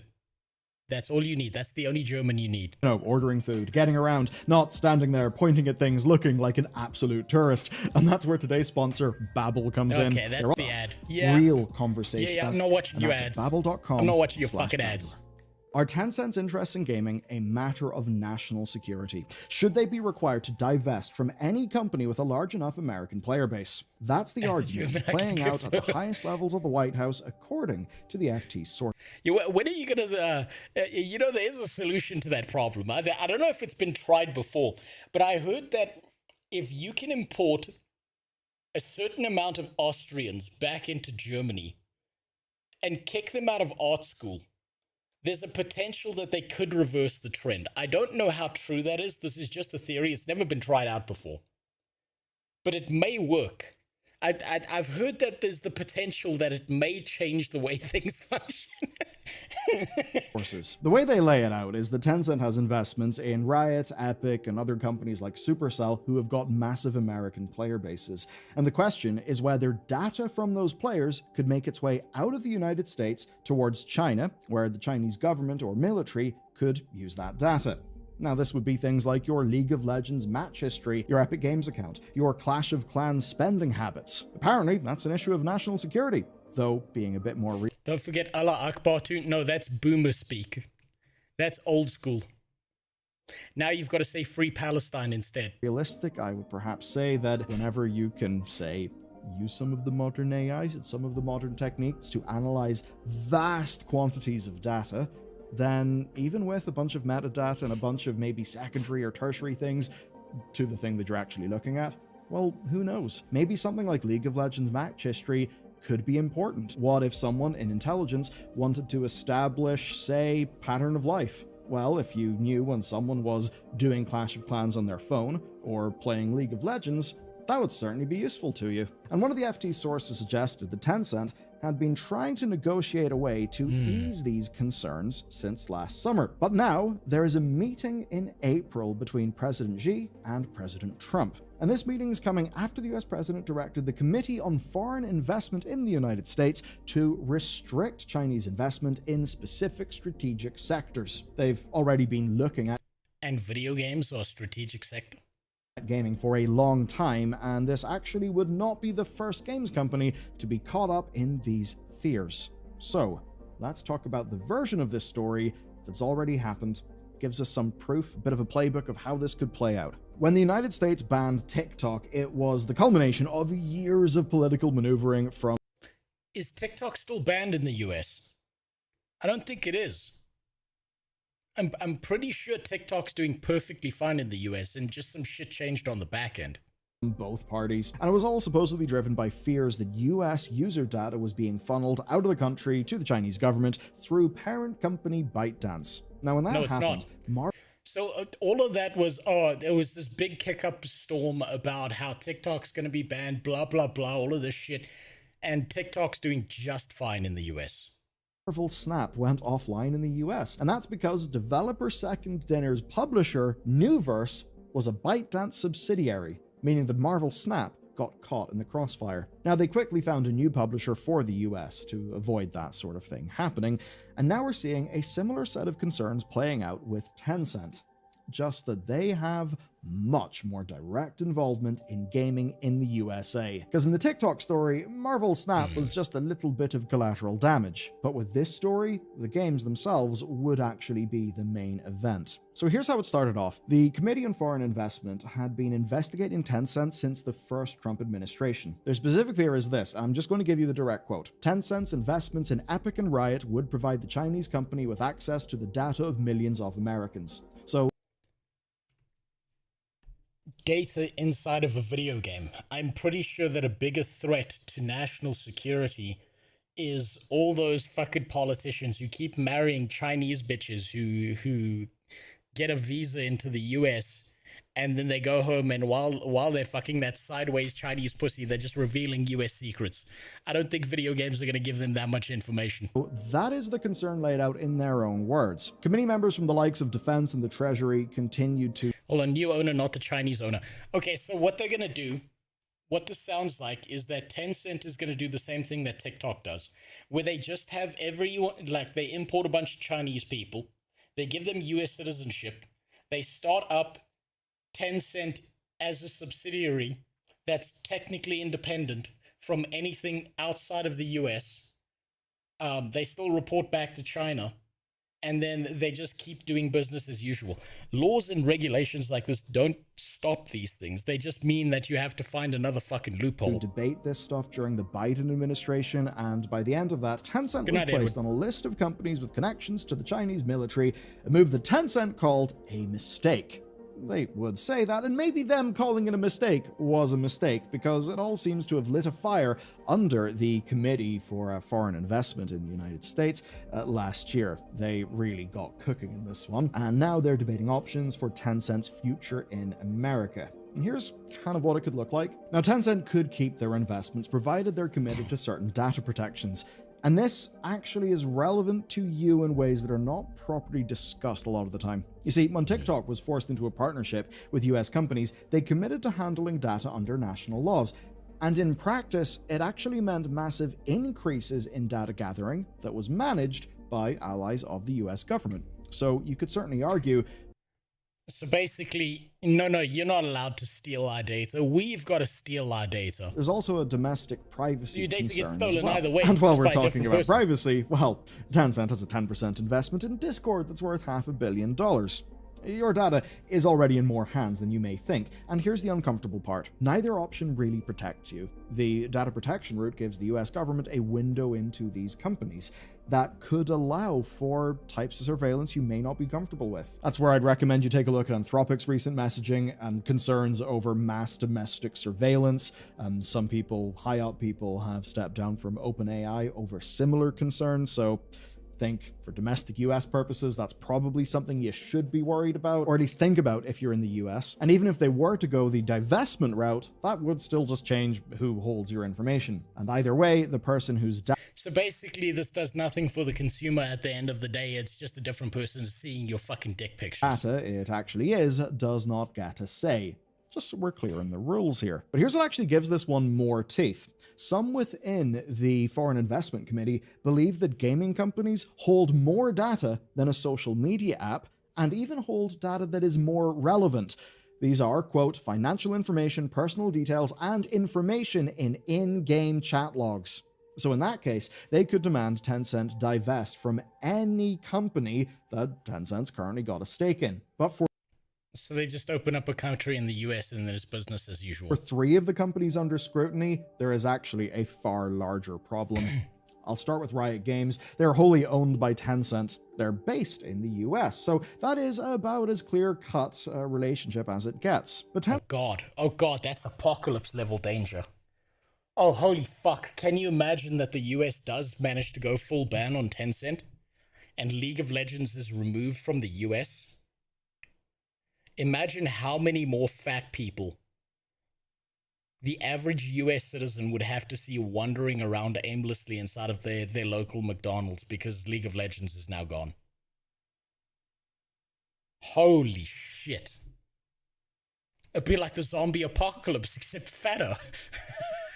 Tencent only has a 28% stake in Epic Games. Significant, but not controlling. Meanwhile, there's Supercell. Supercell are fully owned, but they're based in Finland. Their US audience is enough for them to be considered a threat, though. So, regardless of operating region and regardless of the magnitude of Tencent's shareholding, if enough of a company's players operate in the US, then it's a potential risk. Now, with that in mind, think about the Tencent global gaming empire that we talked about, and how many game companies could be challenged if they want to keep reaching their US audience. Even just saying those words doesn't feel like it communicates the sheer scale of what that would actually be, but that is the scale of what divestment would actually mean here. So, if we use ByteDance as an example, Tencent could be forced to sell their holdings to someone else. Now, first, that means they'll sell them to themselves as they open up a new company in the US. I know exactly which direction this is going. This is just loophole legal shit. Finding someone to buy them. All those Same as companies that we've TikTok. talked about may just have to find partners to, fill in the financial holes that just appeared in their balance sheets. That is, of course, a lot of companies that would need to find new partners, often at major scales. So let's actually put some numbers to this so it feels more tangible. According to Bloomberg, Tencent saw 43% growth in international games revenue last year. That's $9 billion from... That's unsurprising. That's actually a surprisingly low figure based on how many games that Tencent is directly involved in. A single quarter. Now imagine asking someone to buy out... Wait, hold on. What's going to start more riots? Rent being 10 times more than what's being paid now? Or League of Legends being removed from the US? League of Legends, immediately. I know that for a fact. If rent is 10 times higher than it's been before, that means you've got a bunch of people who can't afford bullets for their guns. And that just means that the US is, like the cops, the military will just move in and mow down those fucking people. But take League of Legends away from a bunch of fucking retards with extreme levels of autism.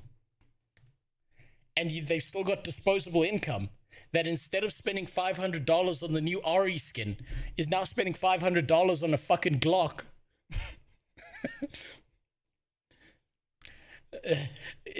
I mean, look, I'm not saying that the riot will be effective. And they do make large fucking targets. But I'm saying the one muscle that these guys do have is the index finger from clicking all the fucking time. They'll go down easy, but they won't go down without a fight. That's assuming that they can get their mobility scooter to the protest in the first place, obviously. Out a company generating that kind of revenue. Then imagine dozens of studios all needing new investors at the same time in a market where barely anyone is making big acquisitions. It sounds a little bit like a fire sale to me. And what it would mean is that partnerships of necessity would be formed, rather than partnerships of choice. But hey, perhaps someone like the Saudi Public Investment Fund might take an interest in replacing Tencent. They certainly have the funding, and they would certainly not face issues with the US government in the same way. You may remember. That's a possibility, actually. That's a real possibility. It's just going to be Saudi funded instead. No more gay flags in your game. No more rainbows. Nowhere. No trans people. No black people. None of that shit. Diversity gone. You know what? Maybe this is a good thing. Remember the sorts of things they've been up to, the likes of Electronic Arts. So perhaps this would be the US government clearing a path for more acceptable funding partners. I can see it now.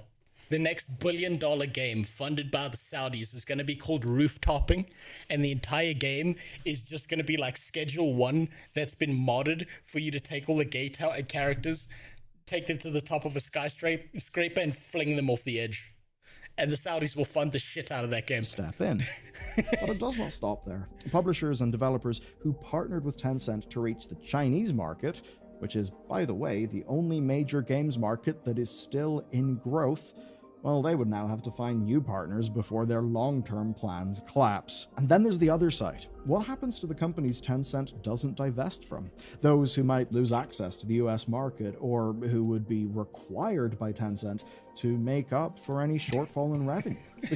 BB, that trans character you put in the game 3 years ago, you're giving him an execution scene, and it has to be 4 minutes long, as humiliating as possible. They'll have a scene where that character will be buried in sand up to their neck, and it'll be press X to throw a stone, and it'll be like aimbotted so the stone always hits. Because Tencent have already been considering rebuilding their empire. That 43% international growth that we mentioned, well, it came alongside layoffs at Funcom and many other studios. So we know they're willing to walk away from projects when they're a bad bet. How willing are they to take on the US government in years-long legal battles just to try to keep hold of some of... They won't do it. They won't do it. The Chinese are too dynamic about this shit. They'll just find another way around the problem. These companies. It's all a bit spooky, isn't it? So you might be wondering, like, is there a chance any of this could actually happen? Well, sources suggest there is no clear indication of which way the White House will go on this issue. It could go either way, basically. If the data protection method goes ahead, then the US government will likely have itself a lovely new window into the activities of many of these companies and their users. That is not particularly good for the average person who just doesn't like surveillance. So that would be quite bad. But the other side of things, divestment. That could be devastating for the entire games industry, and devastating to the point where it would have systemic effects that would go way beyond just the Tencent impacted studios. You know, I kind of have a conspiracy theory about this. So you know how like US TikTok is a fucking disaster, and the Chinese very specifically curate their version of TikTok so that it shows like educational content and like labor content and stuff that's like science experiments and shit, and not like random Chinese bitches with a fat ass like clapping their ass cheeks together in a thong, but the US version does. Full conspiracy theory brain, full tinfoil hat theory. Do you think that Tencent might purposefully fund the most dog shit games to be developed in the West because it just makes all their Asian investments in video games look infinitely better? And if they lost the ability to fund games like, I don't know, that work out like Concord and High Guard and all of that shit, that the US games industry might actually improve.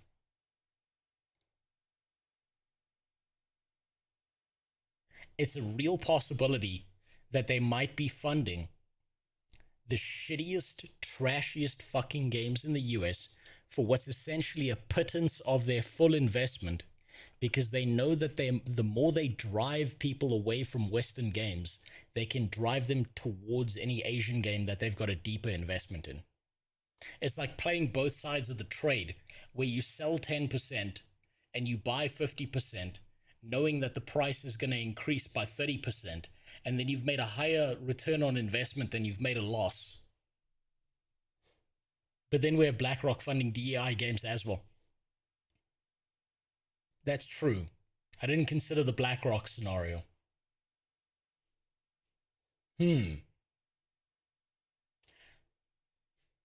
If BlackRock starts making a loss on their return on investment,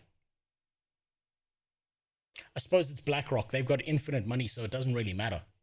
Damn, you just pulled my theory apart. Fuck. And that's where it could matter more to you. If Tencent is forced out, then their games wouldn't just disappear. I mean, Riot still makes League, Grinding Gear still makes Path of Exile, but the money behind them does kind of disappear. The studios that rely on Tencent's investment for their next project, their next expansion, maybe just for continued operation, they're suddenly going to be scrambling. That means games would get cancelled, studios would close. Good.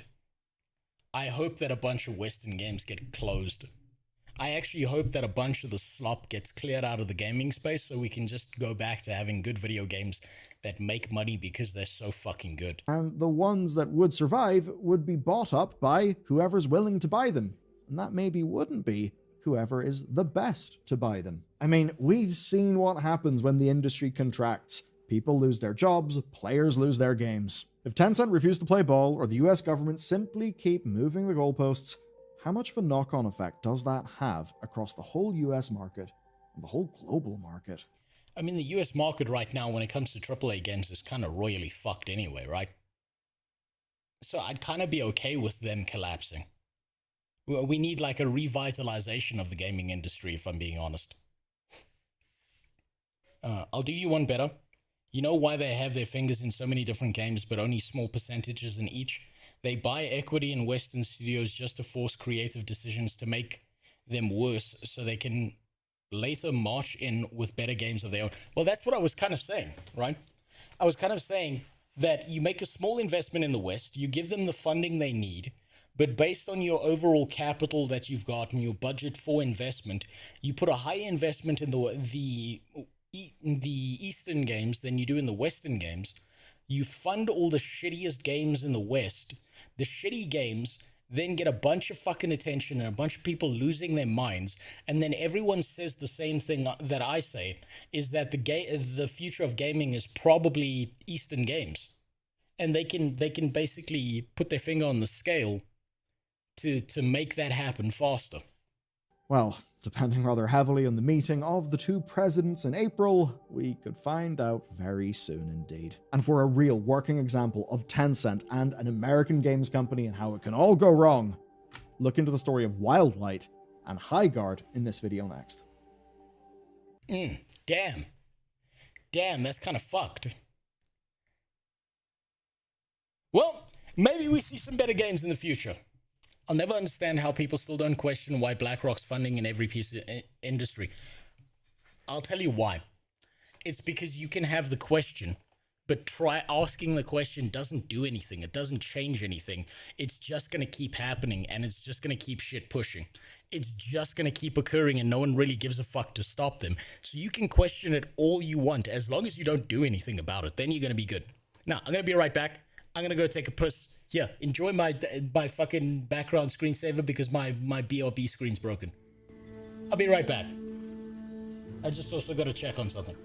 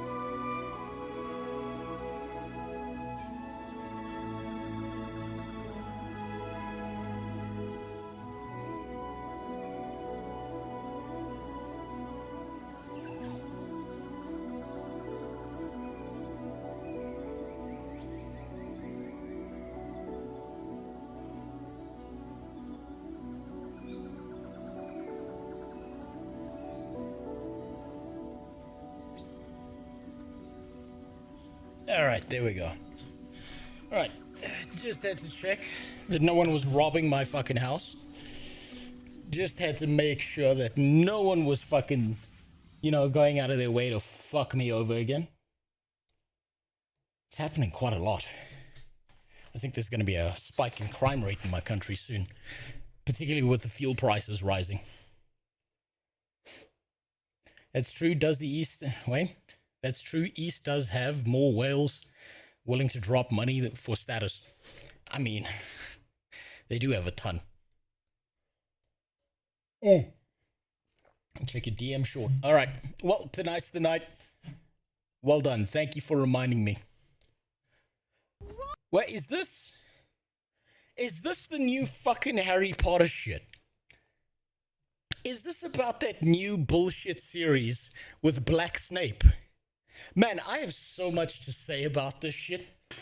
Like, it's so fucked up in my head to me that they went out of their way to change Snape to a black character. And it's just like the first half of this entire series is just gonna be like, I don't know what it is about Professor Snape, but I don't like him. Ron, I don't like that motherfucker. There's something about the only black teacher in my school that I just don't fucking trust. Why isn't that the last time we went into dark arts, into the dark arts defense classroom, he was there casting the spell Bicycle Steelers? I don't trust him. The fact that he's now a black character, which means that Harry Potter's dad was like basically the ultimate racist. The fact that the one character described as being greasy and shady and fucking nasty as shit is all of a sudden the black... Man, there's so much to say about Black Snape. And I'm sure there's a million videos on Twitter about him fucking, you know, going into the potions class and making a watermelon or whatever the fuck. I'm sure there's so much of this shit out there. Oh god, this series is gonna be such a fucking disaster. Holy shit, it's gonna be bad. And I'm here for it. I'm gonna watch it. I'm gonna watch this shit because I'm gonna have a great time laughing at how disastrous it is. My conspiracy is that they're releasing those games too early or in a bad state just so they can use that as the reason to invest. I mean, that's not a bad idea as well.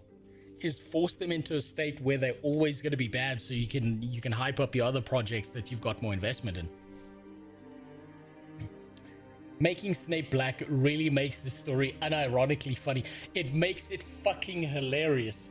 Isn't there a scene, like a thing in the books, I'm fairly certain of this, where there's like a thing in the books where one of the things that James Potter did to Snape was when he was bullying him, he hung him from a tree. I'm fairly certain I remember something about that.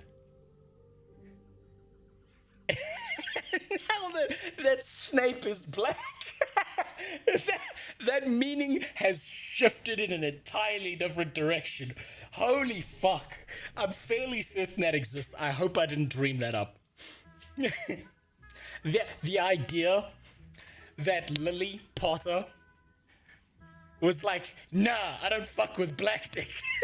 That's why I chose James. I just want to see both of Harry's parents hit the white power in one of the flashbacks. And you know what? To make it lore accurate, I hope that Lily Potter is portrayed by a really, really, really fat white woman. There is so much shit that is such a fucking disaster making Snape a black character. Oh fuck, that changes the entire story of Harry Potter. The fact that he's getting involved in a gang because the Death Eaters are essentially just a gang. They're just the fucking Bloods. That he switches sides because someone killed the white bitch he wanted to bang.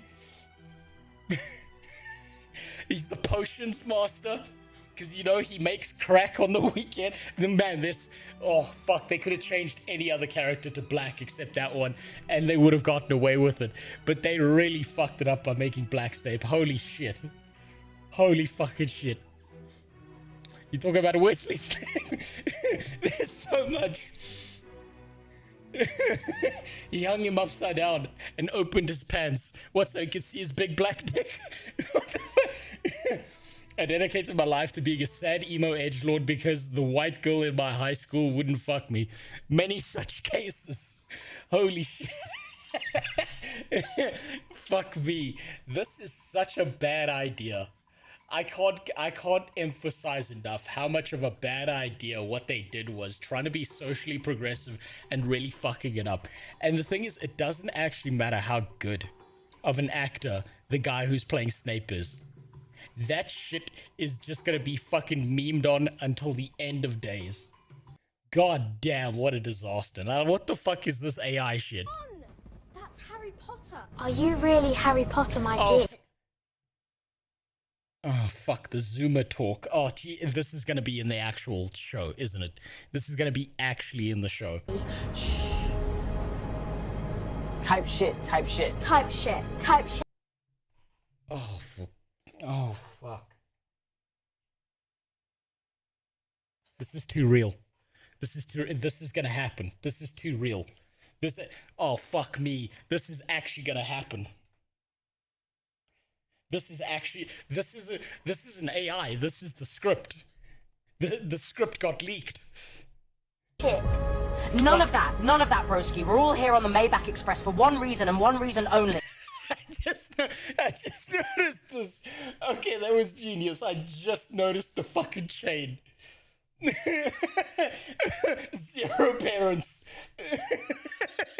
Jesus Christ. What happens if your daughter will talk like that? I will beat that fucking kind of talk out of her. I will go fucking slave owner on her ass. Jesus Christ. No, not allowed. Not in this goddamn house. And that's to go to Dripwatts, the school of drip. Oh, right, okay. Okay, you know where this comes from? This comes from those old Balenciaga fucking adaptations of everything, and this is just the updated version. Oh god. Fucking Dobby. Dobby's fucking oh fuck me. Oh Jesus Christ. I'm about to spaz on this bitch. I'm about to go crazy, nigga. Check this out. Y'all. Lil Snape. Run! Jesus Christ. Oh no, this is too real. I'm sorry, this whole thing is too real. Holy shit. And you know what's the worst part about this entire fucking AI short? Is this is probably actually more entertaining and enjoyable than the actual series is going to be. Holy fucking shit. What? Oh, you know what? Anything you have to say that's bad about AI can be completely refuted by that one single fucking video. God damn. Holy shit. I can't believe it. Now, there was a DLSS video by Slopula, but I think I'll pass on that one. I know Bricky. That's not Bricky. I don't know who the fuck this is, but I want to see this guy rant about DLSS. Now, for anyone who doesn't have any fucking context about this, right? DLSS is basically a feature that's now been added to NVIDIA where you can turn DLSS 5 on and it is supposed to improve the graphics or make them look more realistic or whatever the fuck. The problem with DLSS is that it removes the artistic integrity of anything within it, right? It removes the kind of flavoring and style that you would want to put in your game because DLSS is just there. So what you're going to see in the future is you're going to see games where the graphics are completely dog shit on purpose until you turn DLSS 5 on. Ricky, how you doing? Hope you're having a really, really good day. I'm not, actually. Today's been Holy shit, that's what Bricky looks like with glasses? Man, I'm old. Holy shit. Been a rough one. And let me tell you a couple of reasons as to why that's the case. First things first. Actually, this guy, Mr. Digital Foundry, is great. I love him. I love him a ton. This, however, I do want to start with that. Here we go. A little bit rude. This has irreparably caused a terrible, terrible day currently, and I cannot stand seeing this all up and down my feed to the point where I'm going to have to do the one thing that I, as a YouTuber, have to do, which is... I think this is great. Pure entertainment value, I think this shit is great. I think this is what we needed. Hold on. Where's my fucking... There it is. There it is. I think this is fucking fantastic. Not for the gaming industry, but because it's going to be funny as fuck. I hate Bricky. You were so pro-woke for Warhammer 40k and Rings of Power. I haven't heard anything about that. I don't really fucking care about any of that. The only thing I really gave a shit about was some of the podcast episodes he did on Adeptus Ridiculous. I couldn't give a fuck about his personal opinions. Let him say whatever the fuck he wants. I don't care. Just bitch, just complain an absolute large amount, because I have made my feelings upon a generative artificial intelligence very, very clear. I've just talked about it a lot, you know, specifically, of course, the generative kind. I am fully aware of the strengths of all the other kinds and things of that nature. I am aware of the uses of machine learning and stuff like that. I spent a whole video talking about arc raiders and the difference between the two of those things. They're also putting voice acting back in the game, by the way, which is, I mean, I don't really want to like be like good on them for that, for doing something they should have done in the first place, but like I'm so happy to see it. So yeah, we give you waiter, another 10,000 AI generated frames. Is this just going to be in the regular temper tantrum rage kind of shit that people have done with AI, where they lose their fucking mind over technology that they have no ability to control or stop, and they're gonna say how AI bad?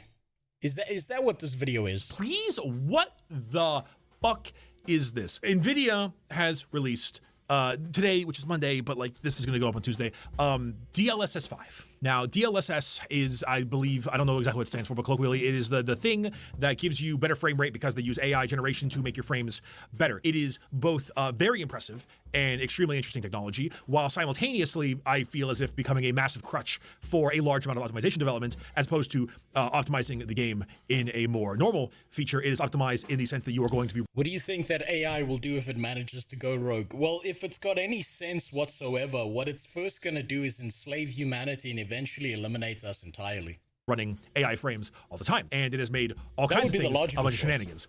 So much so that it is now led to this, and this is the most shenanigans I think I've ever. It's so shenanigans. I'm going to advertise something. Look at this. Look at this. See that? It's called the Chirapine. It's a toothpick company. I call it the toothpick company. This is like a metal holder. These aren't for sale yet. We're still working on how to make these things work, but it makes this cool sound. And it's got toothpicks in it. They're flavored toothpicks. This one, it's blueberry. It's blueberry, motherfucker. It's the brand new flavor that just came out. Tastes like a blueberry pop. Flavored toothpicks. What? Why? Pop-Tart. It's goddamn amazing. Use code Bricky. It's in the description. Is he on Coke? Maybe. It's the first link in the description. It's right there. It's in Chirapine. It's a bunch of flavored toothpicks. A Coke company. I love these things. I'm going to use this blueberry toothpick to point at you as I talk about things, because it's making me lose my mind. So, DLSS, AI generated frames. For some unfathomable reason, they have taken a Yossification AI filter, like one of those turbo douchebags you see on social media who are like, here's what I would do if I made already sexy character sexy, but my way. And they turned it into a feature. They turned it into a feature of a video game. Here's Grace Ashcroft. Grace Ashcroft is in Resident Evil 9, right? Grace Ashcroft is also a very attractive lady. Grace is a very good looking lady, you know, and clearly she has a particular look that the artists are aiming for, because it's really funny when the like 5'3", 120-pound girl is given the hand blaster to destroy Saturn, but here we are. And, you know, that's her. She fits with the environment. Everything is great right there. DLSS 5 off. What speed do you have the video? 1.25. Maybe he's speaking too fast. Hold on. Let me put it down to regular speed. What the fuck is that? I don't... this is just... It seems like the filter is just this, right?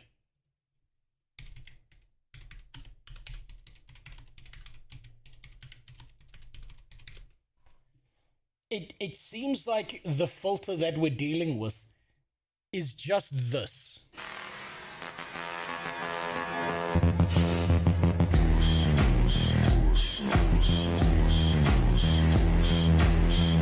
It just seems like this to me.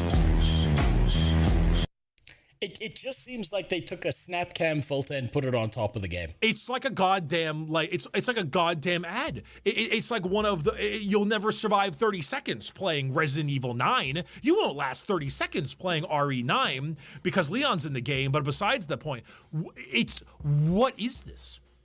What is this? You have the character fits in the environment, background, and texture model. When you move it over, that is a completely different woman. Like, it's not just the fact that the lighting is a little bit different. Her mouth is slightly open. Her lips look completely different. The eyes are completely are like framed entirely differently. Even the freaking hair is colored differently. She goes from like. Can I be honest about this? I don't even know if I give that much of a fuck about this filter. If you can turn it off and you don't have to deal with it, then why would you turn it on? Why not just have DLSS5 but turn off the AI filter? Like pretty much mostly full blonde. I guess there's a little bit of some roots in there. Going into far more of like I don't know if it's unkept it's roots or something of that nature is a completely different character. And look at the strangeness of the background blur. It's got that shitty AI glossy look to it that I cannot stand. Because like right here, I obviously this is classic RE9 stuff. You move it over, everything looks uncanny. They're moving weird. I mean, even Umbrella Lady, she's just moving weird. Everything is so okay. Fine. That's fine. Give it a year. Where's this AI filter gonna be in a year? Has anyone checked in on the update of what Will Smith looks like? Yeah, you know what? We'll do it. Fuck it. I'll burn some work credits for this. Let me see.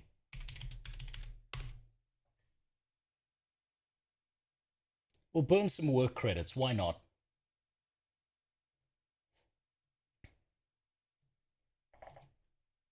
Create a video. Will Smith eating a plate of spaghetti. Now everyone knows this video. Everyone knows what this video used to be. Let's see where we're standing right now. Let's give it a second. What if I told you that they made Grace unintentionally look like Amber Heard? They did, and it looks like dog shit. But give it a year. Because having it will kill artists' jobs, turning it off won't get their jobs back. Well, maybe they just need to use AI as a tool inside of their artist workflow. Maybe they need to work with the AI and not against it. If you have someone working with an AI and doing minor adjustments and doing adaptations, you're going to outperform someone who's just like, Grok, make her tits bigger. Put her in a micro bikini, please. The artists who work with the tools that are the most advanced will outperform the people who throw the tools in the trash. You know who was really, really bad? Who was really, really upset about the invention of paintbrushes? It was the finger painting community. They lost their fucking shit over that. Because that wasn't real art. Now I'm with Bricky on this. Why would I want an AI image generation program generating new footage to superimpose over my game? If it could send that processing power on just rendering my game.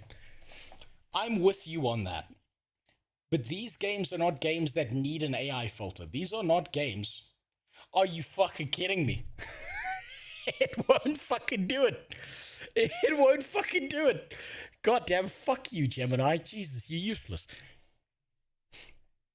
If you have a game that's built with this kind of filter shit put into it, and it's not going to be now, it's going to be like in a year from now, it's going to be 2 years from now, where it's built with the idea of an adaptation of a far more advanced system. It's probably gonna I'm be 3 hours late.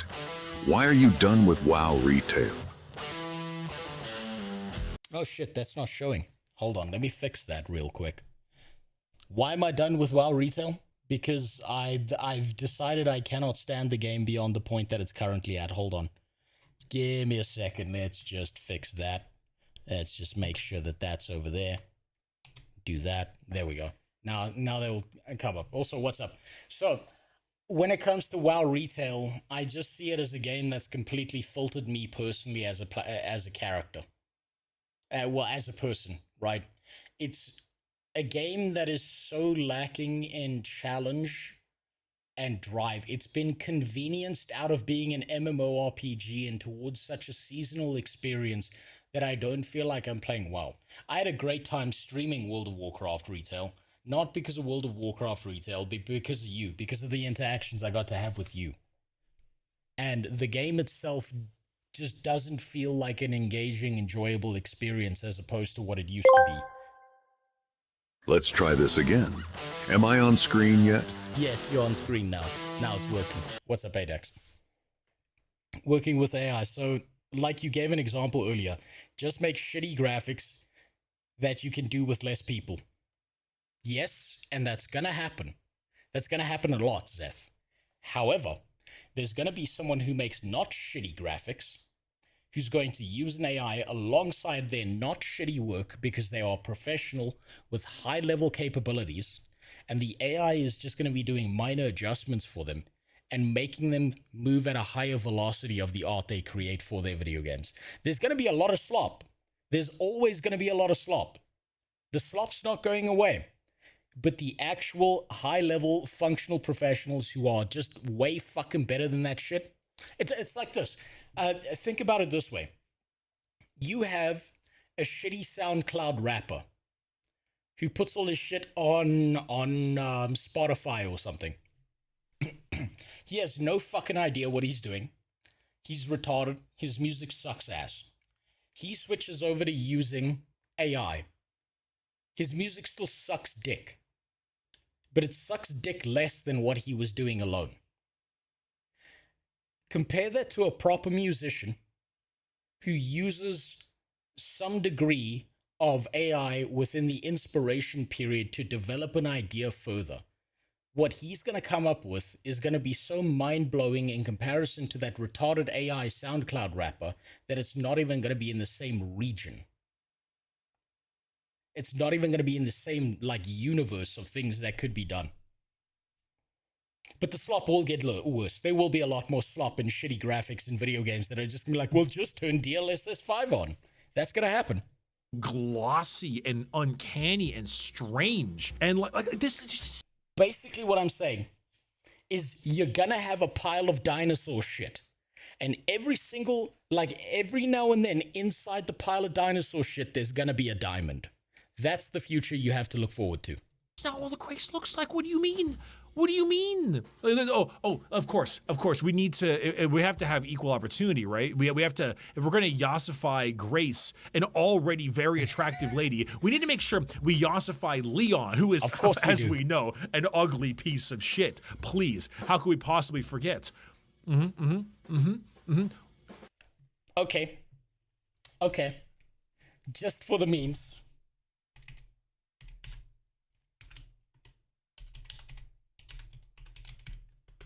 Just for the memes, just because I want to fuck with you. Which one of these is worse? Which one of these images is worse?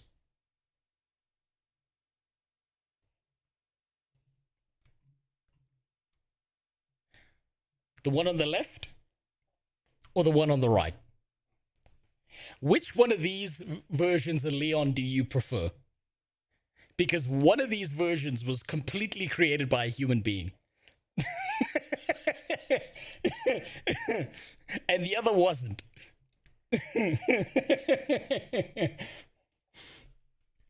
Man, my friends use AI to make generative music and they're not even musicians or sound engineers. Yeah, and I bet it sucks.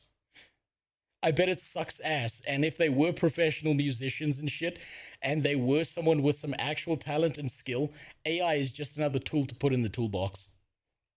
I agree. Professionals will use. The one in the bottom left corner is the worst. Oh, fuck you, Adax. Suck my dick from the back, you fucking bastard. Fuck you. Please, I can tolerate AI, but baby, no money, no way. Man, the whole internet's turned on that fucking guy. What are we doing? Oh, it's old Hogwarts lady. Oh, okay, cool. Actual. Oh, that's okay. Fucking that's porn filter looking stuff. What is this? Okay, that's kind of fucked that he saw the old lady and he immediately thought porn filter. Why does this dude look like he aged 30 years?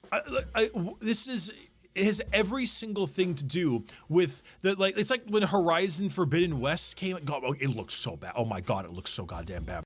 I don't know.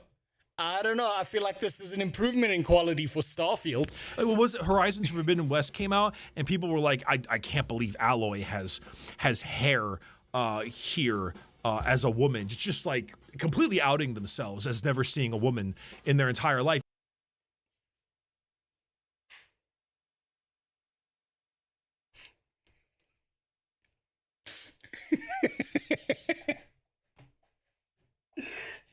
He's cherry picking. He's cherry picking right now because he needs to make this point. And then it's like, oh, I made Aloy. The fuck is her name? I didn't much like Horizon. I thought it was fine. And it's just turning her into like the worst. Not every game is got to be stellar. I'm gonna be honest. I'll be honest with you. That Aloy is a lot more fuckable than that Aloy. That's all I'm saying. That's all I'm fucking saying. I'm gonna be honest. I'd rather bang the one on the right than the left. Blade, brother. Stellar Blade is enough Stellar Blade for all of us. We don't need everything to be like this. And then not just to go with that, it's the textures in the background. Now, Starfield is just Starfield shit, right? But like, even Starfield has a creative vision. Their creative vision is bad, but like funny that you didn't see anyone complaining about the Starfield because it has no fan base. Well, yes, because the game wasn't really a game. It was just a bullshit excuse for Todd to launch another version of Space Skyrim that didn't actually have any new features in it. It's not hard to improve on Bethesda characters. It's really fucking not. Man, Skyrim with DLSS 5 might just go hard. There is a vision. These things are put together in a well. Yeah, okay, now we're getting deep into the weeds if we're talking about creative vision inside of Starfield. This is a Bethesda game, maybe not, but they're put together in a particular way that makes sense. And when you gloss over the entire thing, it's basically just fuck your art. I mean, you keep showing the Starfield footage, and all it's making me think is maybe DLSS 5 has a place. Direction again, Starfield, but like there's just different people. Like I already feel gross every single time I have to activate any kind of DLSS anything. So I feel like I'm tapping in to the evil well, the evil well of hatred and water, and a weird acoustic sounds to low income districts. Like Ram died for this. Ram died for that. I want to get a smaller. Rams died for a lot more than just this AI filter. I promise you that. Form factor PC to go back to a dual PC setup because optimization. You can already do that with mods. No DLSS 5 needed. True, 100% true, and you could probably get hotter characters out of the mods than you could out of DLSS 5. That is fair.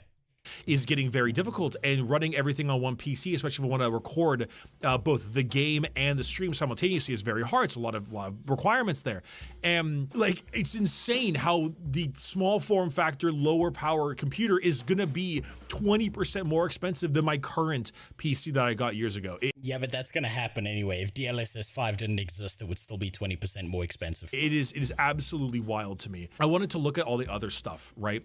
I mean, there's this little article here by, who the hell are you, VGC? Wait, I wonder when people will shut up about water use in AI. You know when they're gonna shut up about it? It's when it gets good. That's when they're gonna shut the fuck up about it. About, you know, various... Oh god, he's on Blue Sky. Oh, fucking Christ.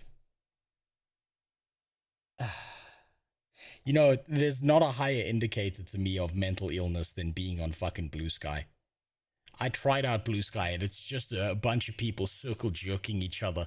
It's Twitter fucked Reddit in a back room and Reddit had a baby. Bits and how people have, you know, mentioned it, so to speak.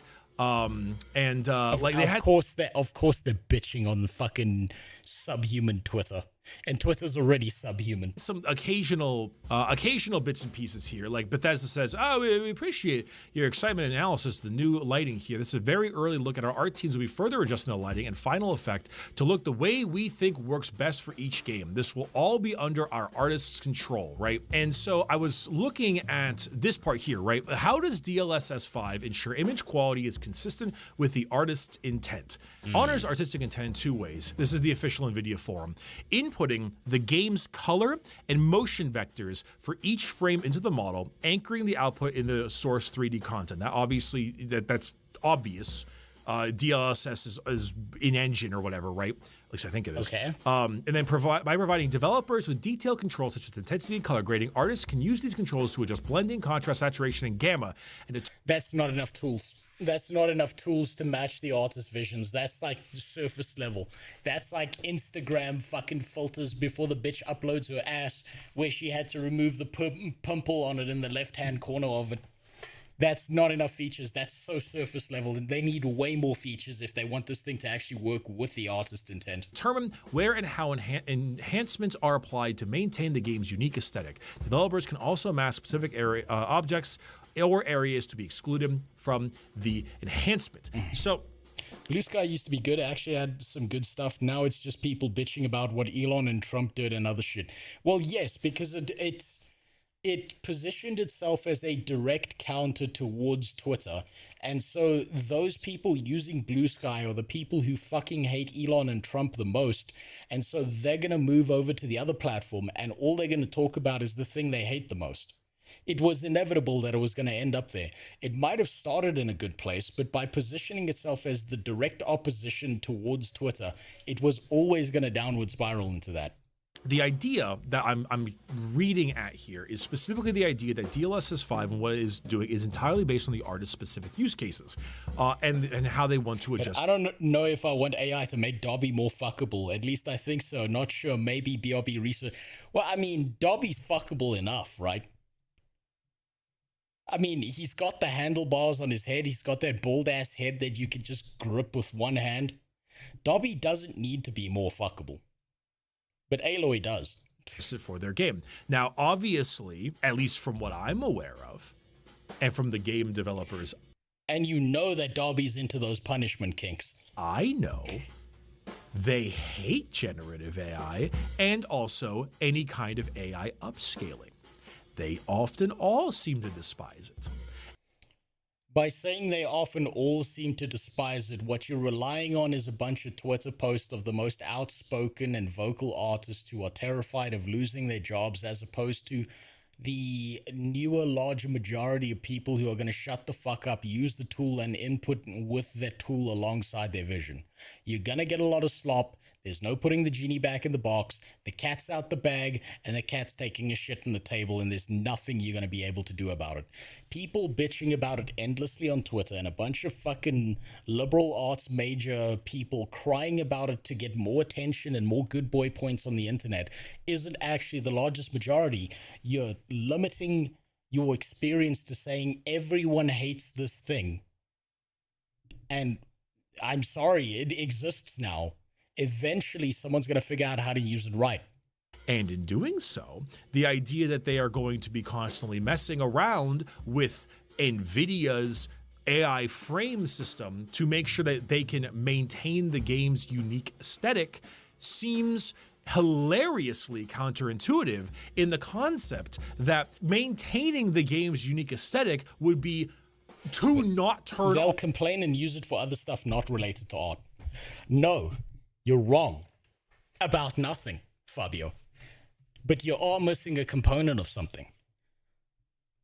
They will complain and bitch about AI They will say how against it they are, and then... I love Bricky, though. Yeah, that's fine. Yeah, I couldn't give a fuck about his political leanings. They will use AI. These people, what was I saying? These people will bitch about AI. They'll make a bunch of posts about it. They'll say how it should never touch art, blah, blah, blah. They'll cry about it. And then when no one's looking, when everyone's gone to bed, when they're in their room alone, and no one's paying attention, those same people bitching about AI art will be the ones using it. And then pretending they didn't. You know how there's a bunch of people who do that shit? Where they become they talk about how much they love kids, so they became a teacher. And then it turns out that they love kids in a completely different way. You notice how liars are always the people who telling you that they always tell the truth and they never lie? You notice how, it's usually certain groups of people who get involved in feminist movements who talk about how bad sexual harassment and rape is and shit, and then it turns out that they're usually the ones getting arrested for sexual harassment and rape? You think the AI space is going to be any different? It's going to be the same things. It's so many OnlyFans girls that AI, it's great. Of course, that's genius. If you're an ugly bitch and you can apply AI to your asshole and put it on OnlyFans and get like 1,000 more people to give you money, that's genius. That's smart. That's called having a brain and no soul. On DLSS 5, if they need to tweak this type of thing to make... I mean, God, you just reminded me. You just reminded me of that one AI chick who was posting a bunch of shit on Instagram where she was like AI filtering her face to look like a Down syndrome bitch and like farming people who wanted to fuck retards. Yeah. Maintain the game's aesthetic.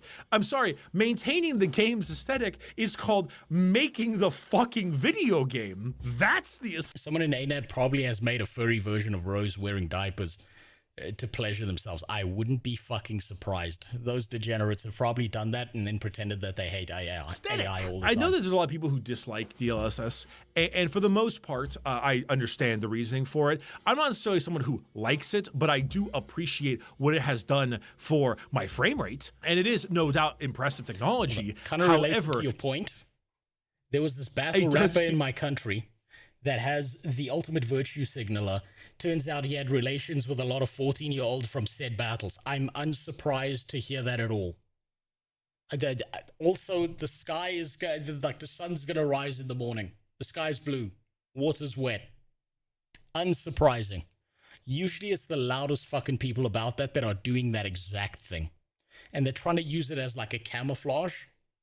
Feel like it's becoming the norm as opposed to a bonus. Where it was once an enhancement, it is now baked in with the concept expectations that you will have this to make your game run better. The fact that this is the case is mind-boggling, especially considering in all of these demos, they were running it on two 5090 cards. And now there's a whole thing here. Yeah, that's okay.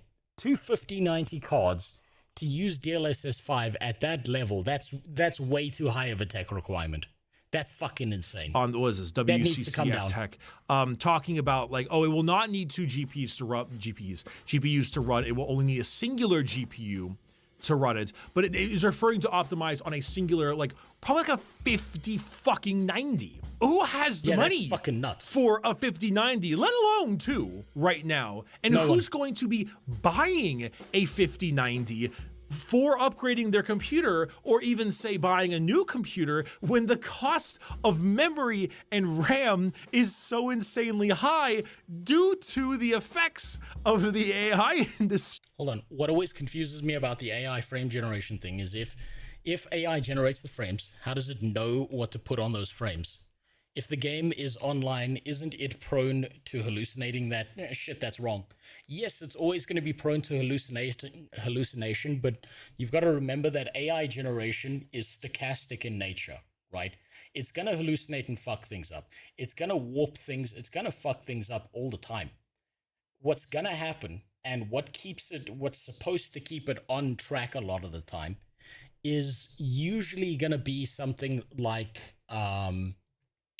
the training data that's used to train that AI so that it specifically knows what to look for and how to adjust things that match stuff, right?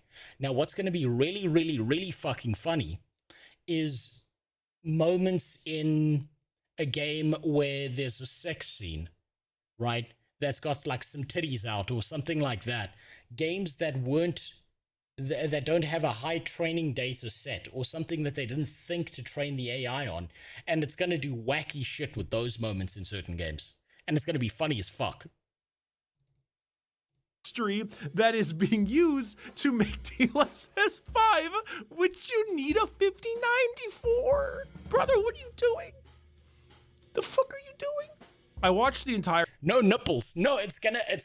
And ironically, Jimby, what's gonna happen is it's gonna be like you'll play like a video game, right, where there's like a sex scene, maybe the next RPG from Baldur's Gate or from Larian or something, where a woman will have her tits out, and the AI doesn't have the training data set to know what the fuck's going on, and it'll turn her chest into a pepperoni pizza. That's gonna happen more than once. Funny, people hallucinate on a daily basis, almost about everything, and we worry so much about AI. Like the vaccine lady, for example. Yeah, no, it's a behavior of human nature that we've put into the AI because people made the AIs, and so it's incipient that they're gonna function in a certain process system that works like us instinctually. Our Digital Foundry video on this, because Digital Foundry rock. I do feel as if they were a little light on this whole thing. That being said, I'm assuming they were invited, shown the thing, given demos, talked to folks. I believe that's what they said. So like having a more lukewarm conversation about it is about what is expected. But like, I just don't know. I see that.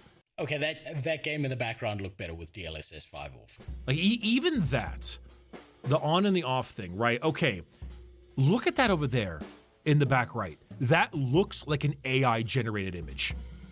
It looks as if it is in this little corner bit here. You know what? Here's what's great about this as well, right? Is where is most AI training data coming from? It's coming from China, right? So what happens when you happen to play a video game that has a tank rolling over a guy standing in the street? What if the AI decides, no, fuck you, that's not allowed, and then just deletes your entire OS? Because you violated a Chinese censorship law. I'm waiting for those moments.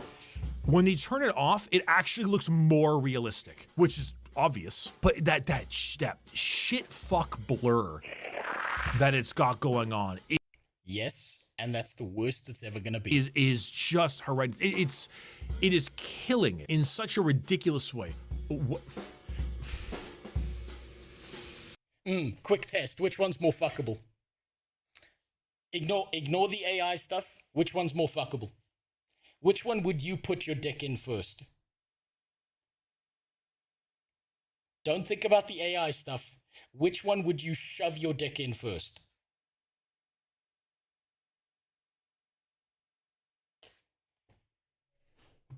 Green Sky Wizard just told us he's into ugly bitches.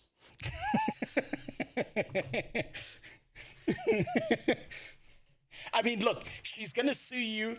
She's gonna tell you her dog stepped on a bee, and she's gonna shit on the bed at some point. But you're gonna get to fuck her first, okay? How do you? Even the brows are different, man. You've changed the brows. The lip right, is curved differently. I don't know. Oh Christ, Oblivion. Okay. Normally I don't like bitch like this unless it's like some stupid Warhammer thing, I'm sure. But there's this feeling that it's this overwhelming feeling of just like tone deafness and ridiculousness. And why are we still here? Like, why are we still here? We have been being fed this crap all the time. The fact that this is You talk about tone deafness. You talk about them doing this. You keep on asking, why are we still here? It's because NVIDIA, it's because the video game industry knows the metrics. They know the data. They know the sets.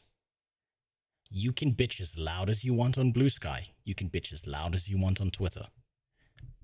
I can bitch as loud as I want about pay to win. But guess what? There are still more people who give money to companies with pay to win games than people who bitch about it on Twitter. Pay to win didn't go away. It just got bigger and bigger and bigger. Do you know why? Because as many people were bitching online about pay to win and everything, there were an infinite amount of people spending more money not posting on Twitter, making the pay to win problem even worse. Same thing's happening with AI. You think you're the majority and you're not. To be shown off for... Why do they close Sora? Because they can't compete. They can't compete with other AI video generation things. If you were going to look at AI video generation as a whole, then if it was going to fail, everyone would shut down and there'd be like 1 or 2 companies and nothing else. 5090 cards optimized for 5090 cards. I'm sure they might be used. There's the perfect thing to keep in mind with all of this. Normies do not give a singular fuck. They do not care at all. They don't care. On the other ones, but Ogon's 5090 cards means that it's out of reach of anyone but the most dedicated player. And even for now, the most dedicated player will most likely not have a 5090 because they can't make a goddamn PC right now because the prices that have been inflated to such a degree do. Cool accent. I like it. I kind of like Bricky's accent as well. For now. To this specific technology, it is astounding to me that such an insanely tone-deaf thing can be advertised like this. That is not only the fact that it is out of reach from the average person, both financially and just creatively, but it's not something that's even wanted. This is... He's so trapped in the idea of he saw some posts on Twitter and Blue Sky of people bitching about AI that he thinks he's the majority. I can tell that already. Black Shadow has the perfect sentence. It is normies do not care. Normies do not give a fuck about your artistic integrity. Normies do not give a shit about the art or the soul or something. They just want to know, can I fuck it, yes or no? Specifically for the one guy who downloads no even sex. Why no homo? What, you got something against the homos, huh? Come here. I'll kiss it away. We'll corrective rape you. Thank you.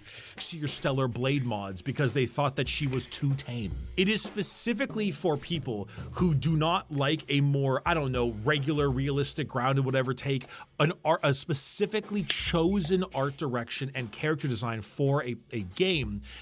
But AI companies make no money. Uber doesn't make any money. Twitter doesn't make any money. Twitch doesn't make any money. Amazon technically runs at a loss to dodge all of that. I'm gonna teach you a secret about the global economy.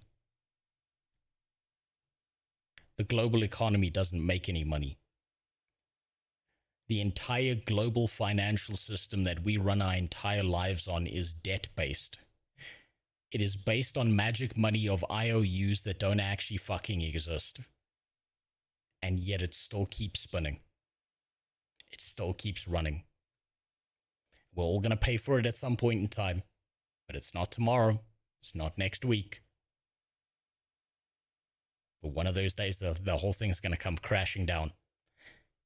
But since 1971, the world has kept spinning.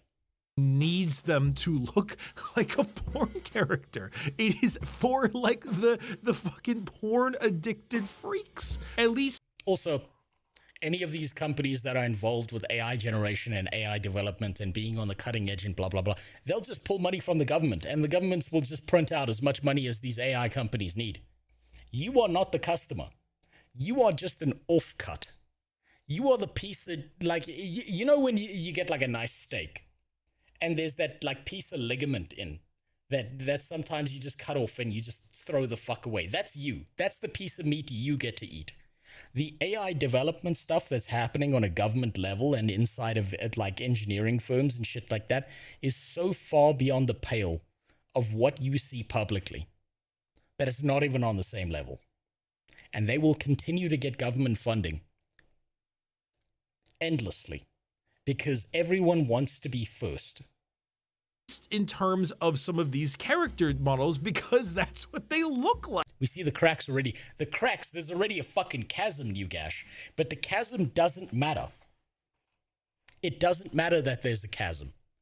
Because everyone wants to be first. There will be a crash. Just like there was a crash with the dot-com bubble. Just like there was a crash with crypto. Just like there was a crash with fucking graphene batteries. Just like there was a crash when it came to the development of cars. In the first place, when they started replacing horses. There will always be a boom-bust cycle and then a development cycle that follows that. Like, now obviously, this is not the entire point of it all.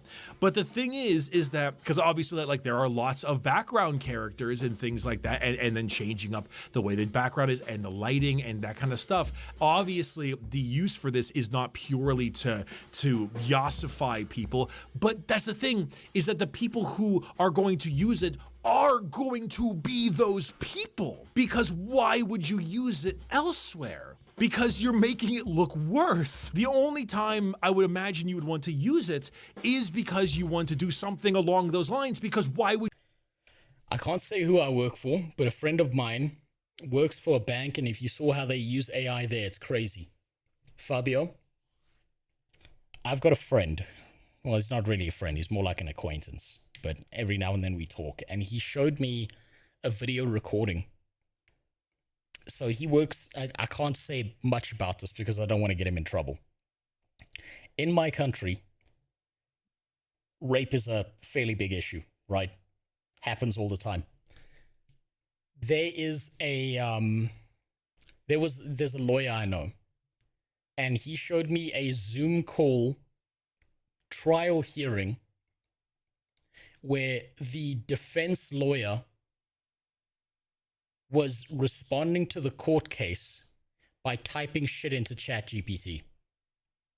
And you could tell he was doing this because whenever it was his turn to speak, he wouldn't speak for like a minute or two, and then you just hear the rapid fire clacking of a keyboard, a 30-second pause, and then he was reading off an AI script. He was actively using AI to defend his client in court.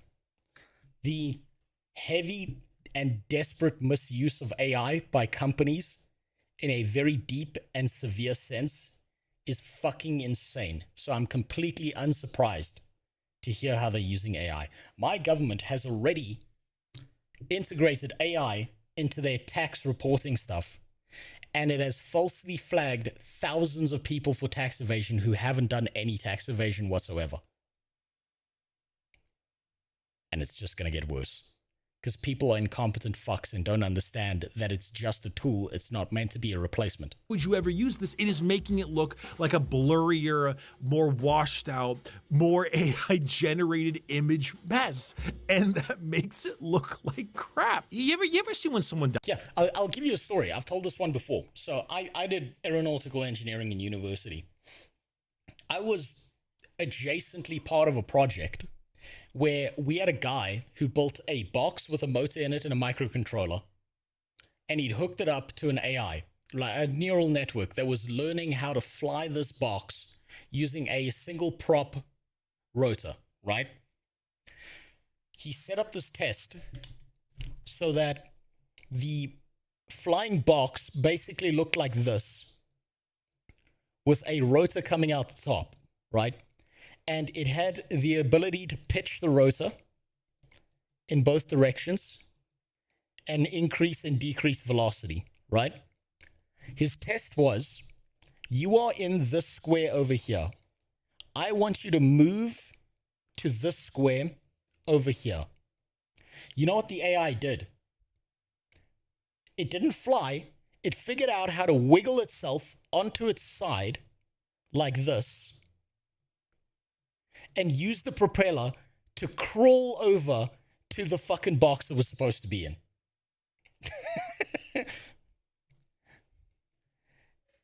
That's the entire global financial system working with AI now. It's going to do weird shit that it's not supposed to. Downloads a billion Fallout New Vegas mods, and every time they download a billion Fallout New Vegas mods, they end up making the game look worse. It looks so overdone. It's like they took all the graphics and they pushed it in some kind of hot dog meat grinder, and all that came out was your eyeball, so you're probably dead. And it just ends up looking way worse than base New Vegas does because the direction is gone. We've gone past fidelity for the most part. Your friend fucked up by not introducing a pit or moat. Yes. So eventually what he did to try and get the motor to do what he wanted was he put the landing square on the top of a table, and he put the small box that he was using on the floor, and eventually he did get it to fly. But the AI did not like that. It took like thousands of generations to get it to the point where it figured out that it could spin the rotor fast enough to actually fly and control it. We've gone past the idea that we need better graphics. The days of Battlefield 4 and stuff are over. Some people still champion this kind of stuff. Naughty Dog, for example, still has like really, really good facial animations and that kind of thing. But we've almost... Oh, look, those are the crisis actors. For any Middle Eastern conflict. Past that, as the ability to increase the genuine strength and power of graphics has diminished, or at least plateaued a little bit, right? And therefore, what's really risen in strength lately is art direction. I mean, hell, even Resident Evil 9 is not the best looking game I've ever seen, not in the slightest, but it is specifically looking a particular way. Yeah, you know what, Jimby, that is one of the bigger cases, was the lawyer for the Rothschilds using AI against Valve, and what a fucking joke that was. You're going to see more of that in the future. That is meant to for that title. Marvel Rivals is looking, even though that game can be quite goonery, at least it's goonery in its own vision. Like, if you're going to jerk off, have some class. If you're going to jerk off, at least don't like destroy the rainforest. Sorry, no one has any class. They will burn the rainforest to the fucking ground doing this shit, and there's no stopping it. If you know about the experiment with the rats and the pleasure button, you know exactly what I'm talking about. No one gives a fuck about your artistic expression and integrity. No normie cares about this. These are microcosm issues that you think you are the largest majority of because everyone else is just shutting the fuck up and using the tool, and the people bitching about it are the loudest. For something, I don't know. It is morally acceptable to jerk it to hentai written by a real artist. Art direction is the thing now. That is the major vision that comes with all this kind of stuff. Deadlock looks the way it does, as amazing as it does, because of its incredible art direction. Specifically, Marathon, another fantastic option. Marathon's a fantastic option. Oh boy. And new game, AAA studio, and that game looks amazing because of the way it looks. And it sure as hell is going to look a fuckload worse with crap like that. It's just... Yeah, I don't think the problem with Marathon is the graphics.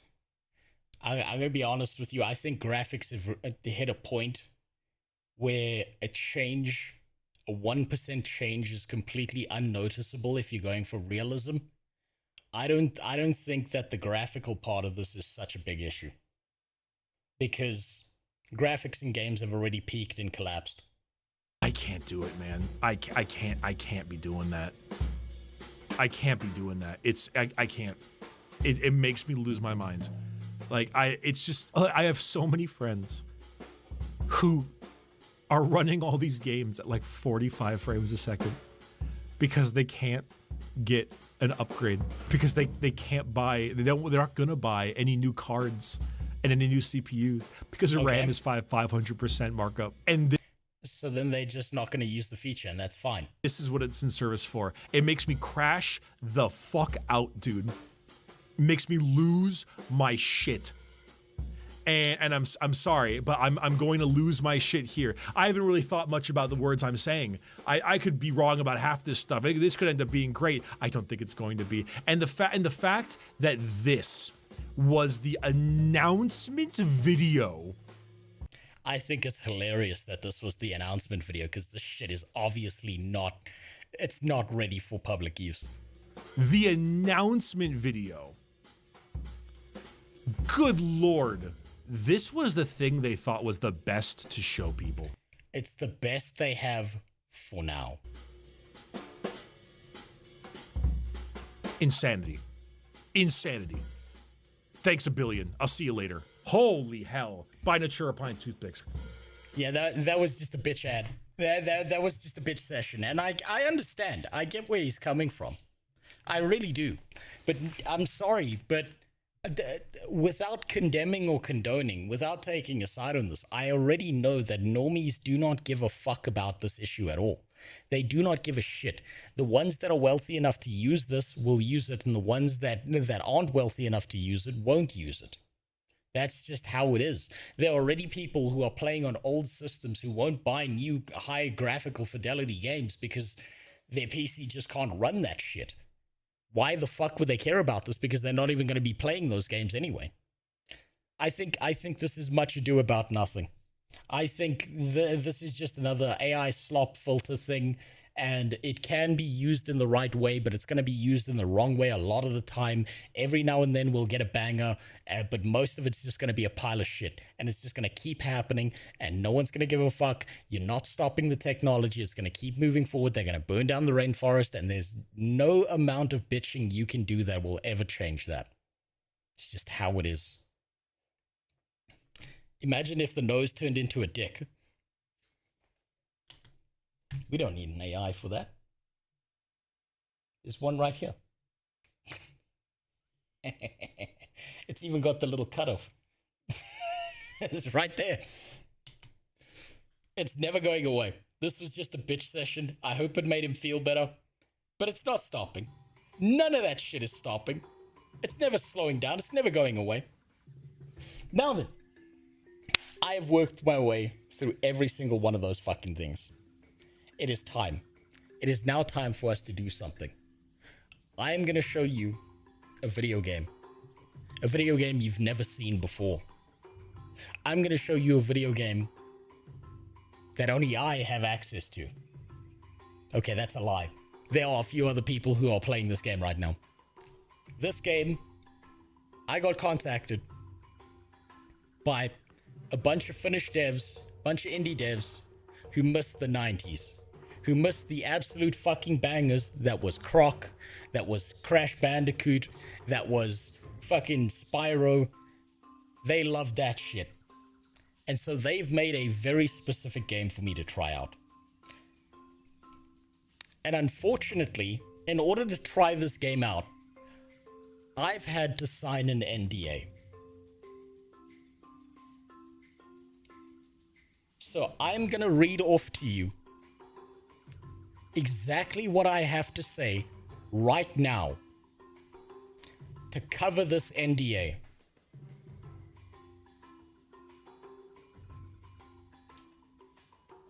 This game's a demo.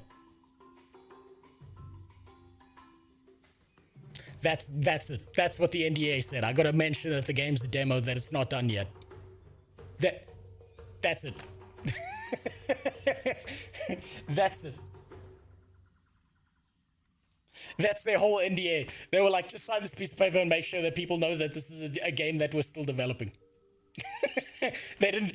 Now, to clarify some things on my side, things I don't have to reveal. No money has changed hands. I've had one conversation with one of the devs. They seem like they're really passionate about this project. That's why I wanted to give it a try, and I'm a sucker for the old games. I fucking loved Crash Bandicoot. I loved Croc. I loved fucking Spyro. I loved all those games. And so I think that this is going to be a banger. Now, I'm going to show you the trailer of this game while I change my category over on Kick. This is the game we're going to be looking at and playing right now.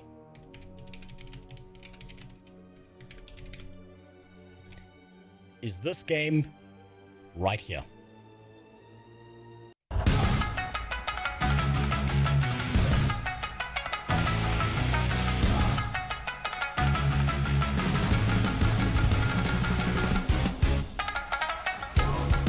Wow, I can't even change my category. Hey, I'm Miko. I'm the creative director at Skyward Entertainment. 5 Finnish men got together I'm a and game made this designer and community lead here at Skyward.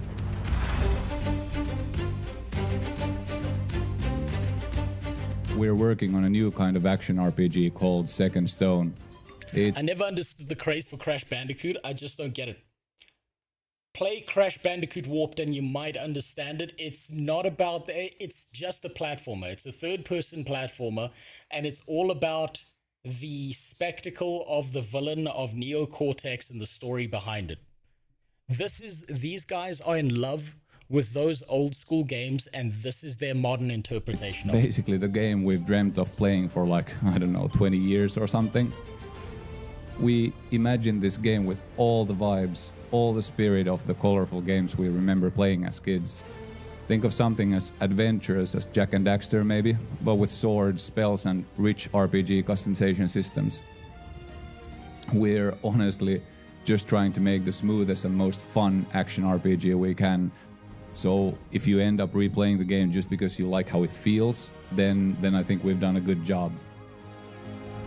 The thing that makes Second Stone so special, at least for us, is that it feels like the classics we grew up with, but plays like a modern game. We tried. Now, I want you to take notes of this trailer, right?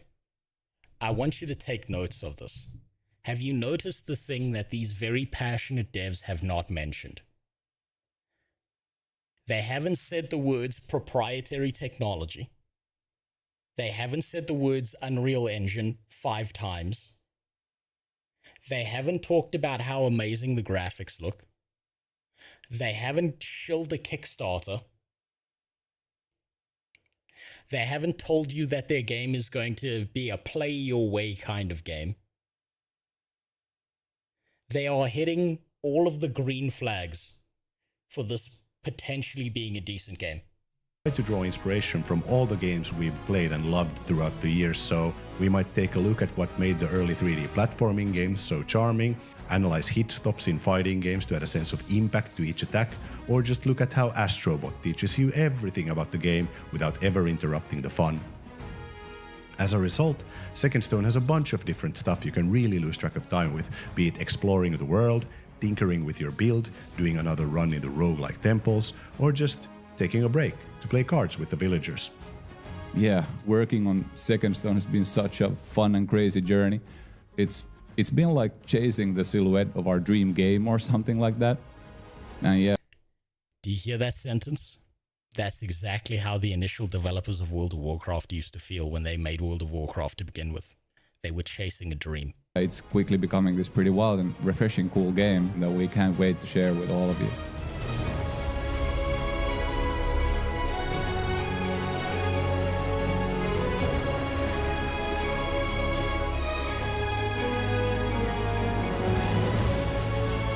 I guess, Indy, then, why do we compare it to Triple A's? It's really, really simple, Liffy.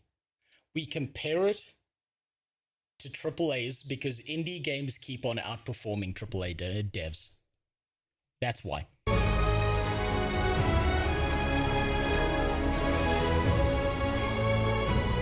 So hopefully, just looking at that, you can understand why I have some interest in this game. Why I feel like there's some potential here. That these fucking nerds... I'll give you some backstory. I spoke to one of the devs. I had a call with him. These guys have been dreaming about making this game for 20 years. These guys basically got together when they were in university, and instead of paying attention in all of their lectures, they sat together and just kept on fantasizing about making this game. They kept on thinking to themselves, what would happen if Jak and Daxter, if Croc, if Spyro, if Crash Bandicoot was made with modern tools for gaming? That is their dream. That's what they're focusing on. I feel like there's some interest here. I have some interest. That's why. And all I have to tell you is that this is a demo. It's not complete. It's not something that is in a full completed state. These guys are still working on this game, and they are actively asking people for feedback. Banjo-Kazooie as well. Fuck, man. Oh, God. Banjo-Kazooie was so good.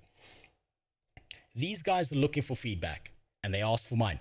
For some fucked up reason, these mad fuck Finnish people saw my streams, saw my YouTube channel, and for some reason they decided this absolute retard with no social filter, we want his feedback. And so I'm happy to listen to anything you guys have said. If you guys think that something is shit, please point it out. Because that way they can make their game better. They have asked me to fill out an entire document to point out everything that you feel could be better, something that could make their game better, because they do not give a fuck about anything else but making this game as good as it can be. That's what they have directly told me. And honestly, that 30-minute conversation I had with that guy, he was so fucking excited to talk about his game that I barely got a word in edgeways. He was popping the fuck off when he was talking to me. So now it's time to lock the fuck in.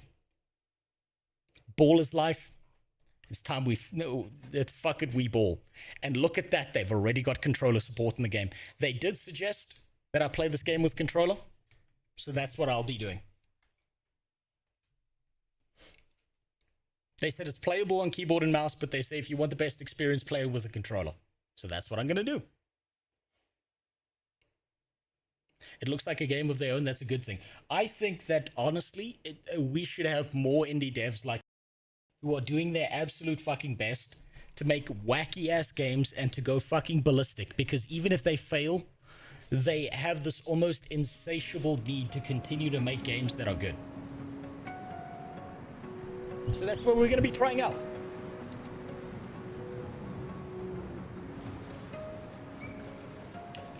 Hello?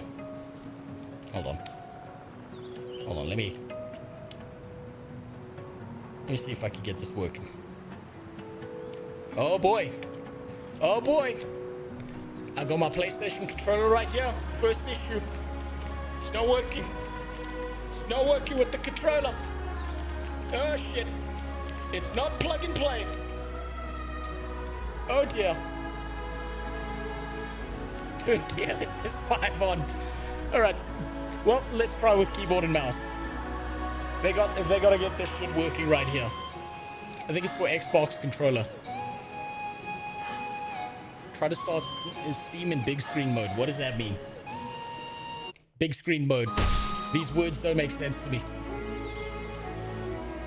It might be something with the Steam controller. Maybe. Hold on.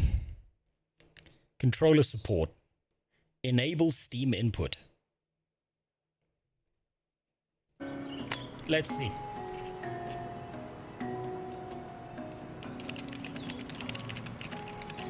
Nope. You can also activate PS4 controller in controller settings. Maybe that's what I gotta do. The best thing they could do if they want controller support. Oh, okay, so I've got the PS5 controller. I've got that controller. It's detecting my controller. Then the layout. Edit the layout.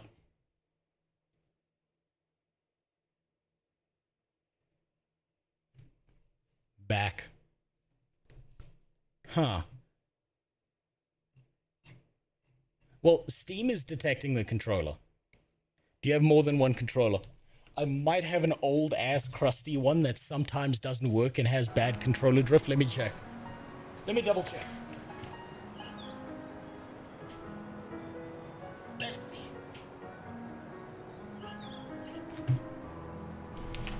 Oh, these the graphics? Yeah, they're not bad. This is the DLSS 5 game of the future, Jimmy. Let's try it with my shitty old controller. Let's see if that one works. Where's the right thing here?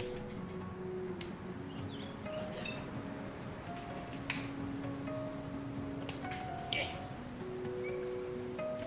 Let's plug this shit in.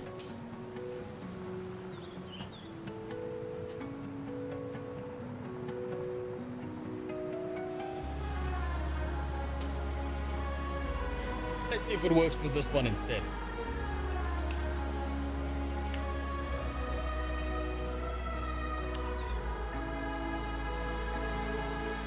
Yeah, pick up my controller here. Hello? No, this is my cable.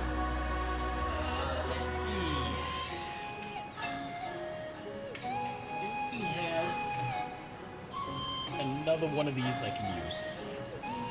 Potentially. That's not gonna work. I think that's a cable problem. Give me a sec.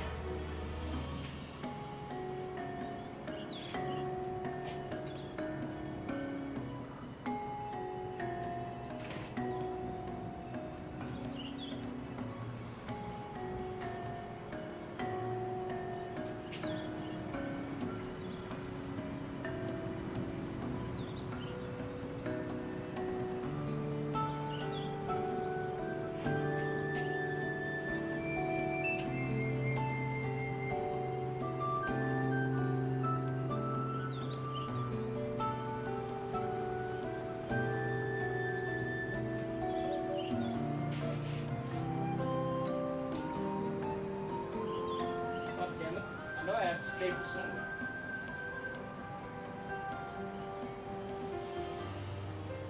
Well, I don't have a cable for this one. My old shitty controller, I don't have a cable for it lying around. Unfortunately, it looks like it is having trouble detecting my PS5. I'll try it again. Ah, fuck.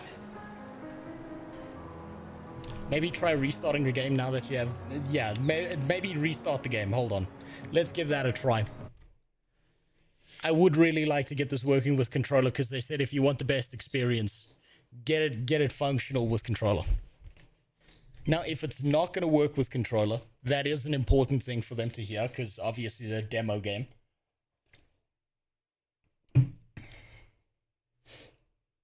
Right. Controller support.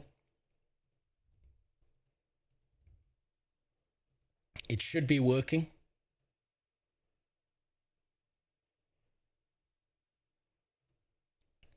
It's picking up my controller. It's reading it, or at least Steam is.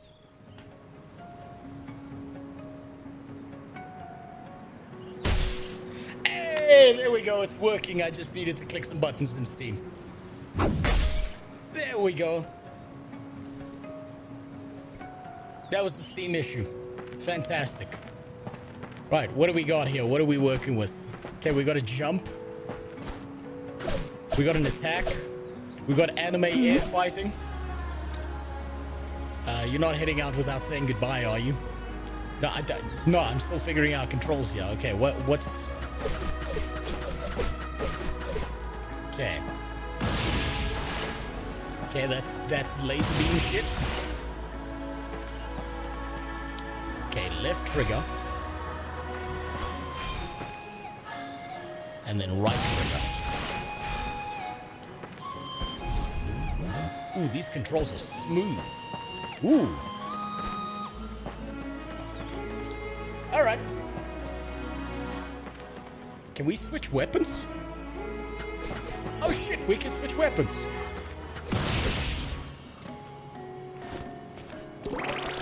Okay. Just waste a health pot, why not? Out of fury. Okay, so we got two weapons. We got the daggers, and we got the big fucking sword.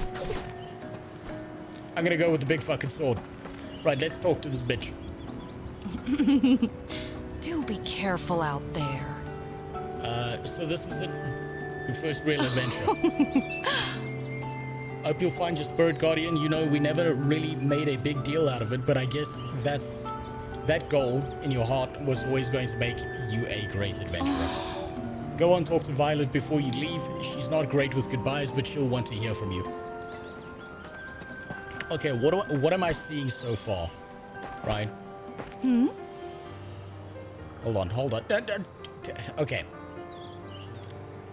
What am I seeing so far? Okay. Layout of this game, right? I'm blocking the thing that's behind me here. Right. You got your layout here for switching different things. You got your health pots up top. You got your switch weapons over here. The green thing seems to be related to an energy set. And this seems to be Okay, so these things seem to be resource reliant. That's your switch weapons, and that's your healing potions that I no longer have because I drank the only one I had. I like the map in the top right corner, very Diablo-esque. Stop bugging me. I like the fact that we've got a weapon switch. Okay, it's gonna force me down this narrow alleyway. It's gonna make me... Okay, first problem with the game. First big problem with the game. It's making me talk to women. How dare this game do this to me?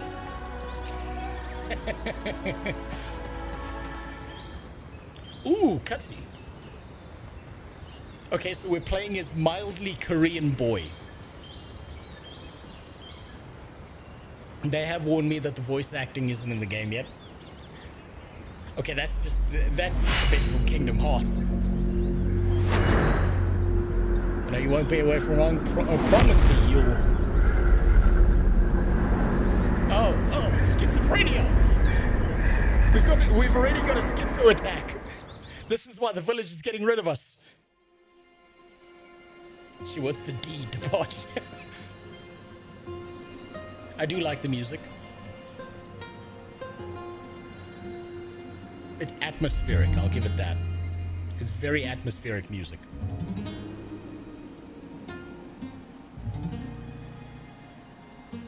Tips for the developers: do not play as... Okay, so I'll explain something to you best here. Right, after this cutscene. Okay, who's that? Is that us?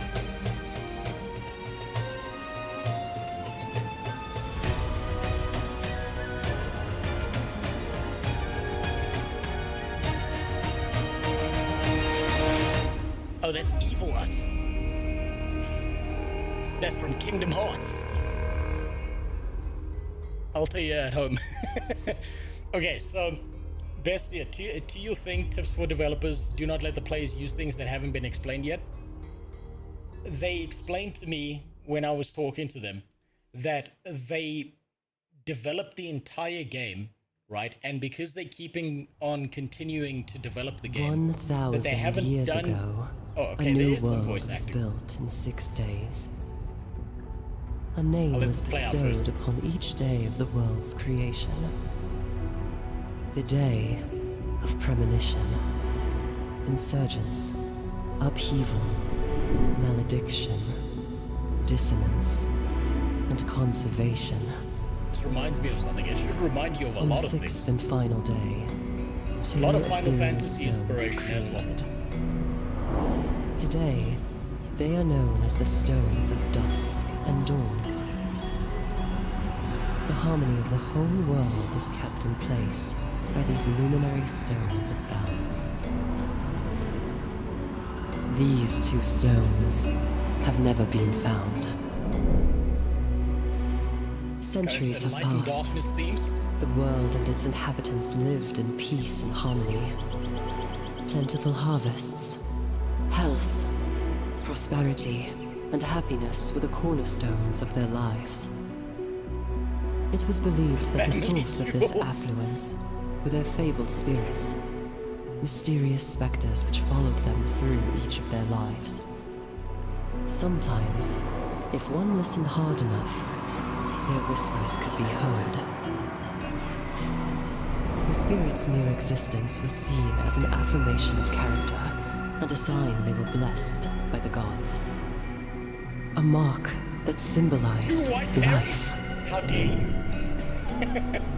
However, In 2026. in the forest surrounding the quaint village of Arimaya, the vigilant young hunter, Gren, rescued a wayward child who mysteriously lacked a guardian spirit. Against the fear and doubt of many, Gren decided to accept the boy into his home and raise him as his own, bestowing upon him the name Shirin. Years passed as the cursed boy grew healthy and strong, despite his guardian spirit never returning to him. But he continued to train, working towards his dream of becoming an adventurer. An adventurer who would explore the hidden corners of the world. Hoping that one day, he would find his lost spirit.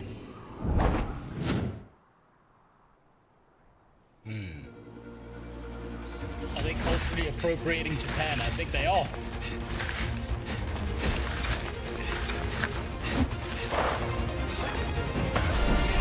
I mean, Finland's pretty close to Asia.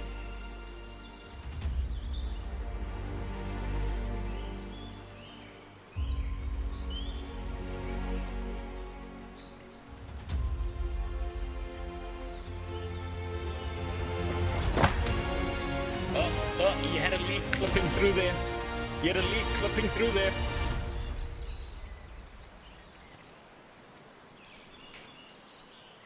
All right. So, to your comment. Oh, that's a nice splash screen. I like the splash screen. So, to your comment, Bestia, about them not letting people play with shit that they don't understand yet. They explained to me that because the game is in development, right, because they are still demoing out the game and getting it into a functional state, that what they've done is they hyper-focused on making the game something fun and playable, and only when they have it in a more finalized state, they will then be working on the tutorial stuff, right? Because they don't want to have to go back to the tutorial and continually change a whole bunch of shit. When they want to make sure that they have functional systems and that they have those set in place. So there will be a tutorial, but they've kind of left it out for now. And what they've wanted to do is they wanted to have gameplay that doesn't interrupt the flow of what you're doing. So they kind of want the tutorial to feel more like you're just playing the game, rather than they're gonna shit out a list of things that you have to know and figure out along the way. It's supposed to be like a system where they build on the development. That's what they explained to me. So tutorial's not in the game yet. Right. What if we go in this direction? What if we go backwards? What if we say, fuck you, I'm going home? Can I break those? Okay, destructible environments. I feel like that might need a little bit of a bump. Okay, rough emberstone, a chipped magical stone containing the power of raging flames. Attach your weapon to infuse your attacks with fire and unlock elemental effects. Attach your magic armlet to gain access to powerful fire spells and passive effects. Attach to your armor to increase your strength attribute. Okay. You've discovered a mana stone. Okay, so they are shitting out a lot of text here, right? I like the splash art. I like the way it integrates with the world. I think for an intro cutscene that goes into the game, it's probably fine, but I'd like to see more of the actual graphics rather than certain art pieces in the beginning, but that's personal preference. I think that to give a big chunk of text like this, a bunch of normies are just going to skip this and probably not read this. You've discovered a mana stone. These are rare elemental gems that can be socketed into weapons and gear to enhance your damage, boost your attributes, and unlock devastating magical abilities. As you explore, you'll find more mana stones than you can equip. Don't let them go to waste. Fuse your surplus stones into ones you've already equipped to level them up. Doing so improves their power, unlocks advanced elemental effects, and grants access to unique spell customization options. For example, they give examples. Casting a fireball with a rough emberstone launches a single fiery projectile, but with a radiant emberstone, that same fireball can be customized to split into 3 homing blasts that detonate on impact, like a fiery cluster bomb, dealing splash damage to nearby enemies. Okay, so they've got weapon ability combinations. Keep fusing often to stay ahead of your enemies and to shape your magic to match your playstyle. Alright? Well, we'll give that a try now. I'm just going to pick up all the stones on the ground. Healing potion. It's kind of nice that I went backwards and there was actually something behind me instead of being stuck in one place. That was nice. Maybe they need a codex to explain things. They probably do. Let's see if they've got one. It does give you info in the inventory alongside all the shit that's in there.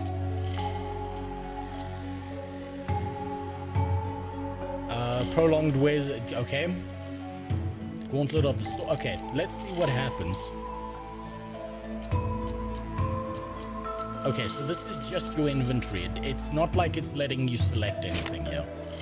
Okay, that's just the system. Hold on, hold on, hold on, hold on. No. No, no, no. No, no, no. No, no, no. I gotta see something.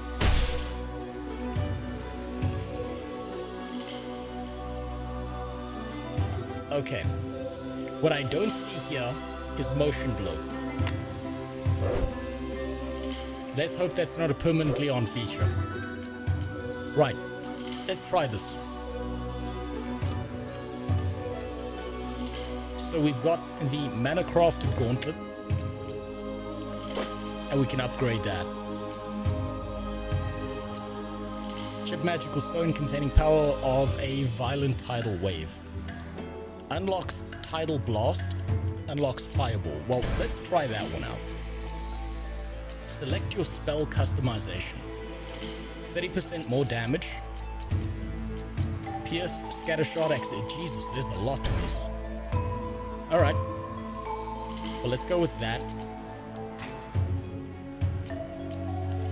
And let's see if we can upgrade this.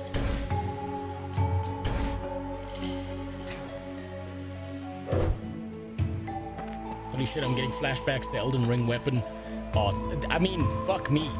There is a lot to this. Let's see what this looks like. So if I hit this. Oh, okay, that's like a rewind.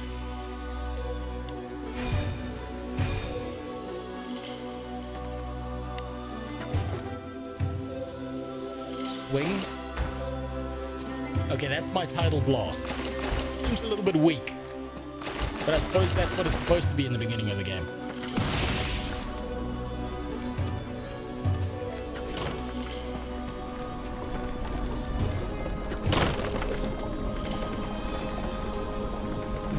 The key mapping is a little bit weird because I keep on wanting to press R1 on my controller instead of square to attack.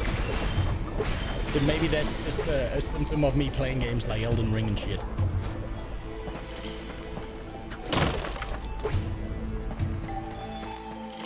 Okay, I'm going in the exact opposite direction of where I'm supposed to be going, and I keep on finding shit here. So let's see where this goes. Seeing any motion blur? Nope, I don't think so. But maybe my eyeballs are fucked. Okay, Eternal Rough Tidestone. We picked up one of these, and now this is giving me the splash. So it didn't expect me to get one out of those first boxes, maybe.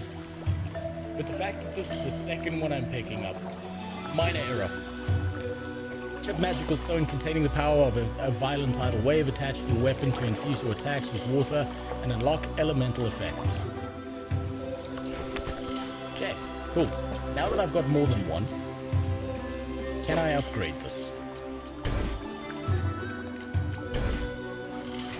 No. Hold on. Arcanist. Okay, we've got a fucking set of gear here. Jesus. Vigor, strength. Let's go for an int build. Fuck it, why not?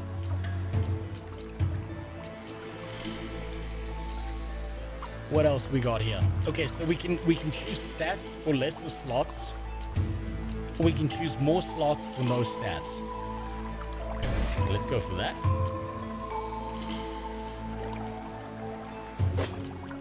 Oh, there's the upgrade. I keep on pressing the swap out button. Hold on. Fuse to the next tier. Okay, so we've already got some upgrades.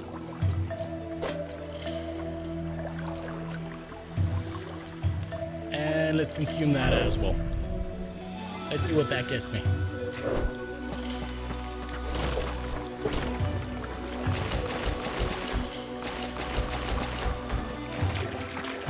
I'm not sure what that changed. I'm not sure if that just gave me more damage and more stats, or whether that actually changed anything. So kind of like Monster Hunter World, more slots, less stats, less... Yeah, kind of like that. Okay, hold X to dive underwater. Okay, well, these are Xbox controls. Oh, there we... Oh, look at that. We can swim. There we go. Can we attack shit underwater? No. Find Tidestone. Upgrade again. Okay, so that did give me a damage boost taking it to level 2. Next level is another upgrade, or we can fuse to the next tier. Yeah, let's fuse it. Your spells pierce enemies, or your spells do more damage. So I think I would want more damage to start off with.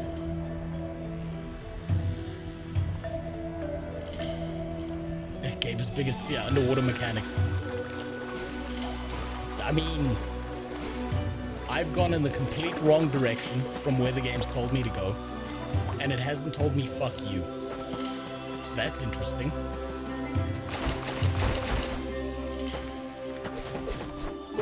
Oh, okay, we debuff enemies by using our spells. Can I charge this up? Okay, there's a charge ability on this as well. Eternal Pristine Landstone. Symmetrical stone, mighty earthquake, attach to your weapon, infuse your attacks. Alright. Alright, well let's try that. No. Not the gay little swords. There we go. We'll put that there. Effect unlock Endure. Your earth effects bolster you, which guards you against incoming damage. Bonus effect, 27 intellect. Well, I'm going for a spell build, so that sounds good. Okay, that's a jumping pad.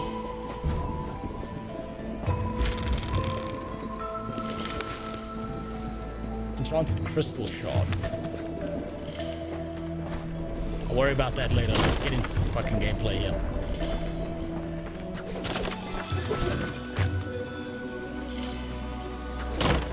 Okay, we step on that. And that thing started spinning. Energy potion. Hold on, let me... Oh, look, okay.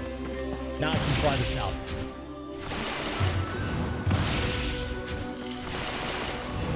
Very nice. I feel like I'm a little bit too powerful for being, you know, this early into the game.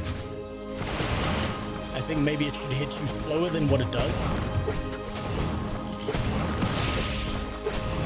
Okay, we've got basically a slime that fits into smaller slimes, and you can hopefully get a sexy hot lady slime later to fuck.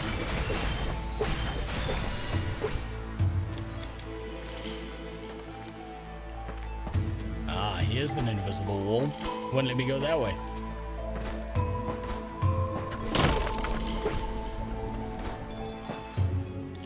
Okay. Definitely too many boxes for the very beginning of the game. Definitely too many boxes. Let's see. Can I climb? Can I jump on a ledge? Yes. Okay. Tap triangle to quick cast a range spell. Hold. Okay, now it's telling me those instructions when I already kind of figured that out myself.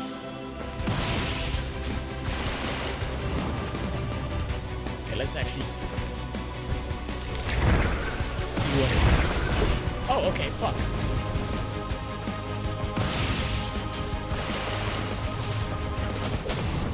Okay, very reminds me of 90s games. Okay, find Sparkstone. This is too much. This is too much too early. They've got a lot of mechanics in the game, and they're throwing at you them very early on in the game. I think for a new player, that might be way too much for them to go through. That might blind them a little bit.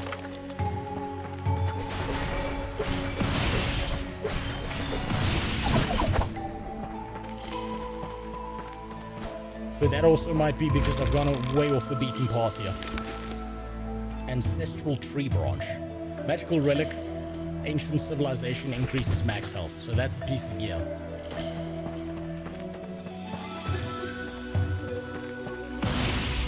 So, okay. What am I seeing so far? Okay, one of the things... Hold on, I'm just going to turn down the audio of this quickly. Let me just put that down a little bit. So, one of the things that usually makes a game exceptional, at least for anyone playing it for the very, very first time, is when a game is easy to learn but difficult to master. They need a minor adjustment, I think, here in the beginning, because it's throwing a lot of systems at you very, very fucking quickly in the beginning of the game. I think they need a slower build-up towards all these systems. They need to give you something that you can sit with for a little while, try out, and then as you start to get just a little bit comfortable with it, then they give you the next thing. They've given me a lot of those stones very quickly.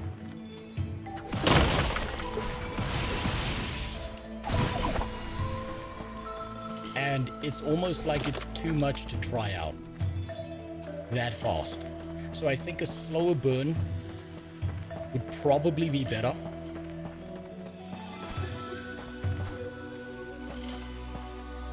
Than hitting you with that many systems that quickly. Let's drink a health potion. Why is your HP bar a bar from Fire Emblem? Stylistic choice, I suppose. I don't hate it.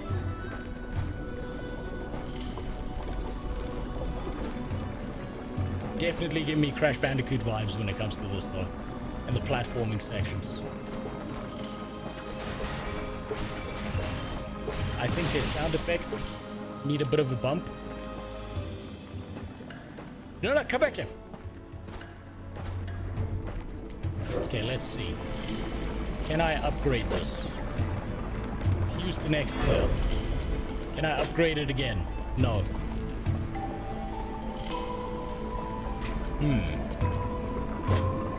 Can't upgrade that.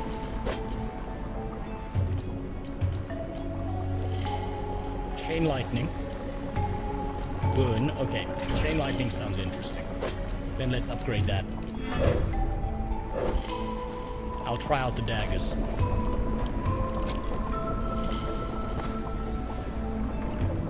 Whoop. Whoop. I'm playing like a games journalist. Shit.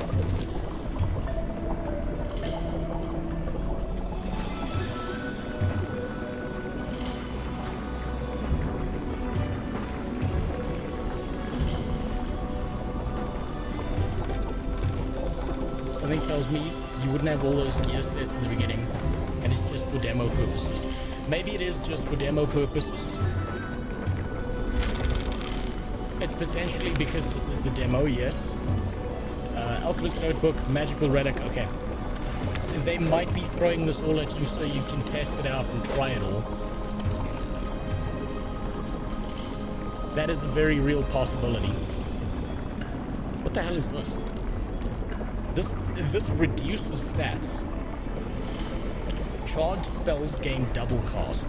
So you get a double cast on a spell in exchange for stats. That's interesting. They actually gone negative for stats in some cases.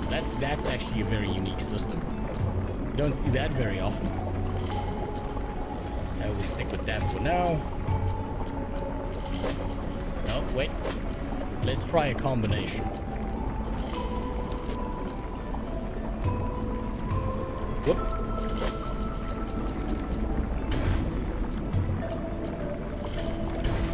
Okay, so I've got 2 spells in here. And we've got a million fucking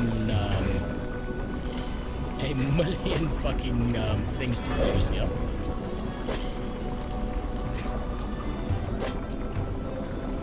Now let's see what that changed. Okay, you've got your waypoints. No, don't jump off the edge. Did this change anything? I'm not sure it did.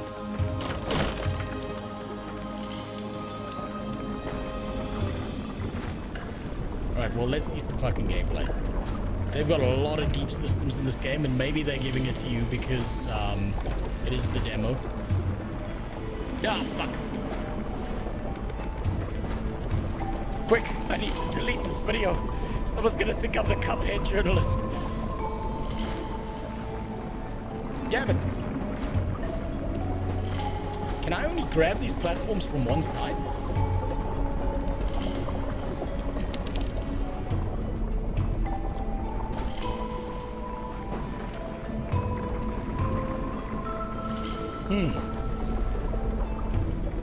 The pause menu reminds me of games like Togi, Gemma, Onimusha, yeah, the early 2000s stuff. Okay, I keep on missing that fucking platform.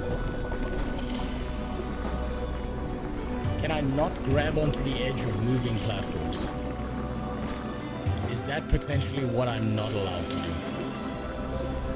Or do I just suck that bad?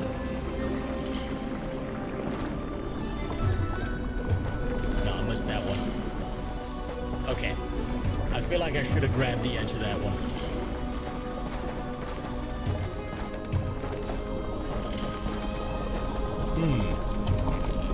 I think the vines. Maybe. Maybe I've got to aim at the vines. Let's try.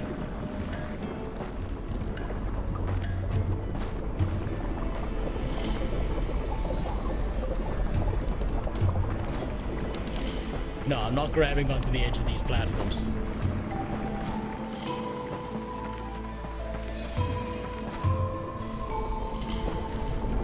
It doesn't seem like you can grab onto the edge of moving platforms. Though I did see that kind of stuff in the trailer that they released.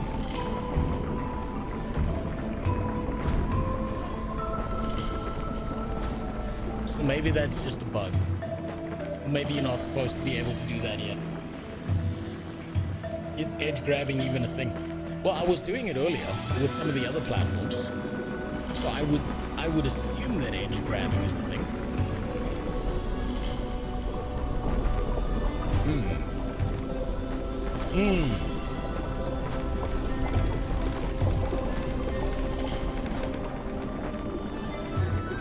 How come 905 people with access to new games can't properly play them? Because the people who play them have to play them like retards. You gotta remember, when you make a game, you're not making a game for the ultra pro gamer who knows fucking everything, who is exceptional at everything that he does.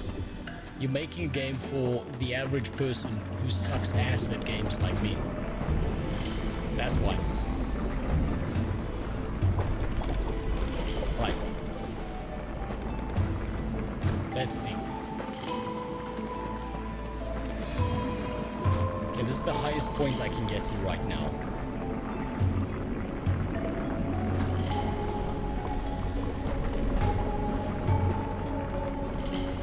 Where's the yellow paint?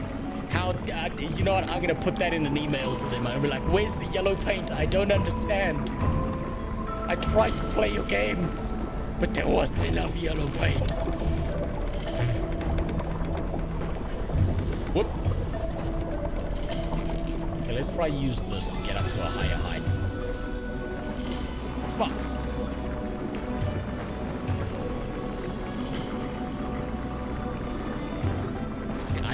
Really feel like I should be able to grab onto the edge of that.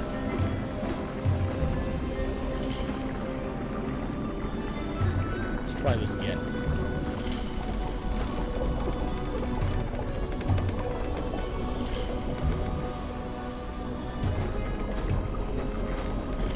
Right. Whoop, whoop, there's a box. There's a box.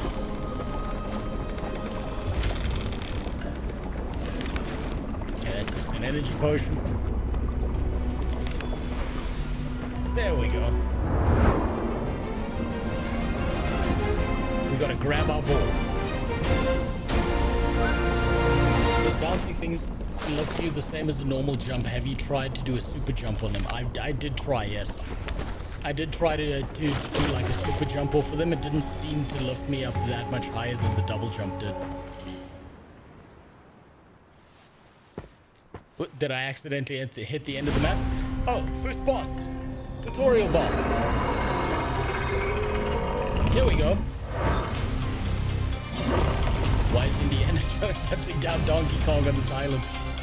I mean, Donkey Kong looks like he's been juicing if he's a lizard now.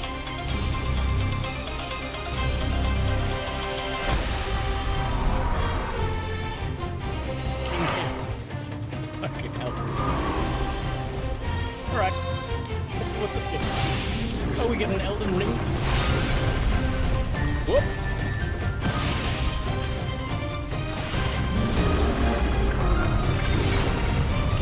Real slow.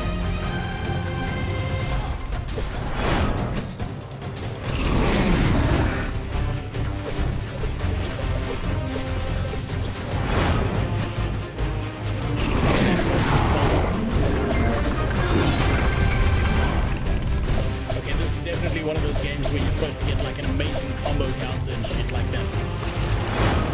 Ah, fuck.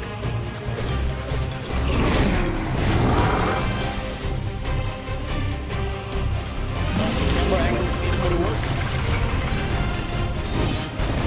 This is a really slow boss. I feel like he should be getting me way faster.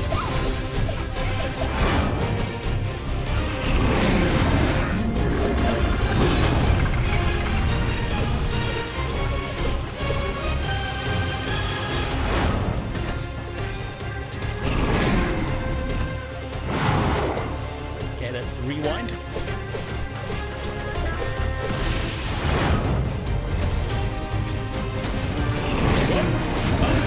Smellability.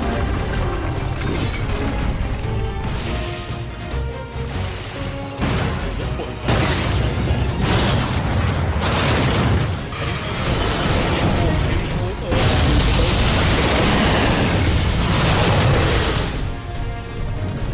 the animations are awkward. It's like they made. Okay, you trapped me in a second.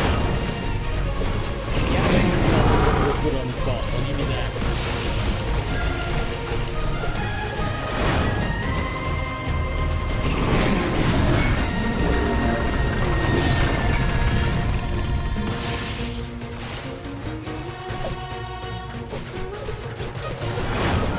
I wonder if this boss is just slow because it's a tutorial boss that's trying to teach you how to fight. Or whether this is going to be every single other boss, because that's going to be a problem.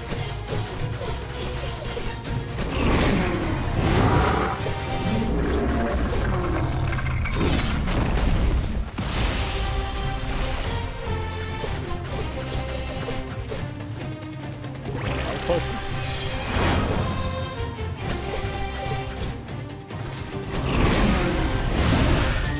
This guy's moving real fucking slow.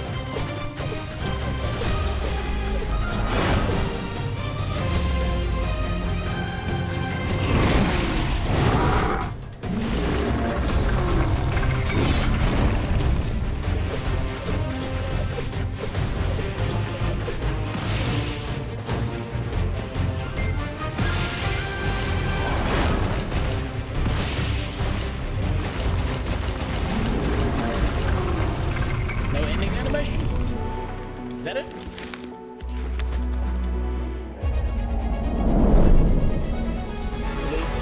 It seems like those gems overpowered you. They do. I do feel like I've got a little bit too much power for a early game. Okay, Aether Bead. Anal Bead. Small mystical orb from another world. Volatile energy currently flowing through it can be used to greatly increase the power level of your astral tablet, increasing your overall strength and helping you overcome many obstacles on your adventures. Alright. And where does that go? Spells deal more damage. I like that. Let's go for that.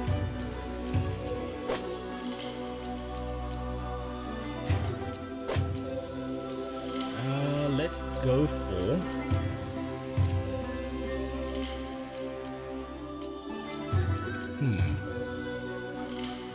You know what? Let's go big dick. Why not? Why not? Let's go for strength. Let's see what that does by comparison. Warrior's Handguard. And then I'll stick to that and we'll see how the sword does by comparison. Maybe we're just trained by other games to expect it, but you'd think this boss would end on some kind of QTE. I don't think that they were going for the QTE kind of style thing, primarily because, well, you know, okay, no fall damage in the game, but I do see that there's an exclamation mark somewhere down here, so I'm gonna have to head backwards. I don't want to miss anything.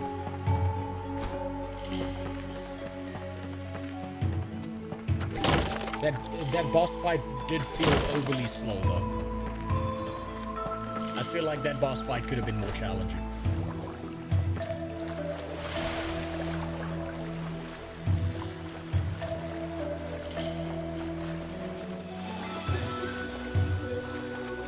Also, I sound quiet compared to the game. Let me fix that. Let me fix that real quick. Let me just do that. That would probably work out better. There we go. Thanks for telling me. That big sword slam has a diarrhea sound effect on it. I missed that. I got too absorbed in trying to do damage. Right, now let's go the way that the game told us to go.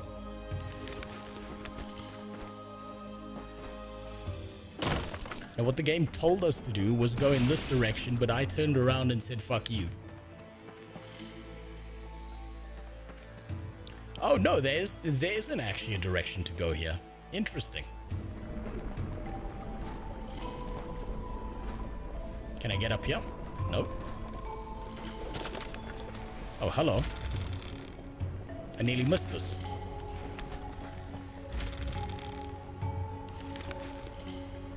Guess the mini-map tells us that. Yeah, it does. Jace the Blue Card Sage. A stranger in my spot. Bold, are you here to challenge me in Mana Clash? You've never played? It's a strategic game of cards and dice, pure brilliance. Okay, let's see what the mini-game's like. You're disturbing my focus. Come back to me when you've got a deck. I'll show you my deck. Pardon? Okay. Okay, so I need to get a deck. This is kind of a... You can play the card game, but only once you've got a deck.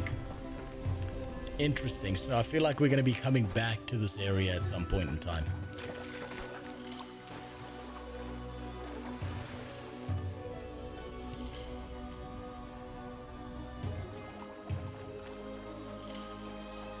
Whoop. Let's go this way. Now to do the great climb once more. Oh, boxes.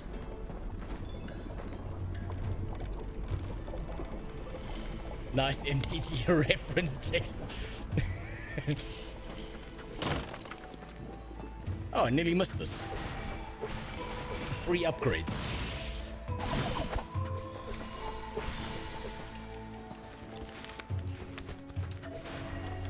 I think it only needs to bring that pop-up menu once. I don't think I need to see it multiple times, to be honest. Let's see.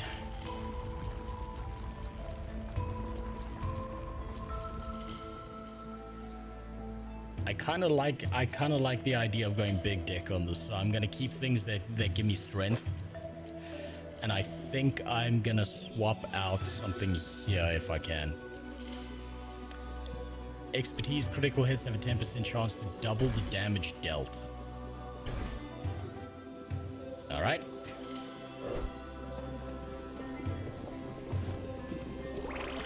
Okay, that's the energy ball. Didn't mean to press that, that was a mistake. Whoops.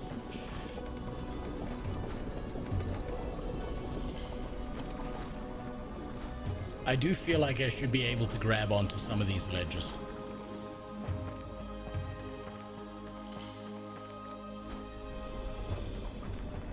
So it tells you that eternal shards are endgame upgrades. Probably.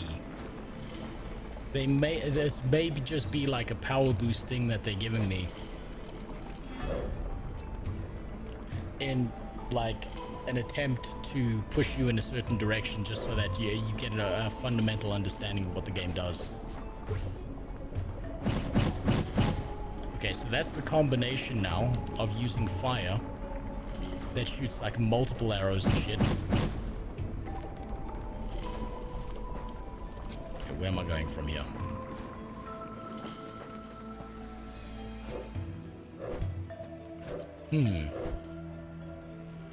Fast travel. Okay, so this gives us the map overview. And I could technically travel back here. Let's see if this feature works. Not as bad as Twilight Princess's pop-ups. Oh yeah, no, definitely not. I think the water gem effects was slowing him. Also kept seeing disadvantage above the boss. Yeah, I think that like each spell seems to have some kind of disadvantage, like some debuff effect. And I'm willing to bet that the fire does like burning damage and stuff. Whereas the water effects are about slowing things down. So maybe the boss was slower because I had a debuff on him. Whoop. Yeah, I really feel like I should be able to grab onto these ledges.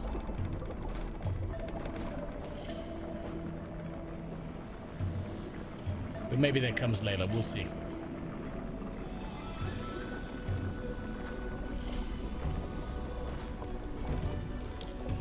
Yeah, this is just me confirming there's no super jump effect that happens when you bounce off of those things.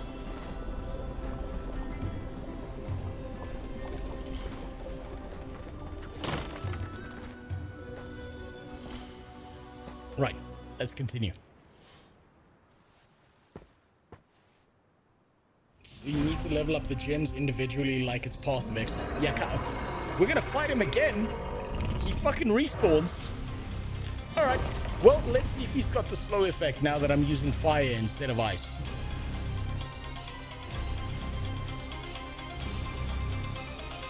I think I can skip this. Nope, he's just as slow.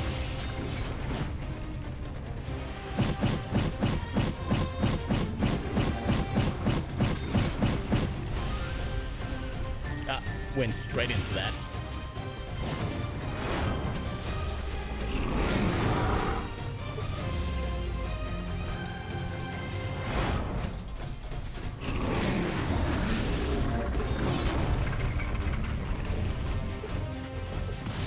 Oh, the sword feels better.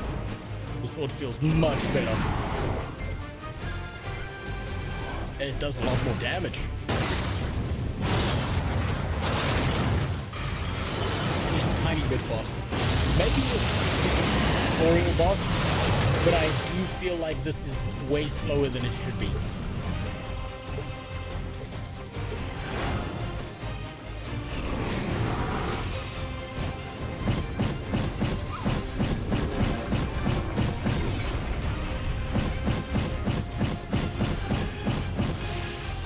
My mana! It's useless!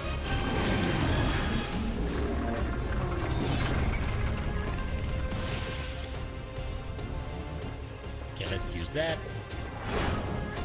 Why not? Let's do a little bit of button mashing and find out what happens. Can I block shit? Okay, that is just like a shield. That is just a straight up shield.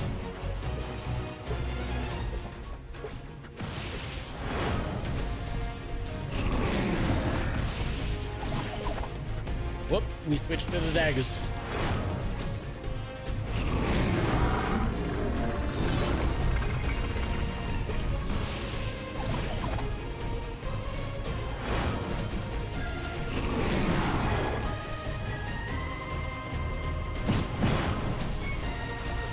It's fucking embarrassing that this boss is moving so slow and I'm still getting my shit pushed in. Oh boy.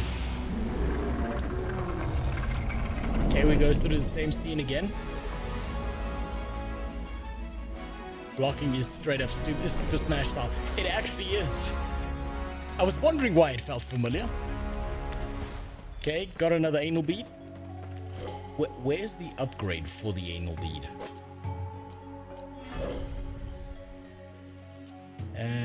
We will go with Cluster bomb. Let's go for scatter shot. Wait.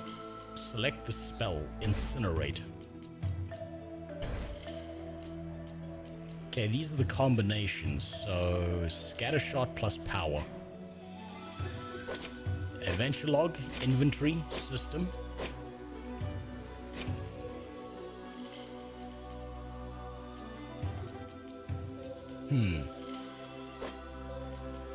Let's put something in here. Let's go big dick.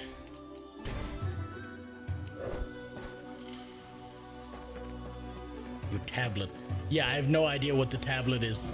It's told me about a tablet before I've had the ability to use it or upgrade it.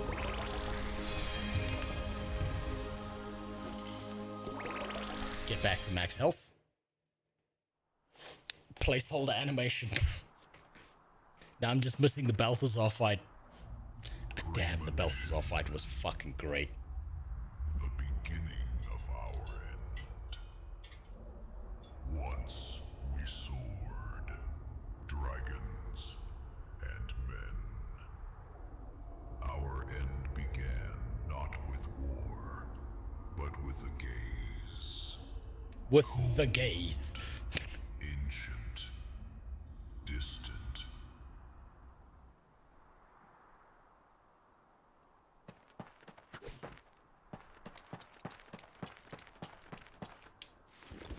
Okay, what's this? Power bead. Small mystical orb. Seems like great power is flowing through it. Can be used to increase your power. Astral tablet. It keeps on mentioning the astral tablet. But I have no idea what... Okay, that's where that goes. Increases potency of potions. Max health, please. Yes. Magic damage. Okay, we've only got 2 slots for now. We're gonna go for potions.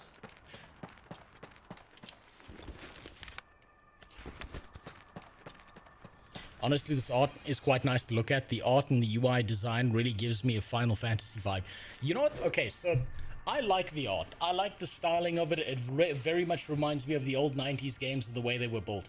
Do you know what these guys are going to be accused of immediately? Is they're going to be accused of AI generating their art.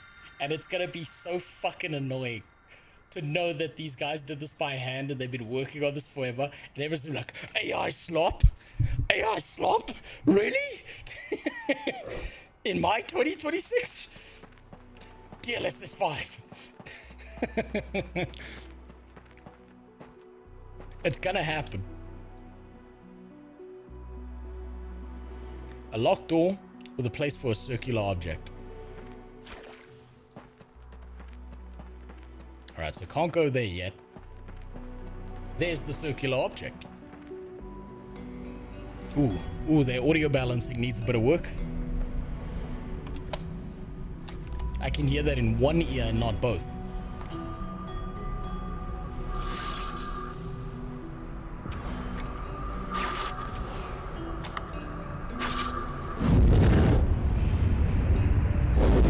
Okay, now we have another schizophrenia moment. Back in Nam. Ah, the helicopters.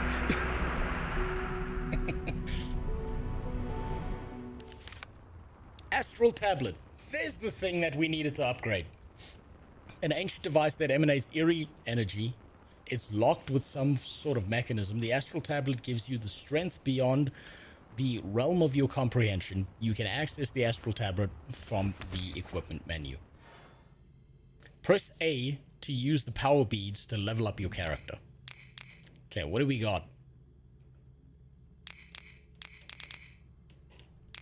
Can I go to the other ones? There we go. Okay, I just had to find the button.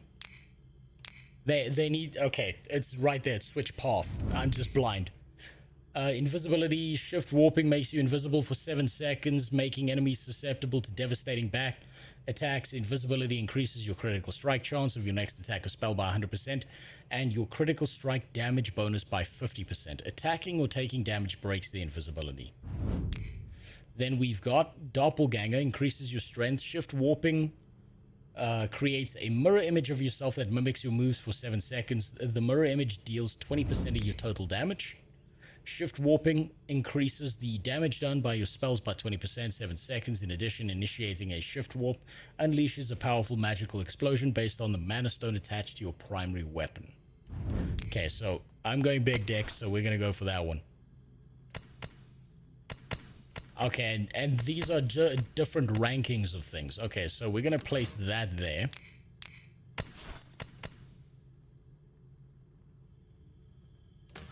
You put that there. Did that interact with node? Move. Will it? Okay, there we go. Okay, that last one didn't work for some reason. Let's try that again. Oh, it's because I don't have that one. That's the golden one. This is the purple one. All right. Okay, I understand. I understand. And then that's a basic stat increase. So we'll put that there.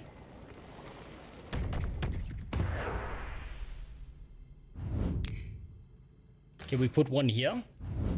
No. Okay, so this is a selection thing. What the? Okay, there's more to this. Fuck me. Your perfectly timed charge spells infuse your weapons with dark energy, increasing damage done by your attacks by 10% for 7 seconds. Spells. Your combos deal guaranteed critical strike every 5th hit. Strength int. I like that one. But it seems like you need to have a bead in the right place. So okay, we can't select any of those. If I place that there, can I then use this?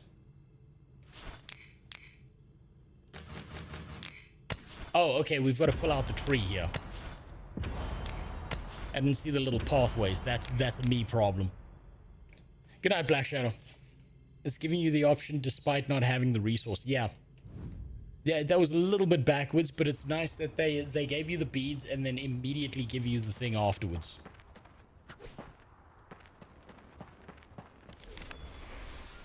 What happens if I do this?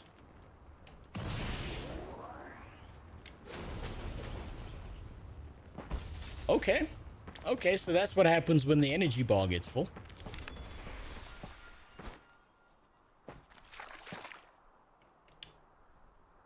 Let's see where this leads. A BB sphere grid. Cool system. There's obviously like a lot of complexity to what they've added to this. Right, I just hope they don't hit like a new player with all of this all at once and that it's like a slow build up towards this. Also, I want to see what the next boss does.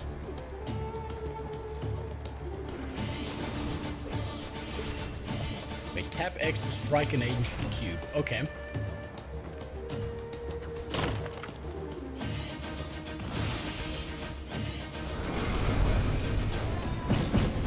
Okay, there seems to be like a slowdown effect that occurs here.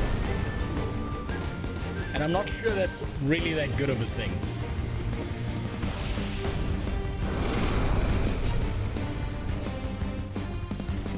I don't like that. I think I would rather prefer this fight at regular speed rather than slow down speed like this.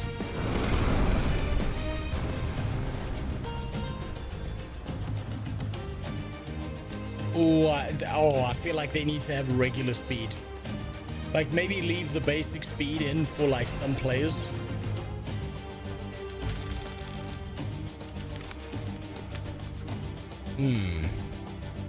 Open the menu.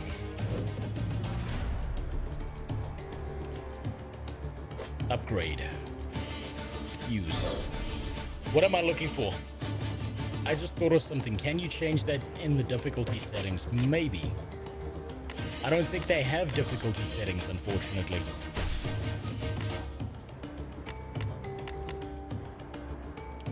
I don't see anything in the like in the menu that has a difficulty setting on it. I feel like that is a bit of a miss. I do think that they need to have faster combat when it comes to boss fights. The slowdown of it, maybe that's nice for some players.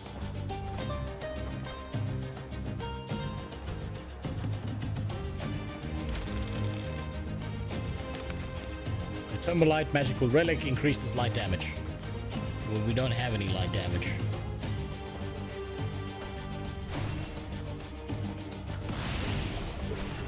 I feel like this game is trying to tell me something when it comes to this right here. Like, maybe I should be igniting this.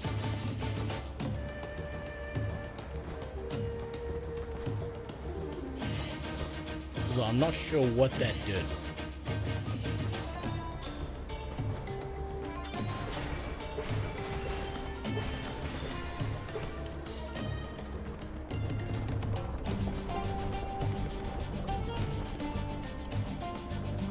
Fuck.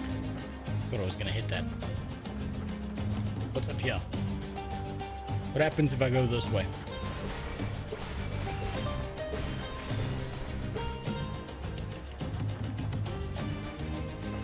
Man, there's a lot of upgrades very fast. So maybe that slows down now.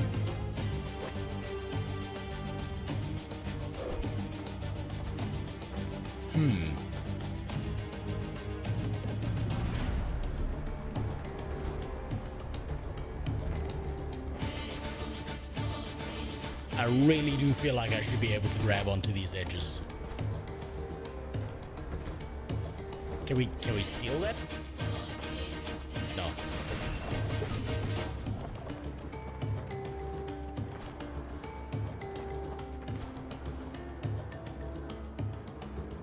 Fuck. Am I stuck?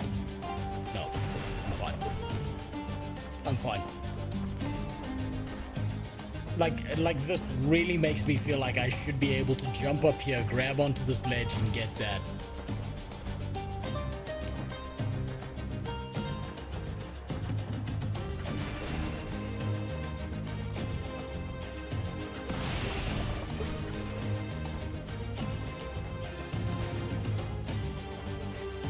Tap X to strike an ancient cube.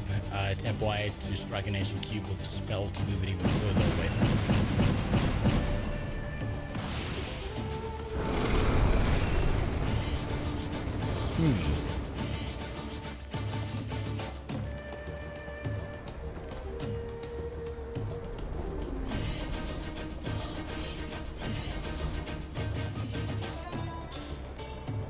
Maybe the double jump should be a mid-game unlock. I think, yeah, maybe it should be, but I don't know if they would change that because it seems like the double jump is kind of fundamental to getting through even these beginner puzzles, right? So I don't see them changing that with the way they've made this already. But I do feel like the double jump should feel like a reward you get for getting to a certain part of the game.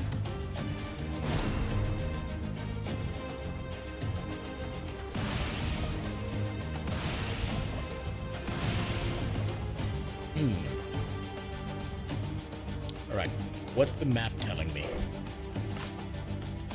The map is telling me there's only one direction to head, which is this way.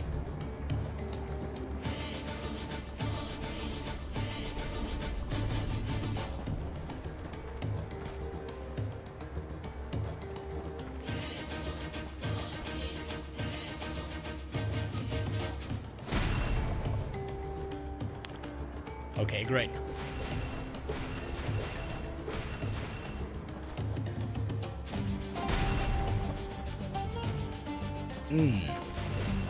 Oh, okay, there's no edge grabbing on purpose because it's trying to make you solve a puzzle. I was just too fucking stupid to realize what the puzzle was. And that one's too far away now. Fuck. Maybe I can move this back?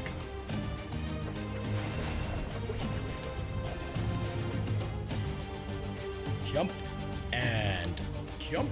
There we go. first keystone piece. A curiously shaped old device. Find and combine the other keystone pieces shatter around this area. They must be a part of some ancient mechanism.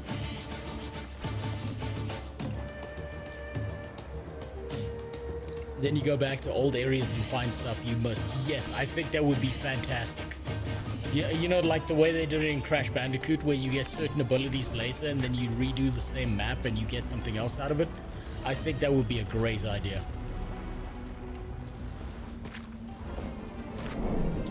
I like that suggestion. I'm definitely giving that one to them. I never played these old school games like Crash, so I'm probably talking out my ass as to what progression should be like. No, it sounds like you got like an idea of what's supposed to go on here. Like, I don't think you have to have played one of these old games to understand, you know, the fundamentals of how a game should function. It seems like you understand it.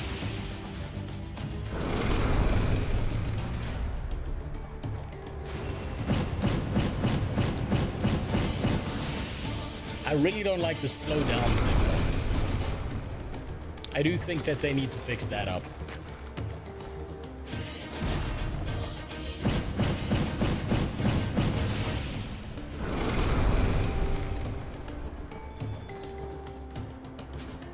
Oh, I get it. Okay, so I'm starting to understand what these fire pillars are for. It's so you can see what the fuck you're doing in the darkness.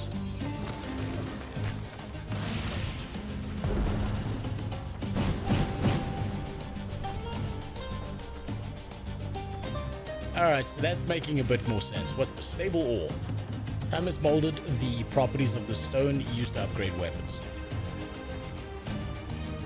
Well, let's move this over here.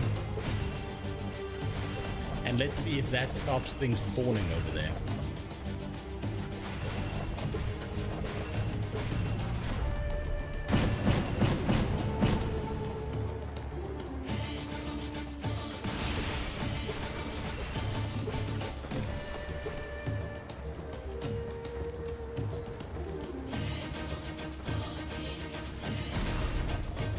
Whoop.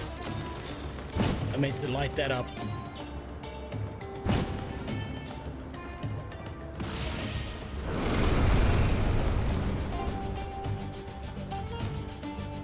Alright. Second keystone piece. Something about the visuals tells me that there's 3 of them.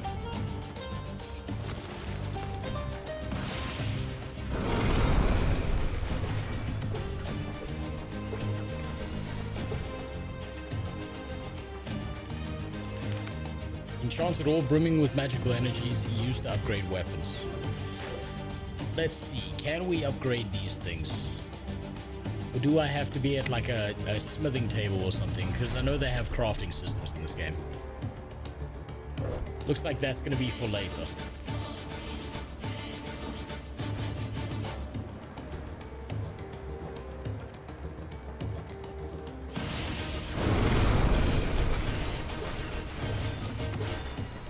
Tell the devs that if they hate themselves, they should ask DSP to try their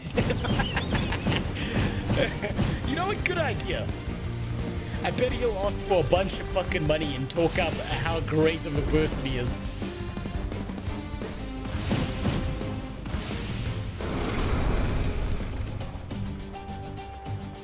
Oh. What's this? There's something scribbled on a dirty old paper. The godforsaken dragon riddle looks like it's getting the best of me. For anyone finding themselves in the same predicament, you need to activate the pressure plates in the following order. Right, left, down, up. Right, left, down, up. Okay. But my speed is not what it used to be back in the day. I'm just too slow to reach the last pressure plate before the first one. Okay.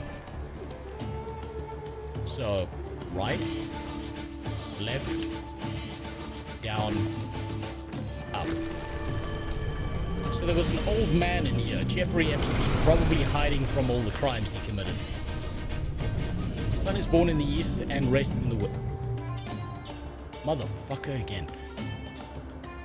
Warming the southern islands as it journeys across the sky. As shadows grow long, face the northern star and the light's warm embrace shall lead you forth.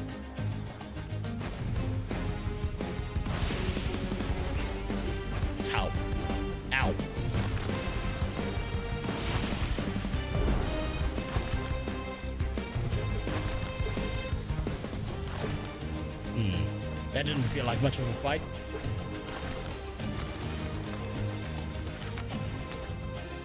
I do feel like the combat is lacking, and like the combat should be happening faster than what it currently is. It feels like I'm playing the game in slow-mo mode.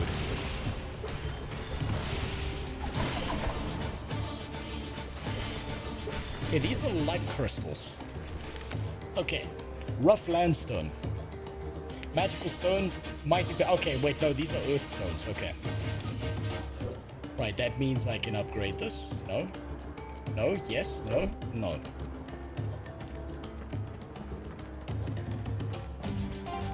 Even despite all of that, DSP is still a better person than Jace, Ferret, Condom, or... Of course he is. He just jacked off live on stream and is full of himself. You know what I'd love to see is an argument between DSP and Pirate Software. I think that would be fucking hilarious. Ooh, Deadeye's compound bow. A masterfully crafted compound bow that resonates with mana stones. Equip either as a primary or secondary weapon to deal physical damage. Okay, okay. Well, let's give that a try. And let's give it something else. Let's see. That's ice. Oh, and look at that. Different stones have different stats attached to them. Interesting. Alright, well, let's give the bow a try.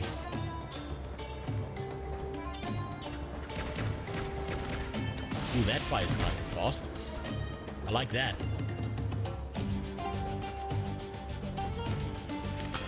And there's the third piece. I can't believe there were 3 pieces. It's almost like there were visual indicators indicating what I was supposed to do. Seems like a triangle-shaped object. Do you want to use the ancient keystone? Abso-fucking-lutely.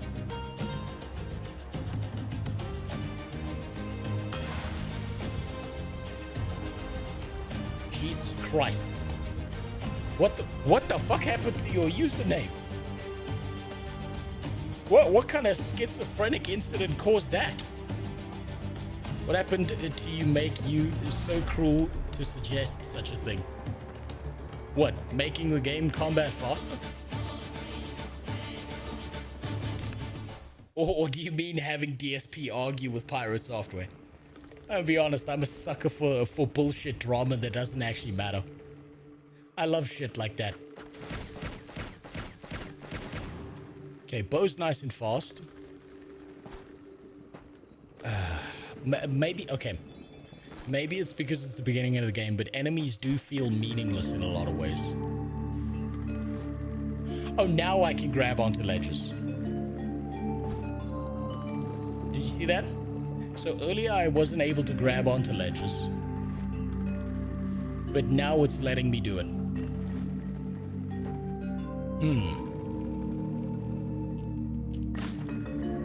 Oh, and there's no map for this area. This is like supposed to be a secret area.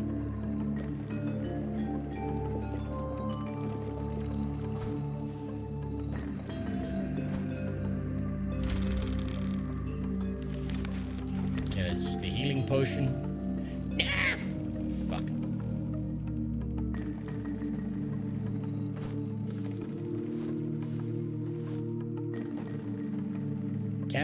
Can I grab onto the edge of this right here? Oh, okay, so those earlier ones I couldn't grab onto the ledges of, but these ones I can. Is that a purposeful game design choice? Or is it simply not working in that beginner area the way it was supposed to? I wonder.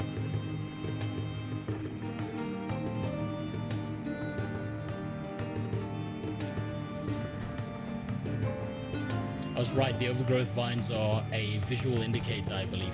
Well, I mean, so I don't think so, because if I go over here, right?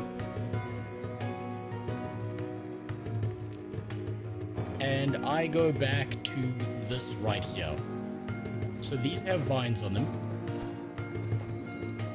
There were vines on the ones in the previous level that I couldn't grab onto. And if I look at this ledge here on the right, does this have vines on it? Yeah, it does. Maybe the vines are meant to be the yellow paint. For retards like me. You might be onto something with that.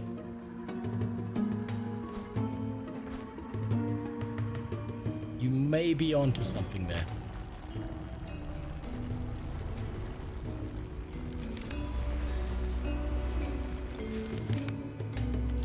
It's another anal bead. Where is that thing? Adventure log, inventory. Where the fuck is that goddamn menu?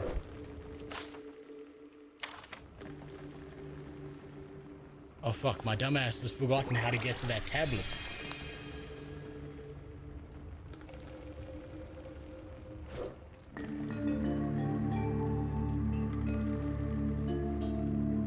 I didn't realize that they're actually called beads. Oh, they're definitely gonna be called anal beads. You're gonna put them together in a string and rip them out like a lawnmower.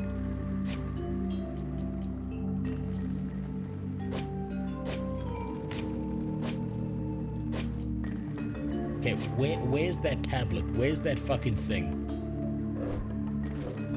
Press that to open the tab. Okay, there we go. Right, we got all of that. Okay, these are all the regular anal beads, so I think I go for this. I think I fill out this tree as much as possible. Increasing damage of perfectly timed charged spells and weapon attacks, okay? It's like a mini Path of Exile tree.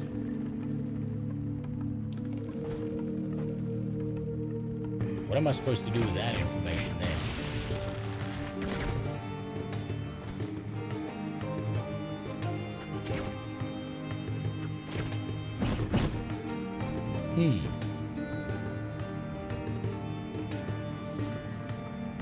I feel like the game is telling me something and I'm not quite picking up on what it's putting down.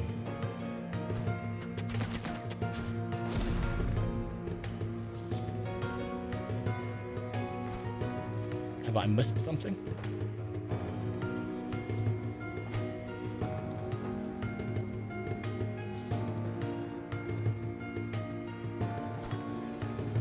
I think I've missed something.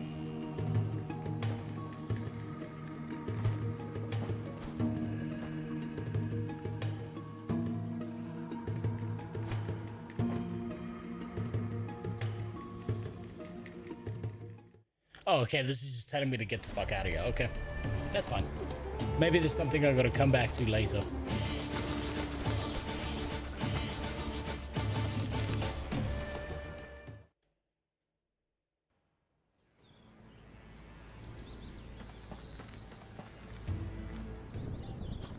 Okay, let's see where this goes.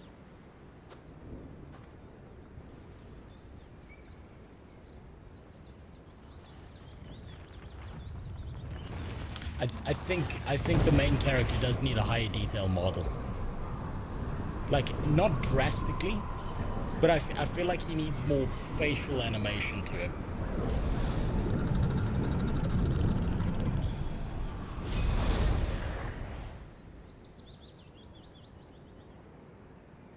Okay, what was that?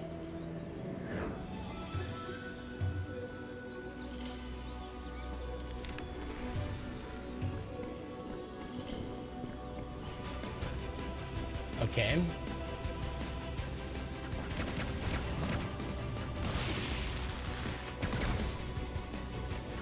Okay, so he's physically immune to shit. So I can't touch him yet.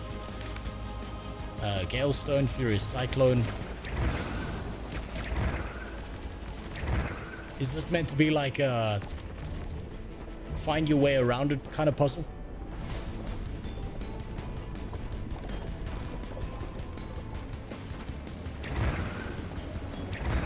Whoop, we've got a box here. Mana Clash playing card. Mana Clash is a dice battler game. Choose your hero, equip powerful gear, harness eternal forces, blah blah blah. Okay, so that's the card game.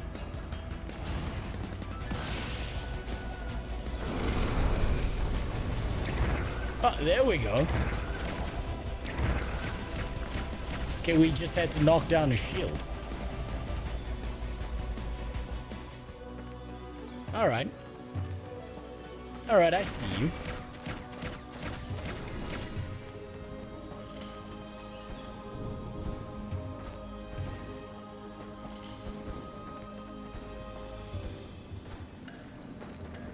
Okay. Do we jump up there?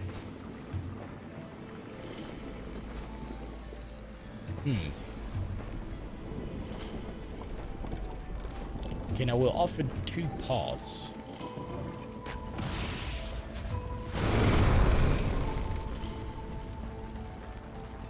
This direction and the other direction.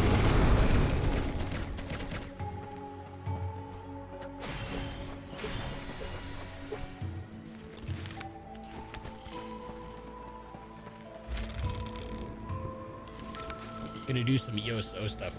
Go for it. Crazed Warrior Signet.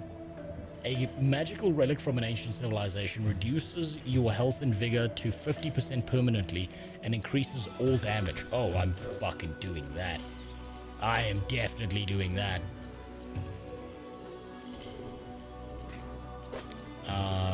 Let's do that. Let's drop our HP in half. Why not?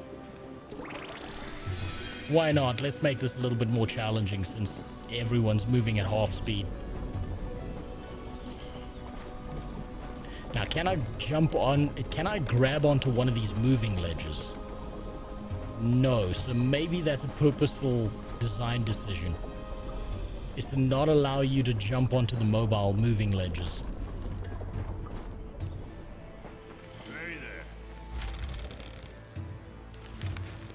Mighty Ore resonates strong and stable force.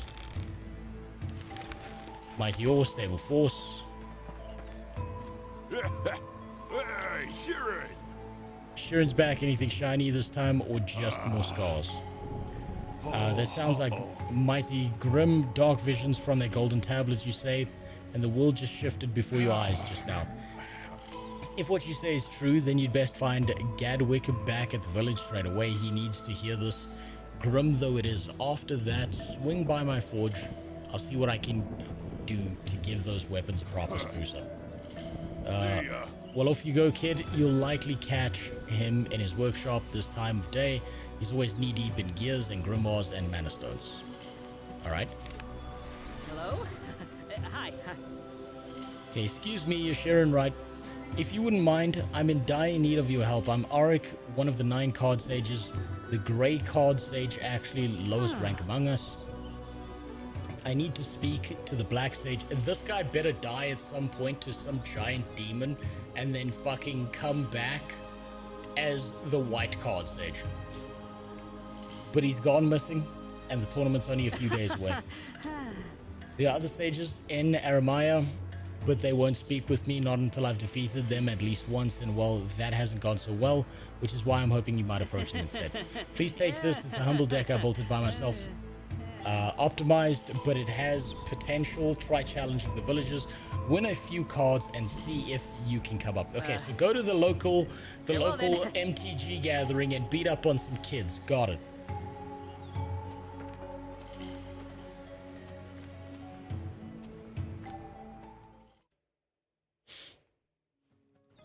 Maybe you grabbed 2 earlier that were in motion, and the one with the long vines which shot my idea down, so maybe at least grabbing the moving ones is inconsistent. Yeah, maybe it's certain platforms you can and certain platforms you can't. Or maybe that's a bug in their coding. I'm not quite sure yet. Oh look, it's the Spyro village.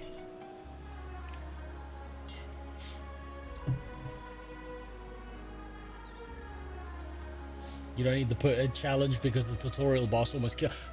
What the fuck are you talking about, Great Skywars? I was perfectly fine. I didn't die once.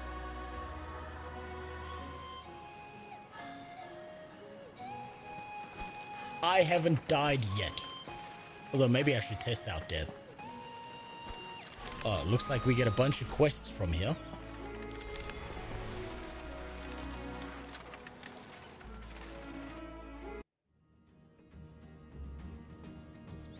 Oh, that's a nice set piece. let's just rob the old man. Mana Clash playing card. Mana Clash playing card. Just break all his shit.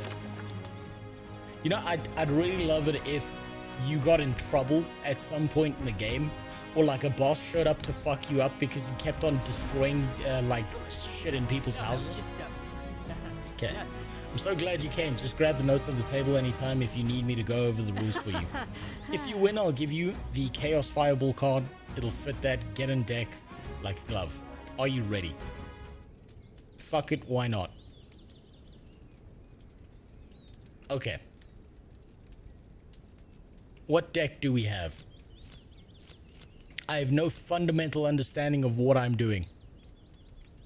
So let's just fucking go for it. Let's see what their card game looks like.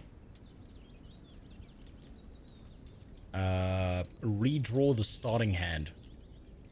I would love to be able to flip through the cards and tell what's good and not. Continue without a mulligan. No, I didn't forfeit. What? No. Let's go. Okay, alright, here's the gist of Mana Clash. The cards you play decide what kind of dice you roll and how many. If a card says it rolls 3 lesser dice for damage, that means you roll 3 6-siders and deal damage equal to the total. When your opponent's health hits 0, you win. Simple enough. No. To build a deck, you'll need 24 cards. That's 1 hero card, 3 equipment cards, and 20 other cards. Your hero and equipment cards stay on the board. They define your style and give you powerful effects to shape your strategy.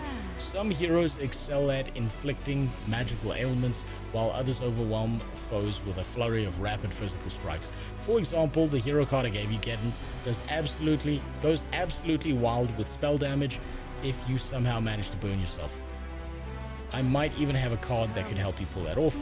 The rest of the deck is made up of Mana Stones, actions, and Gambits. Mana Stones are your main resource. They raise your mana, which, you know what I would like? Instead of them shitting out a wall of text at me, it would take me through an example game where it gave me this chunk by chunk so I could see exactly what the fuck was going on. Right? The way those cards are spread, it looks like it's tarot, but that can't be right. Of course, it's overcomplicated. They're Finns. They're not real Europeans. They're Mongolians playing pretend. I was waiting for that. I knew someone was going to fucking say that shit. You'll usually chain a gambit together. Okay. Part of it, manage your mana, chain your plays, and let your hero equipment guide your deck. Do that right. Okay. Okay, let's try this again. No, it's just Okay, let's try this again. Okay, start the game.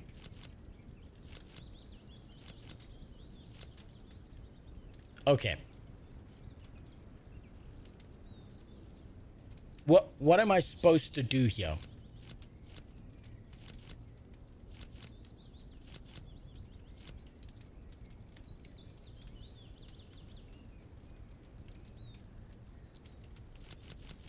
Okay, there we go.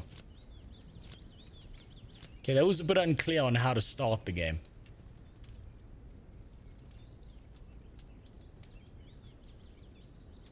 Right. Fireball action spell.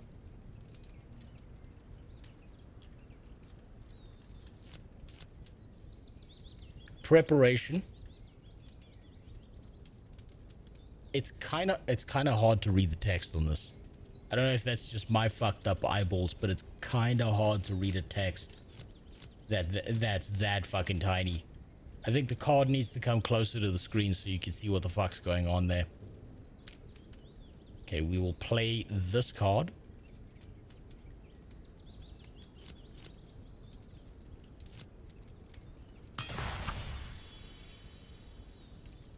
Okay, the dice roll.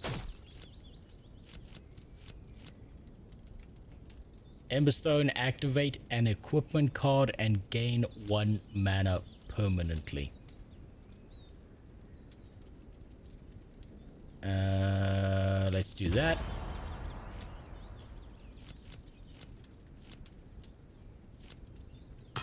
Okay, we'll do a fireball. Why not?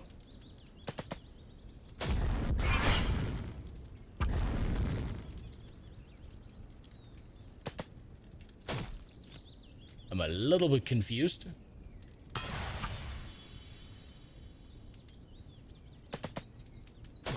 I don't think I got beaten by my parents enough to understand this game fully.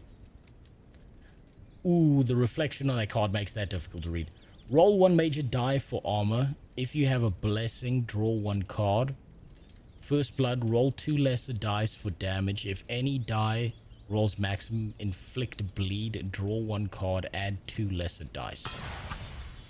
Okay.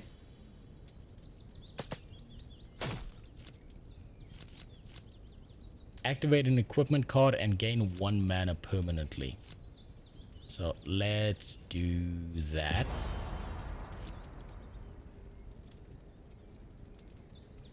What does this do? Whenever you chain 2 or more gambits into an action, draw 2 cards. The leaf is in the way of the card. Double or nothing. Dusk and dawn. Odd turns +2. Okay.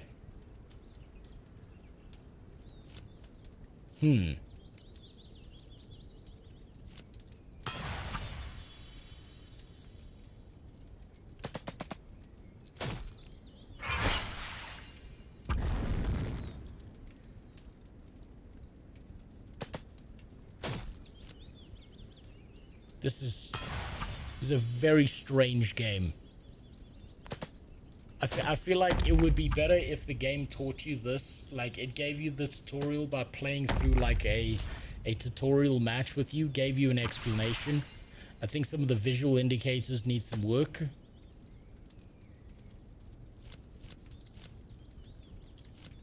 See, we will use that. We'll add that. We'll use that.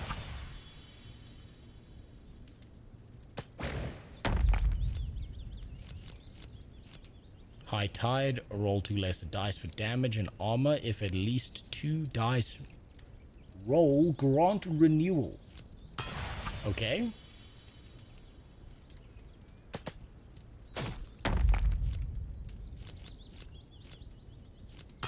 Okay, I'm just gonna shit out cards until I win.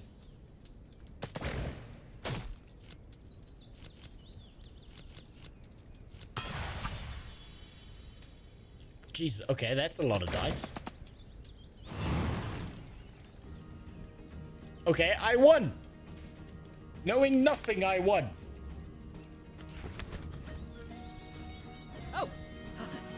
If you want a better shot at beating the other stages, try building your deck around Geddon. Word is, the red card stage carries a relic that boosts spell damage while also inflicting burn. Maybe you can see, okay. Okay, no, take me out of here. Take me out of here.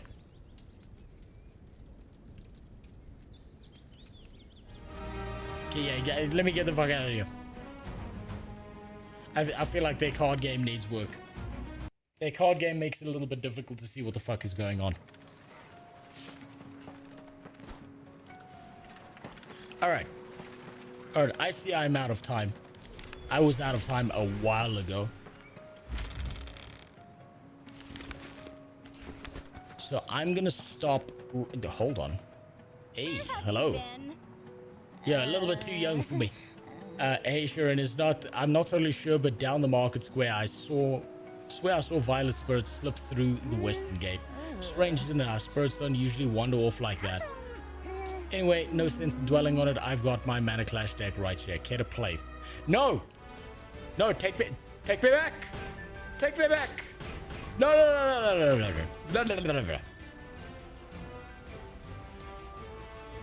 Get me out of here. Alright. Card game needs work, but it's still better than the one ESO has. I mean, it's not bad, but it does need a lot of work. Alright, I'm going to stop there. Right, I'm out of time, unfortunately. This is what I have to say as a first impression from what I see in Second Stone. I can see all the inspiration. I can see the way they've built this world. I do feel like it needs a slower start to the game so that it's not introducing too many systems and stats to you off the beaten path, right? It kind of overloads you in the beginning of the game, and I feel like if it had a slower build up towards what you were doing, that would be better for a newer player.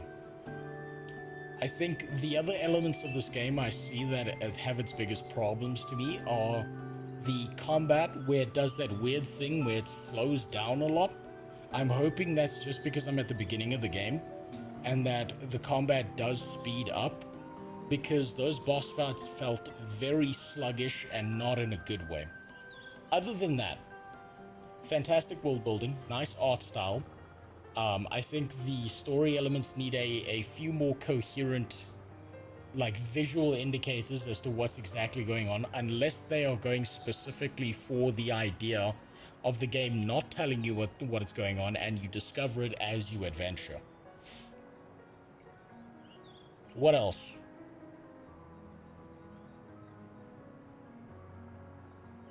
What is the biggest problem I see with this game right now?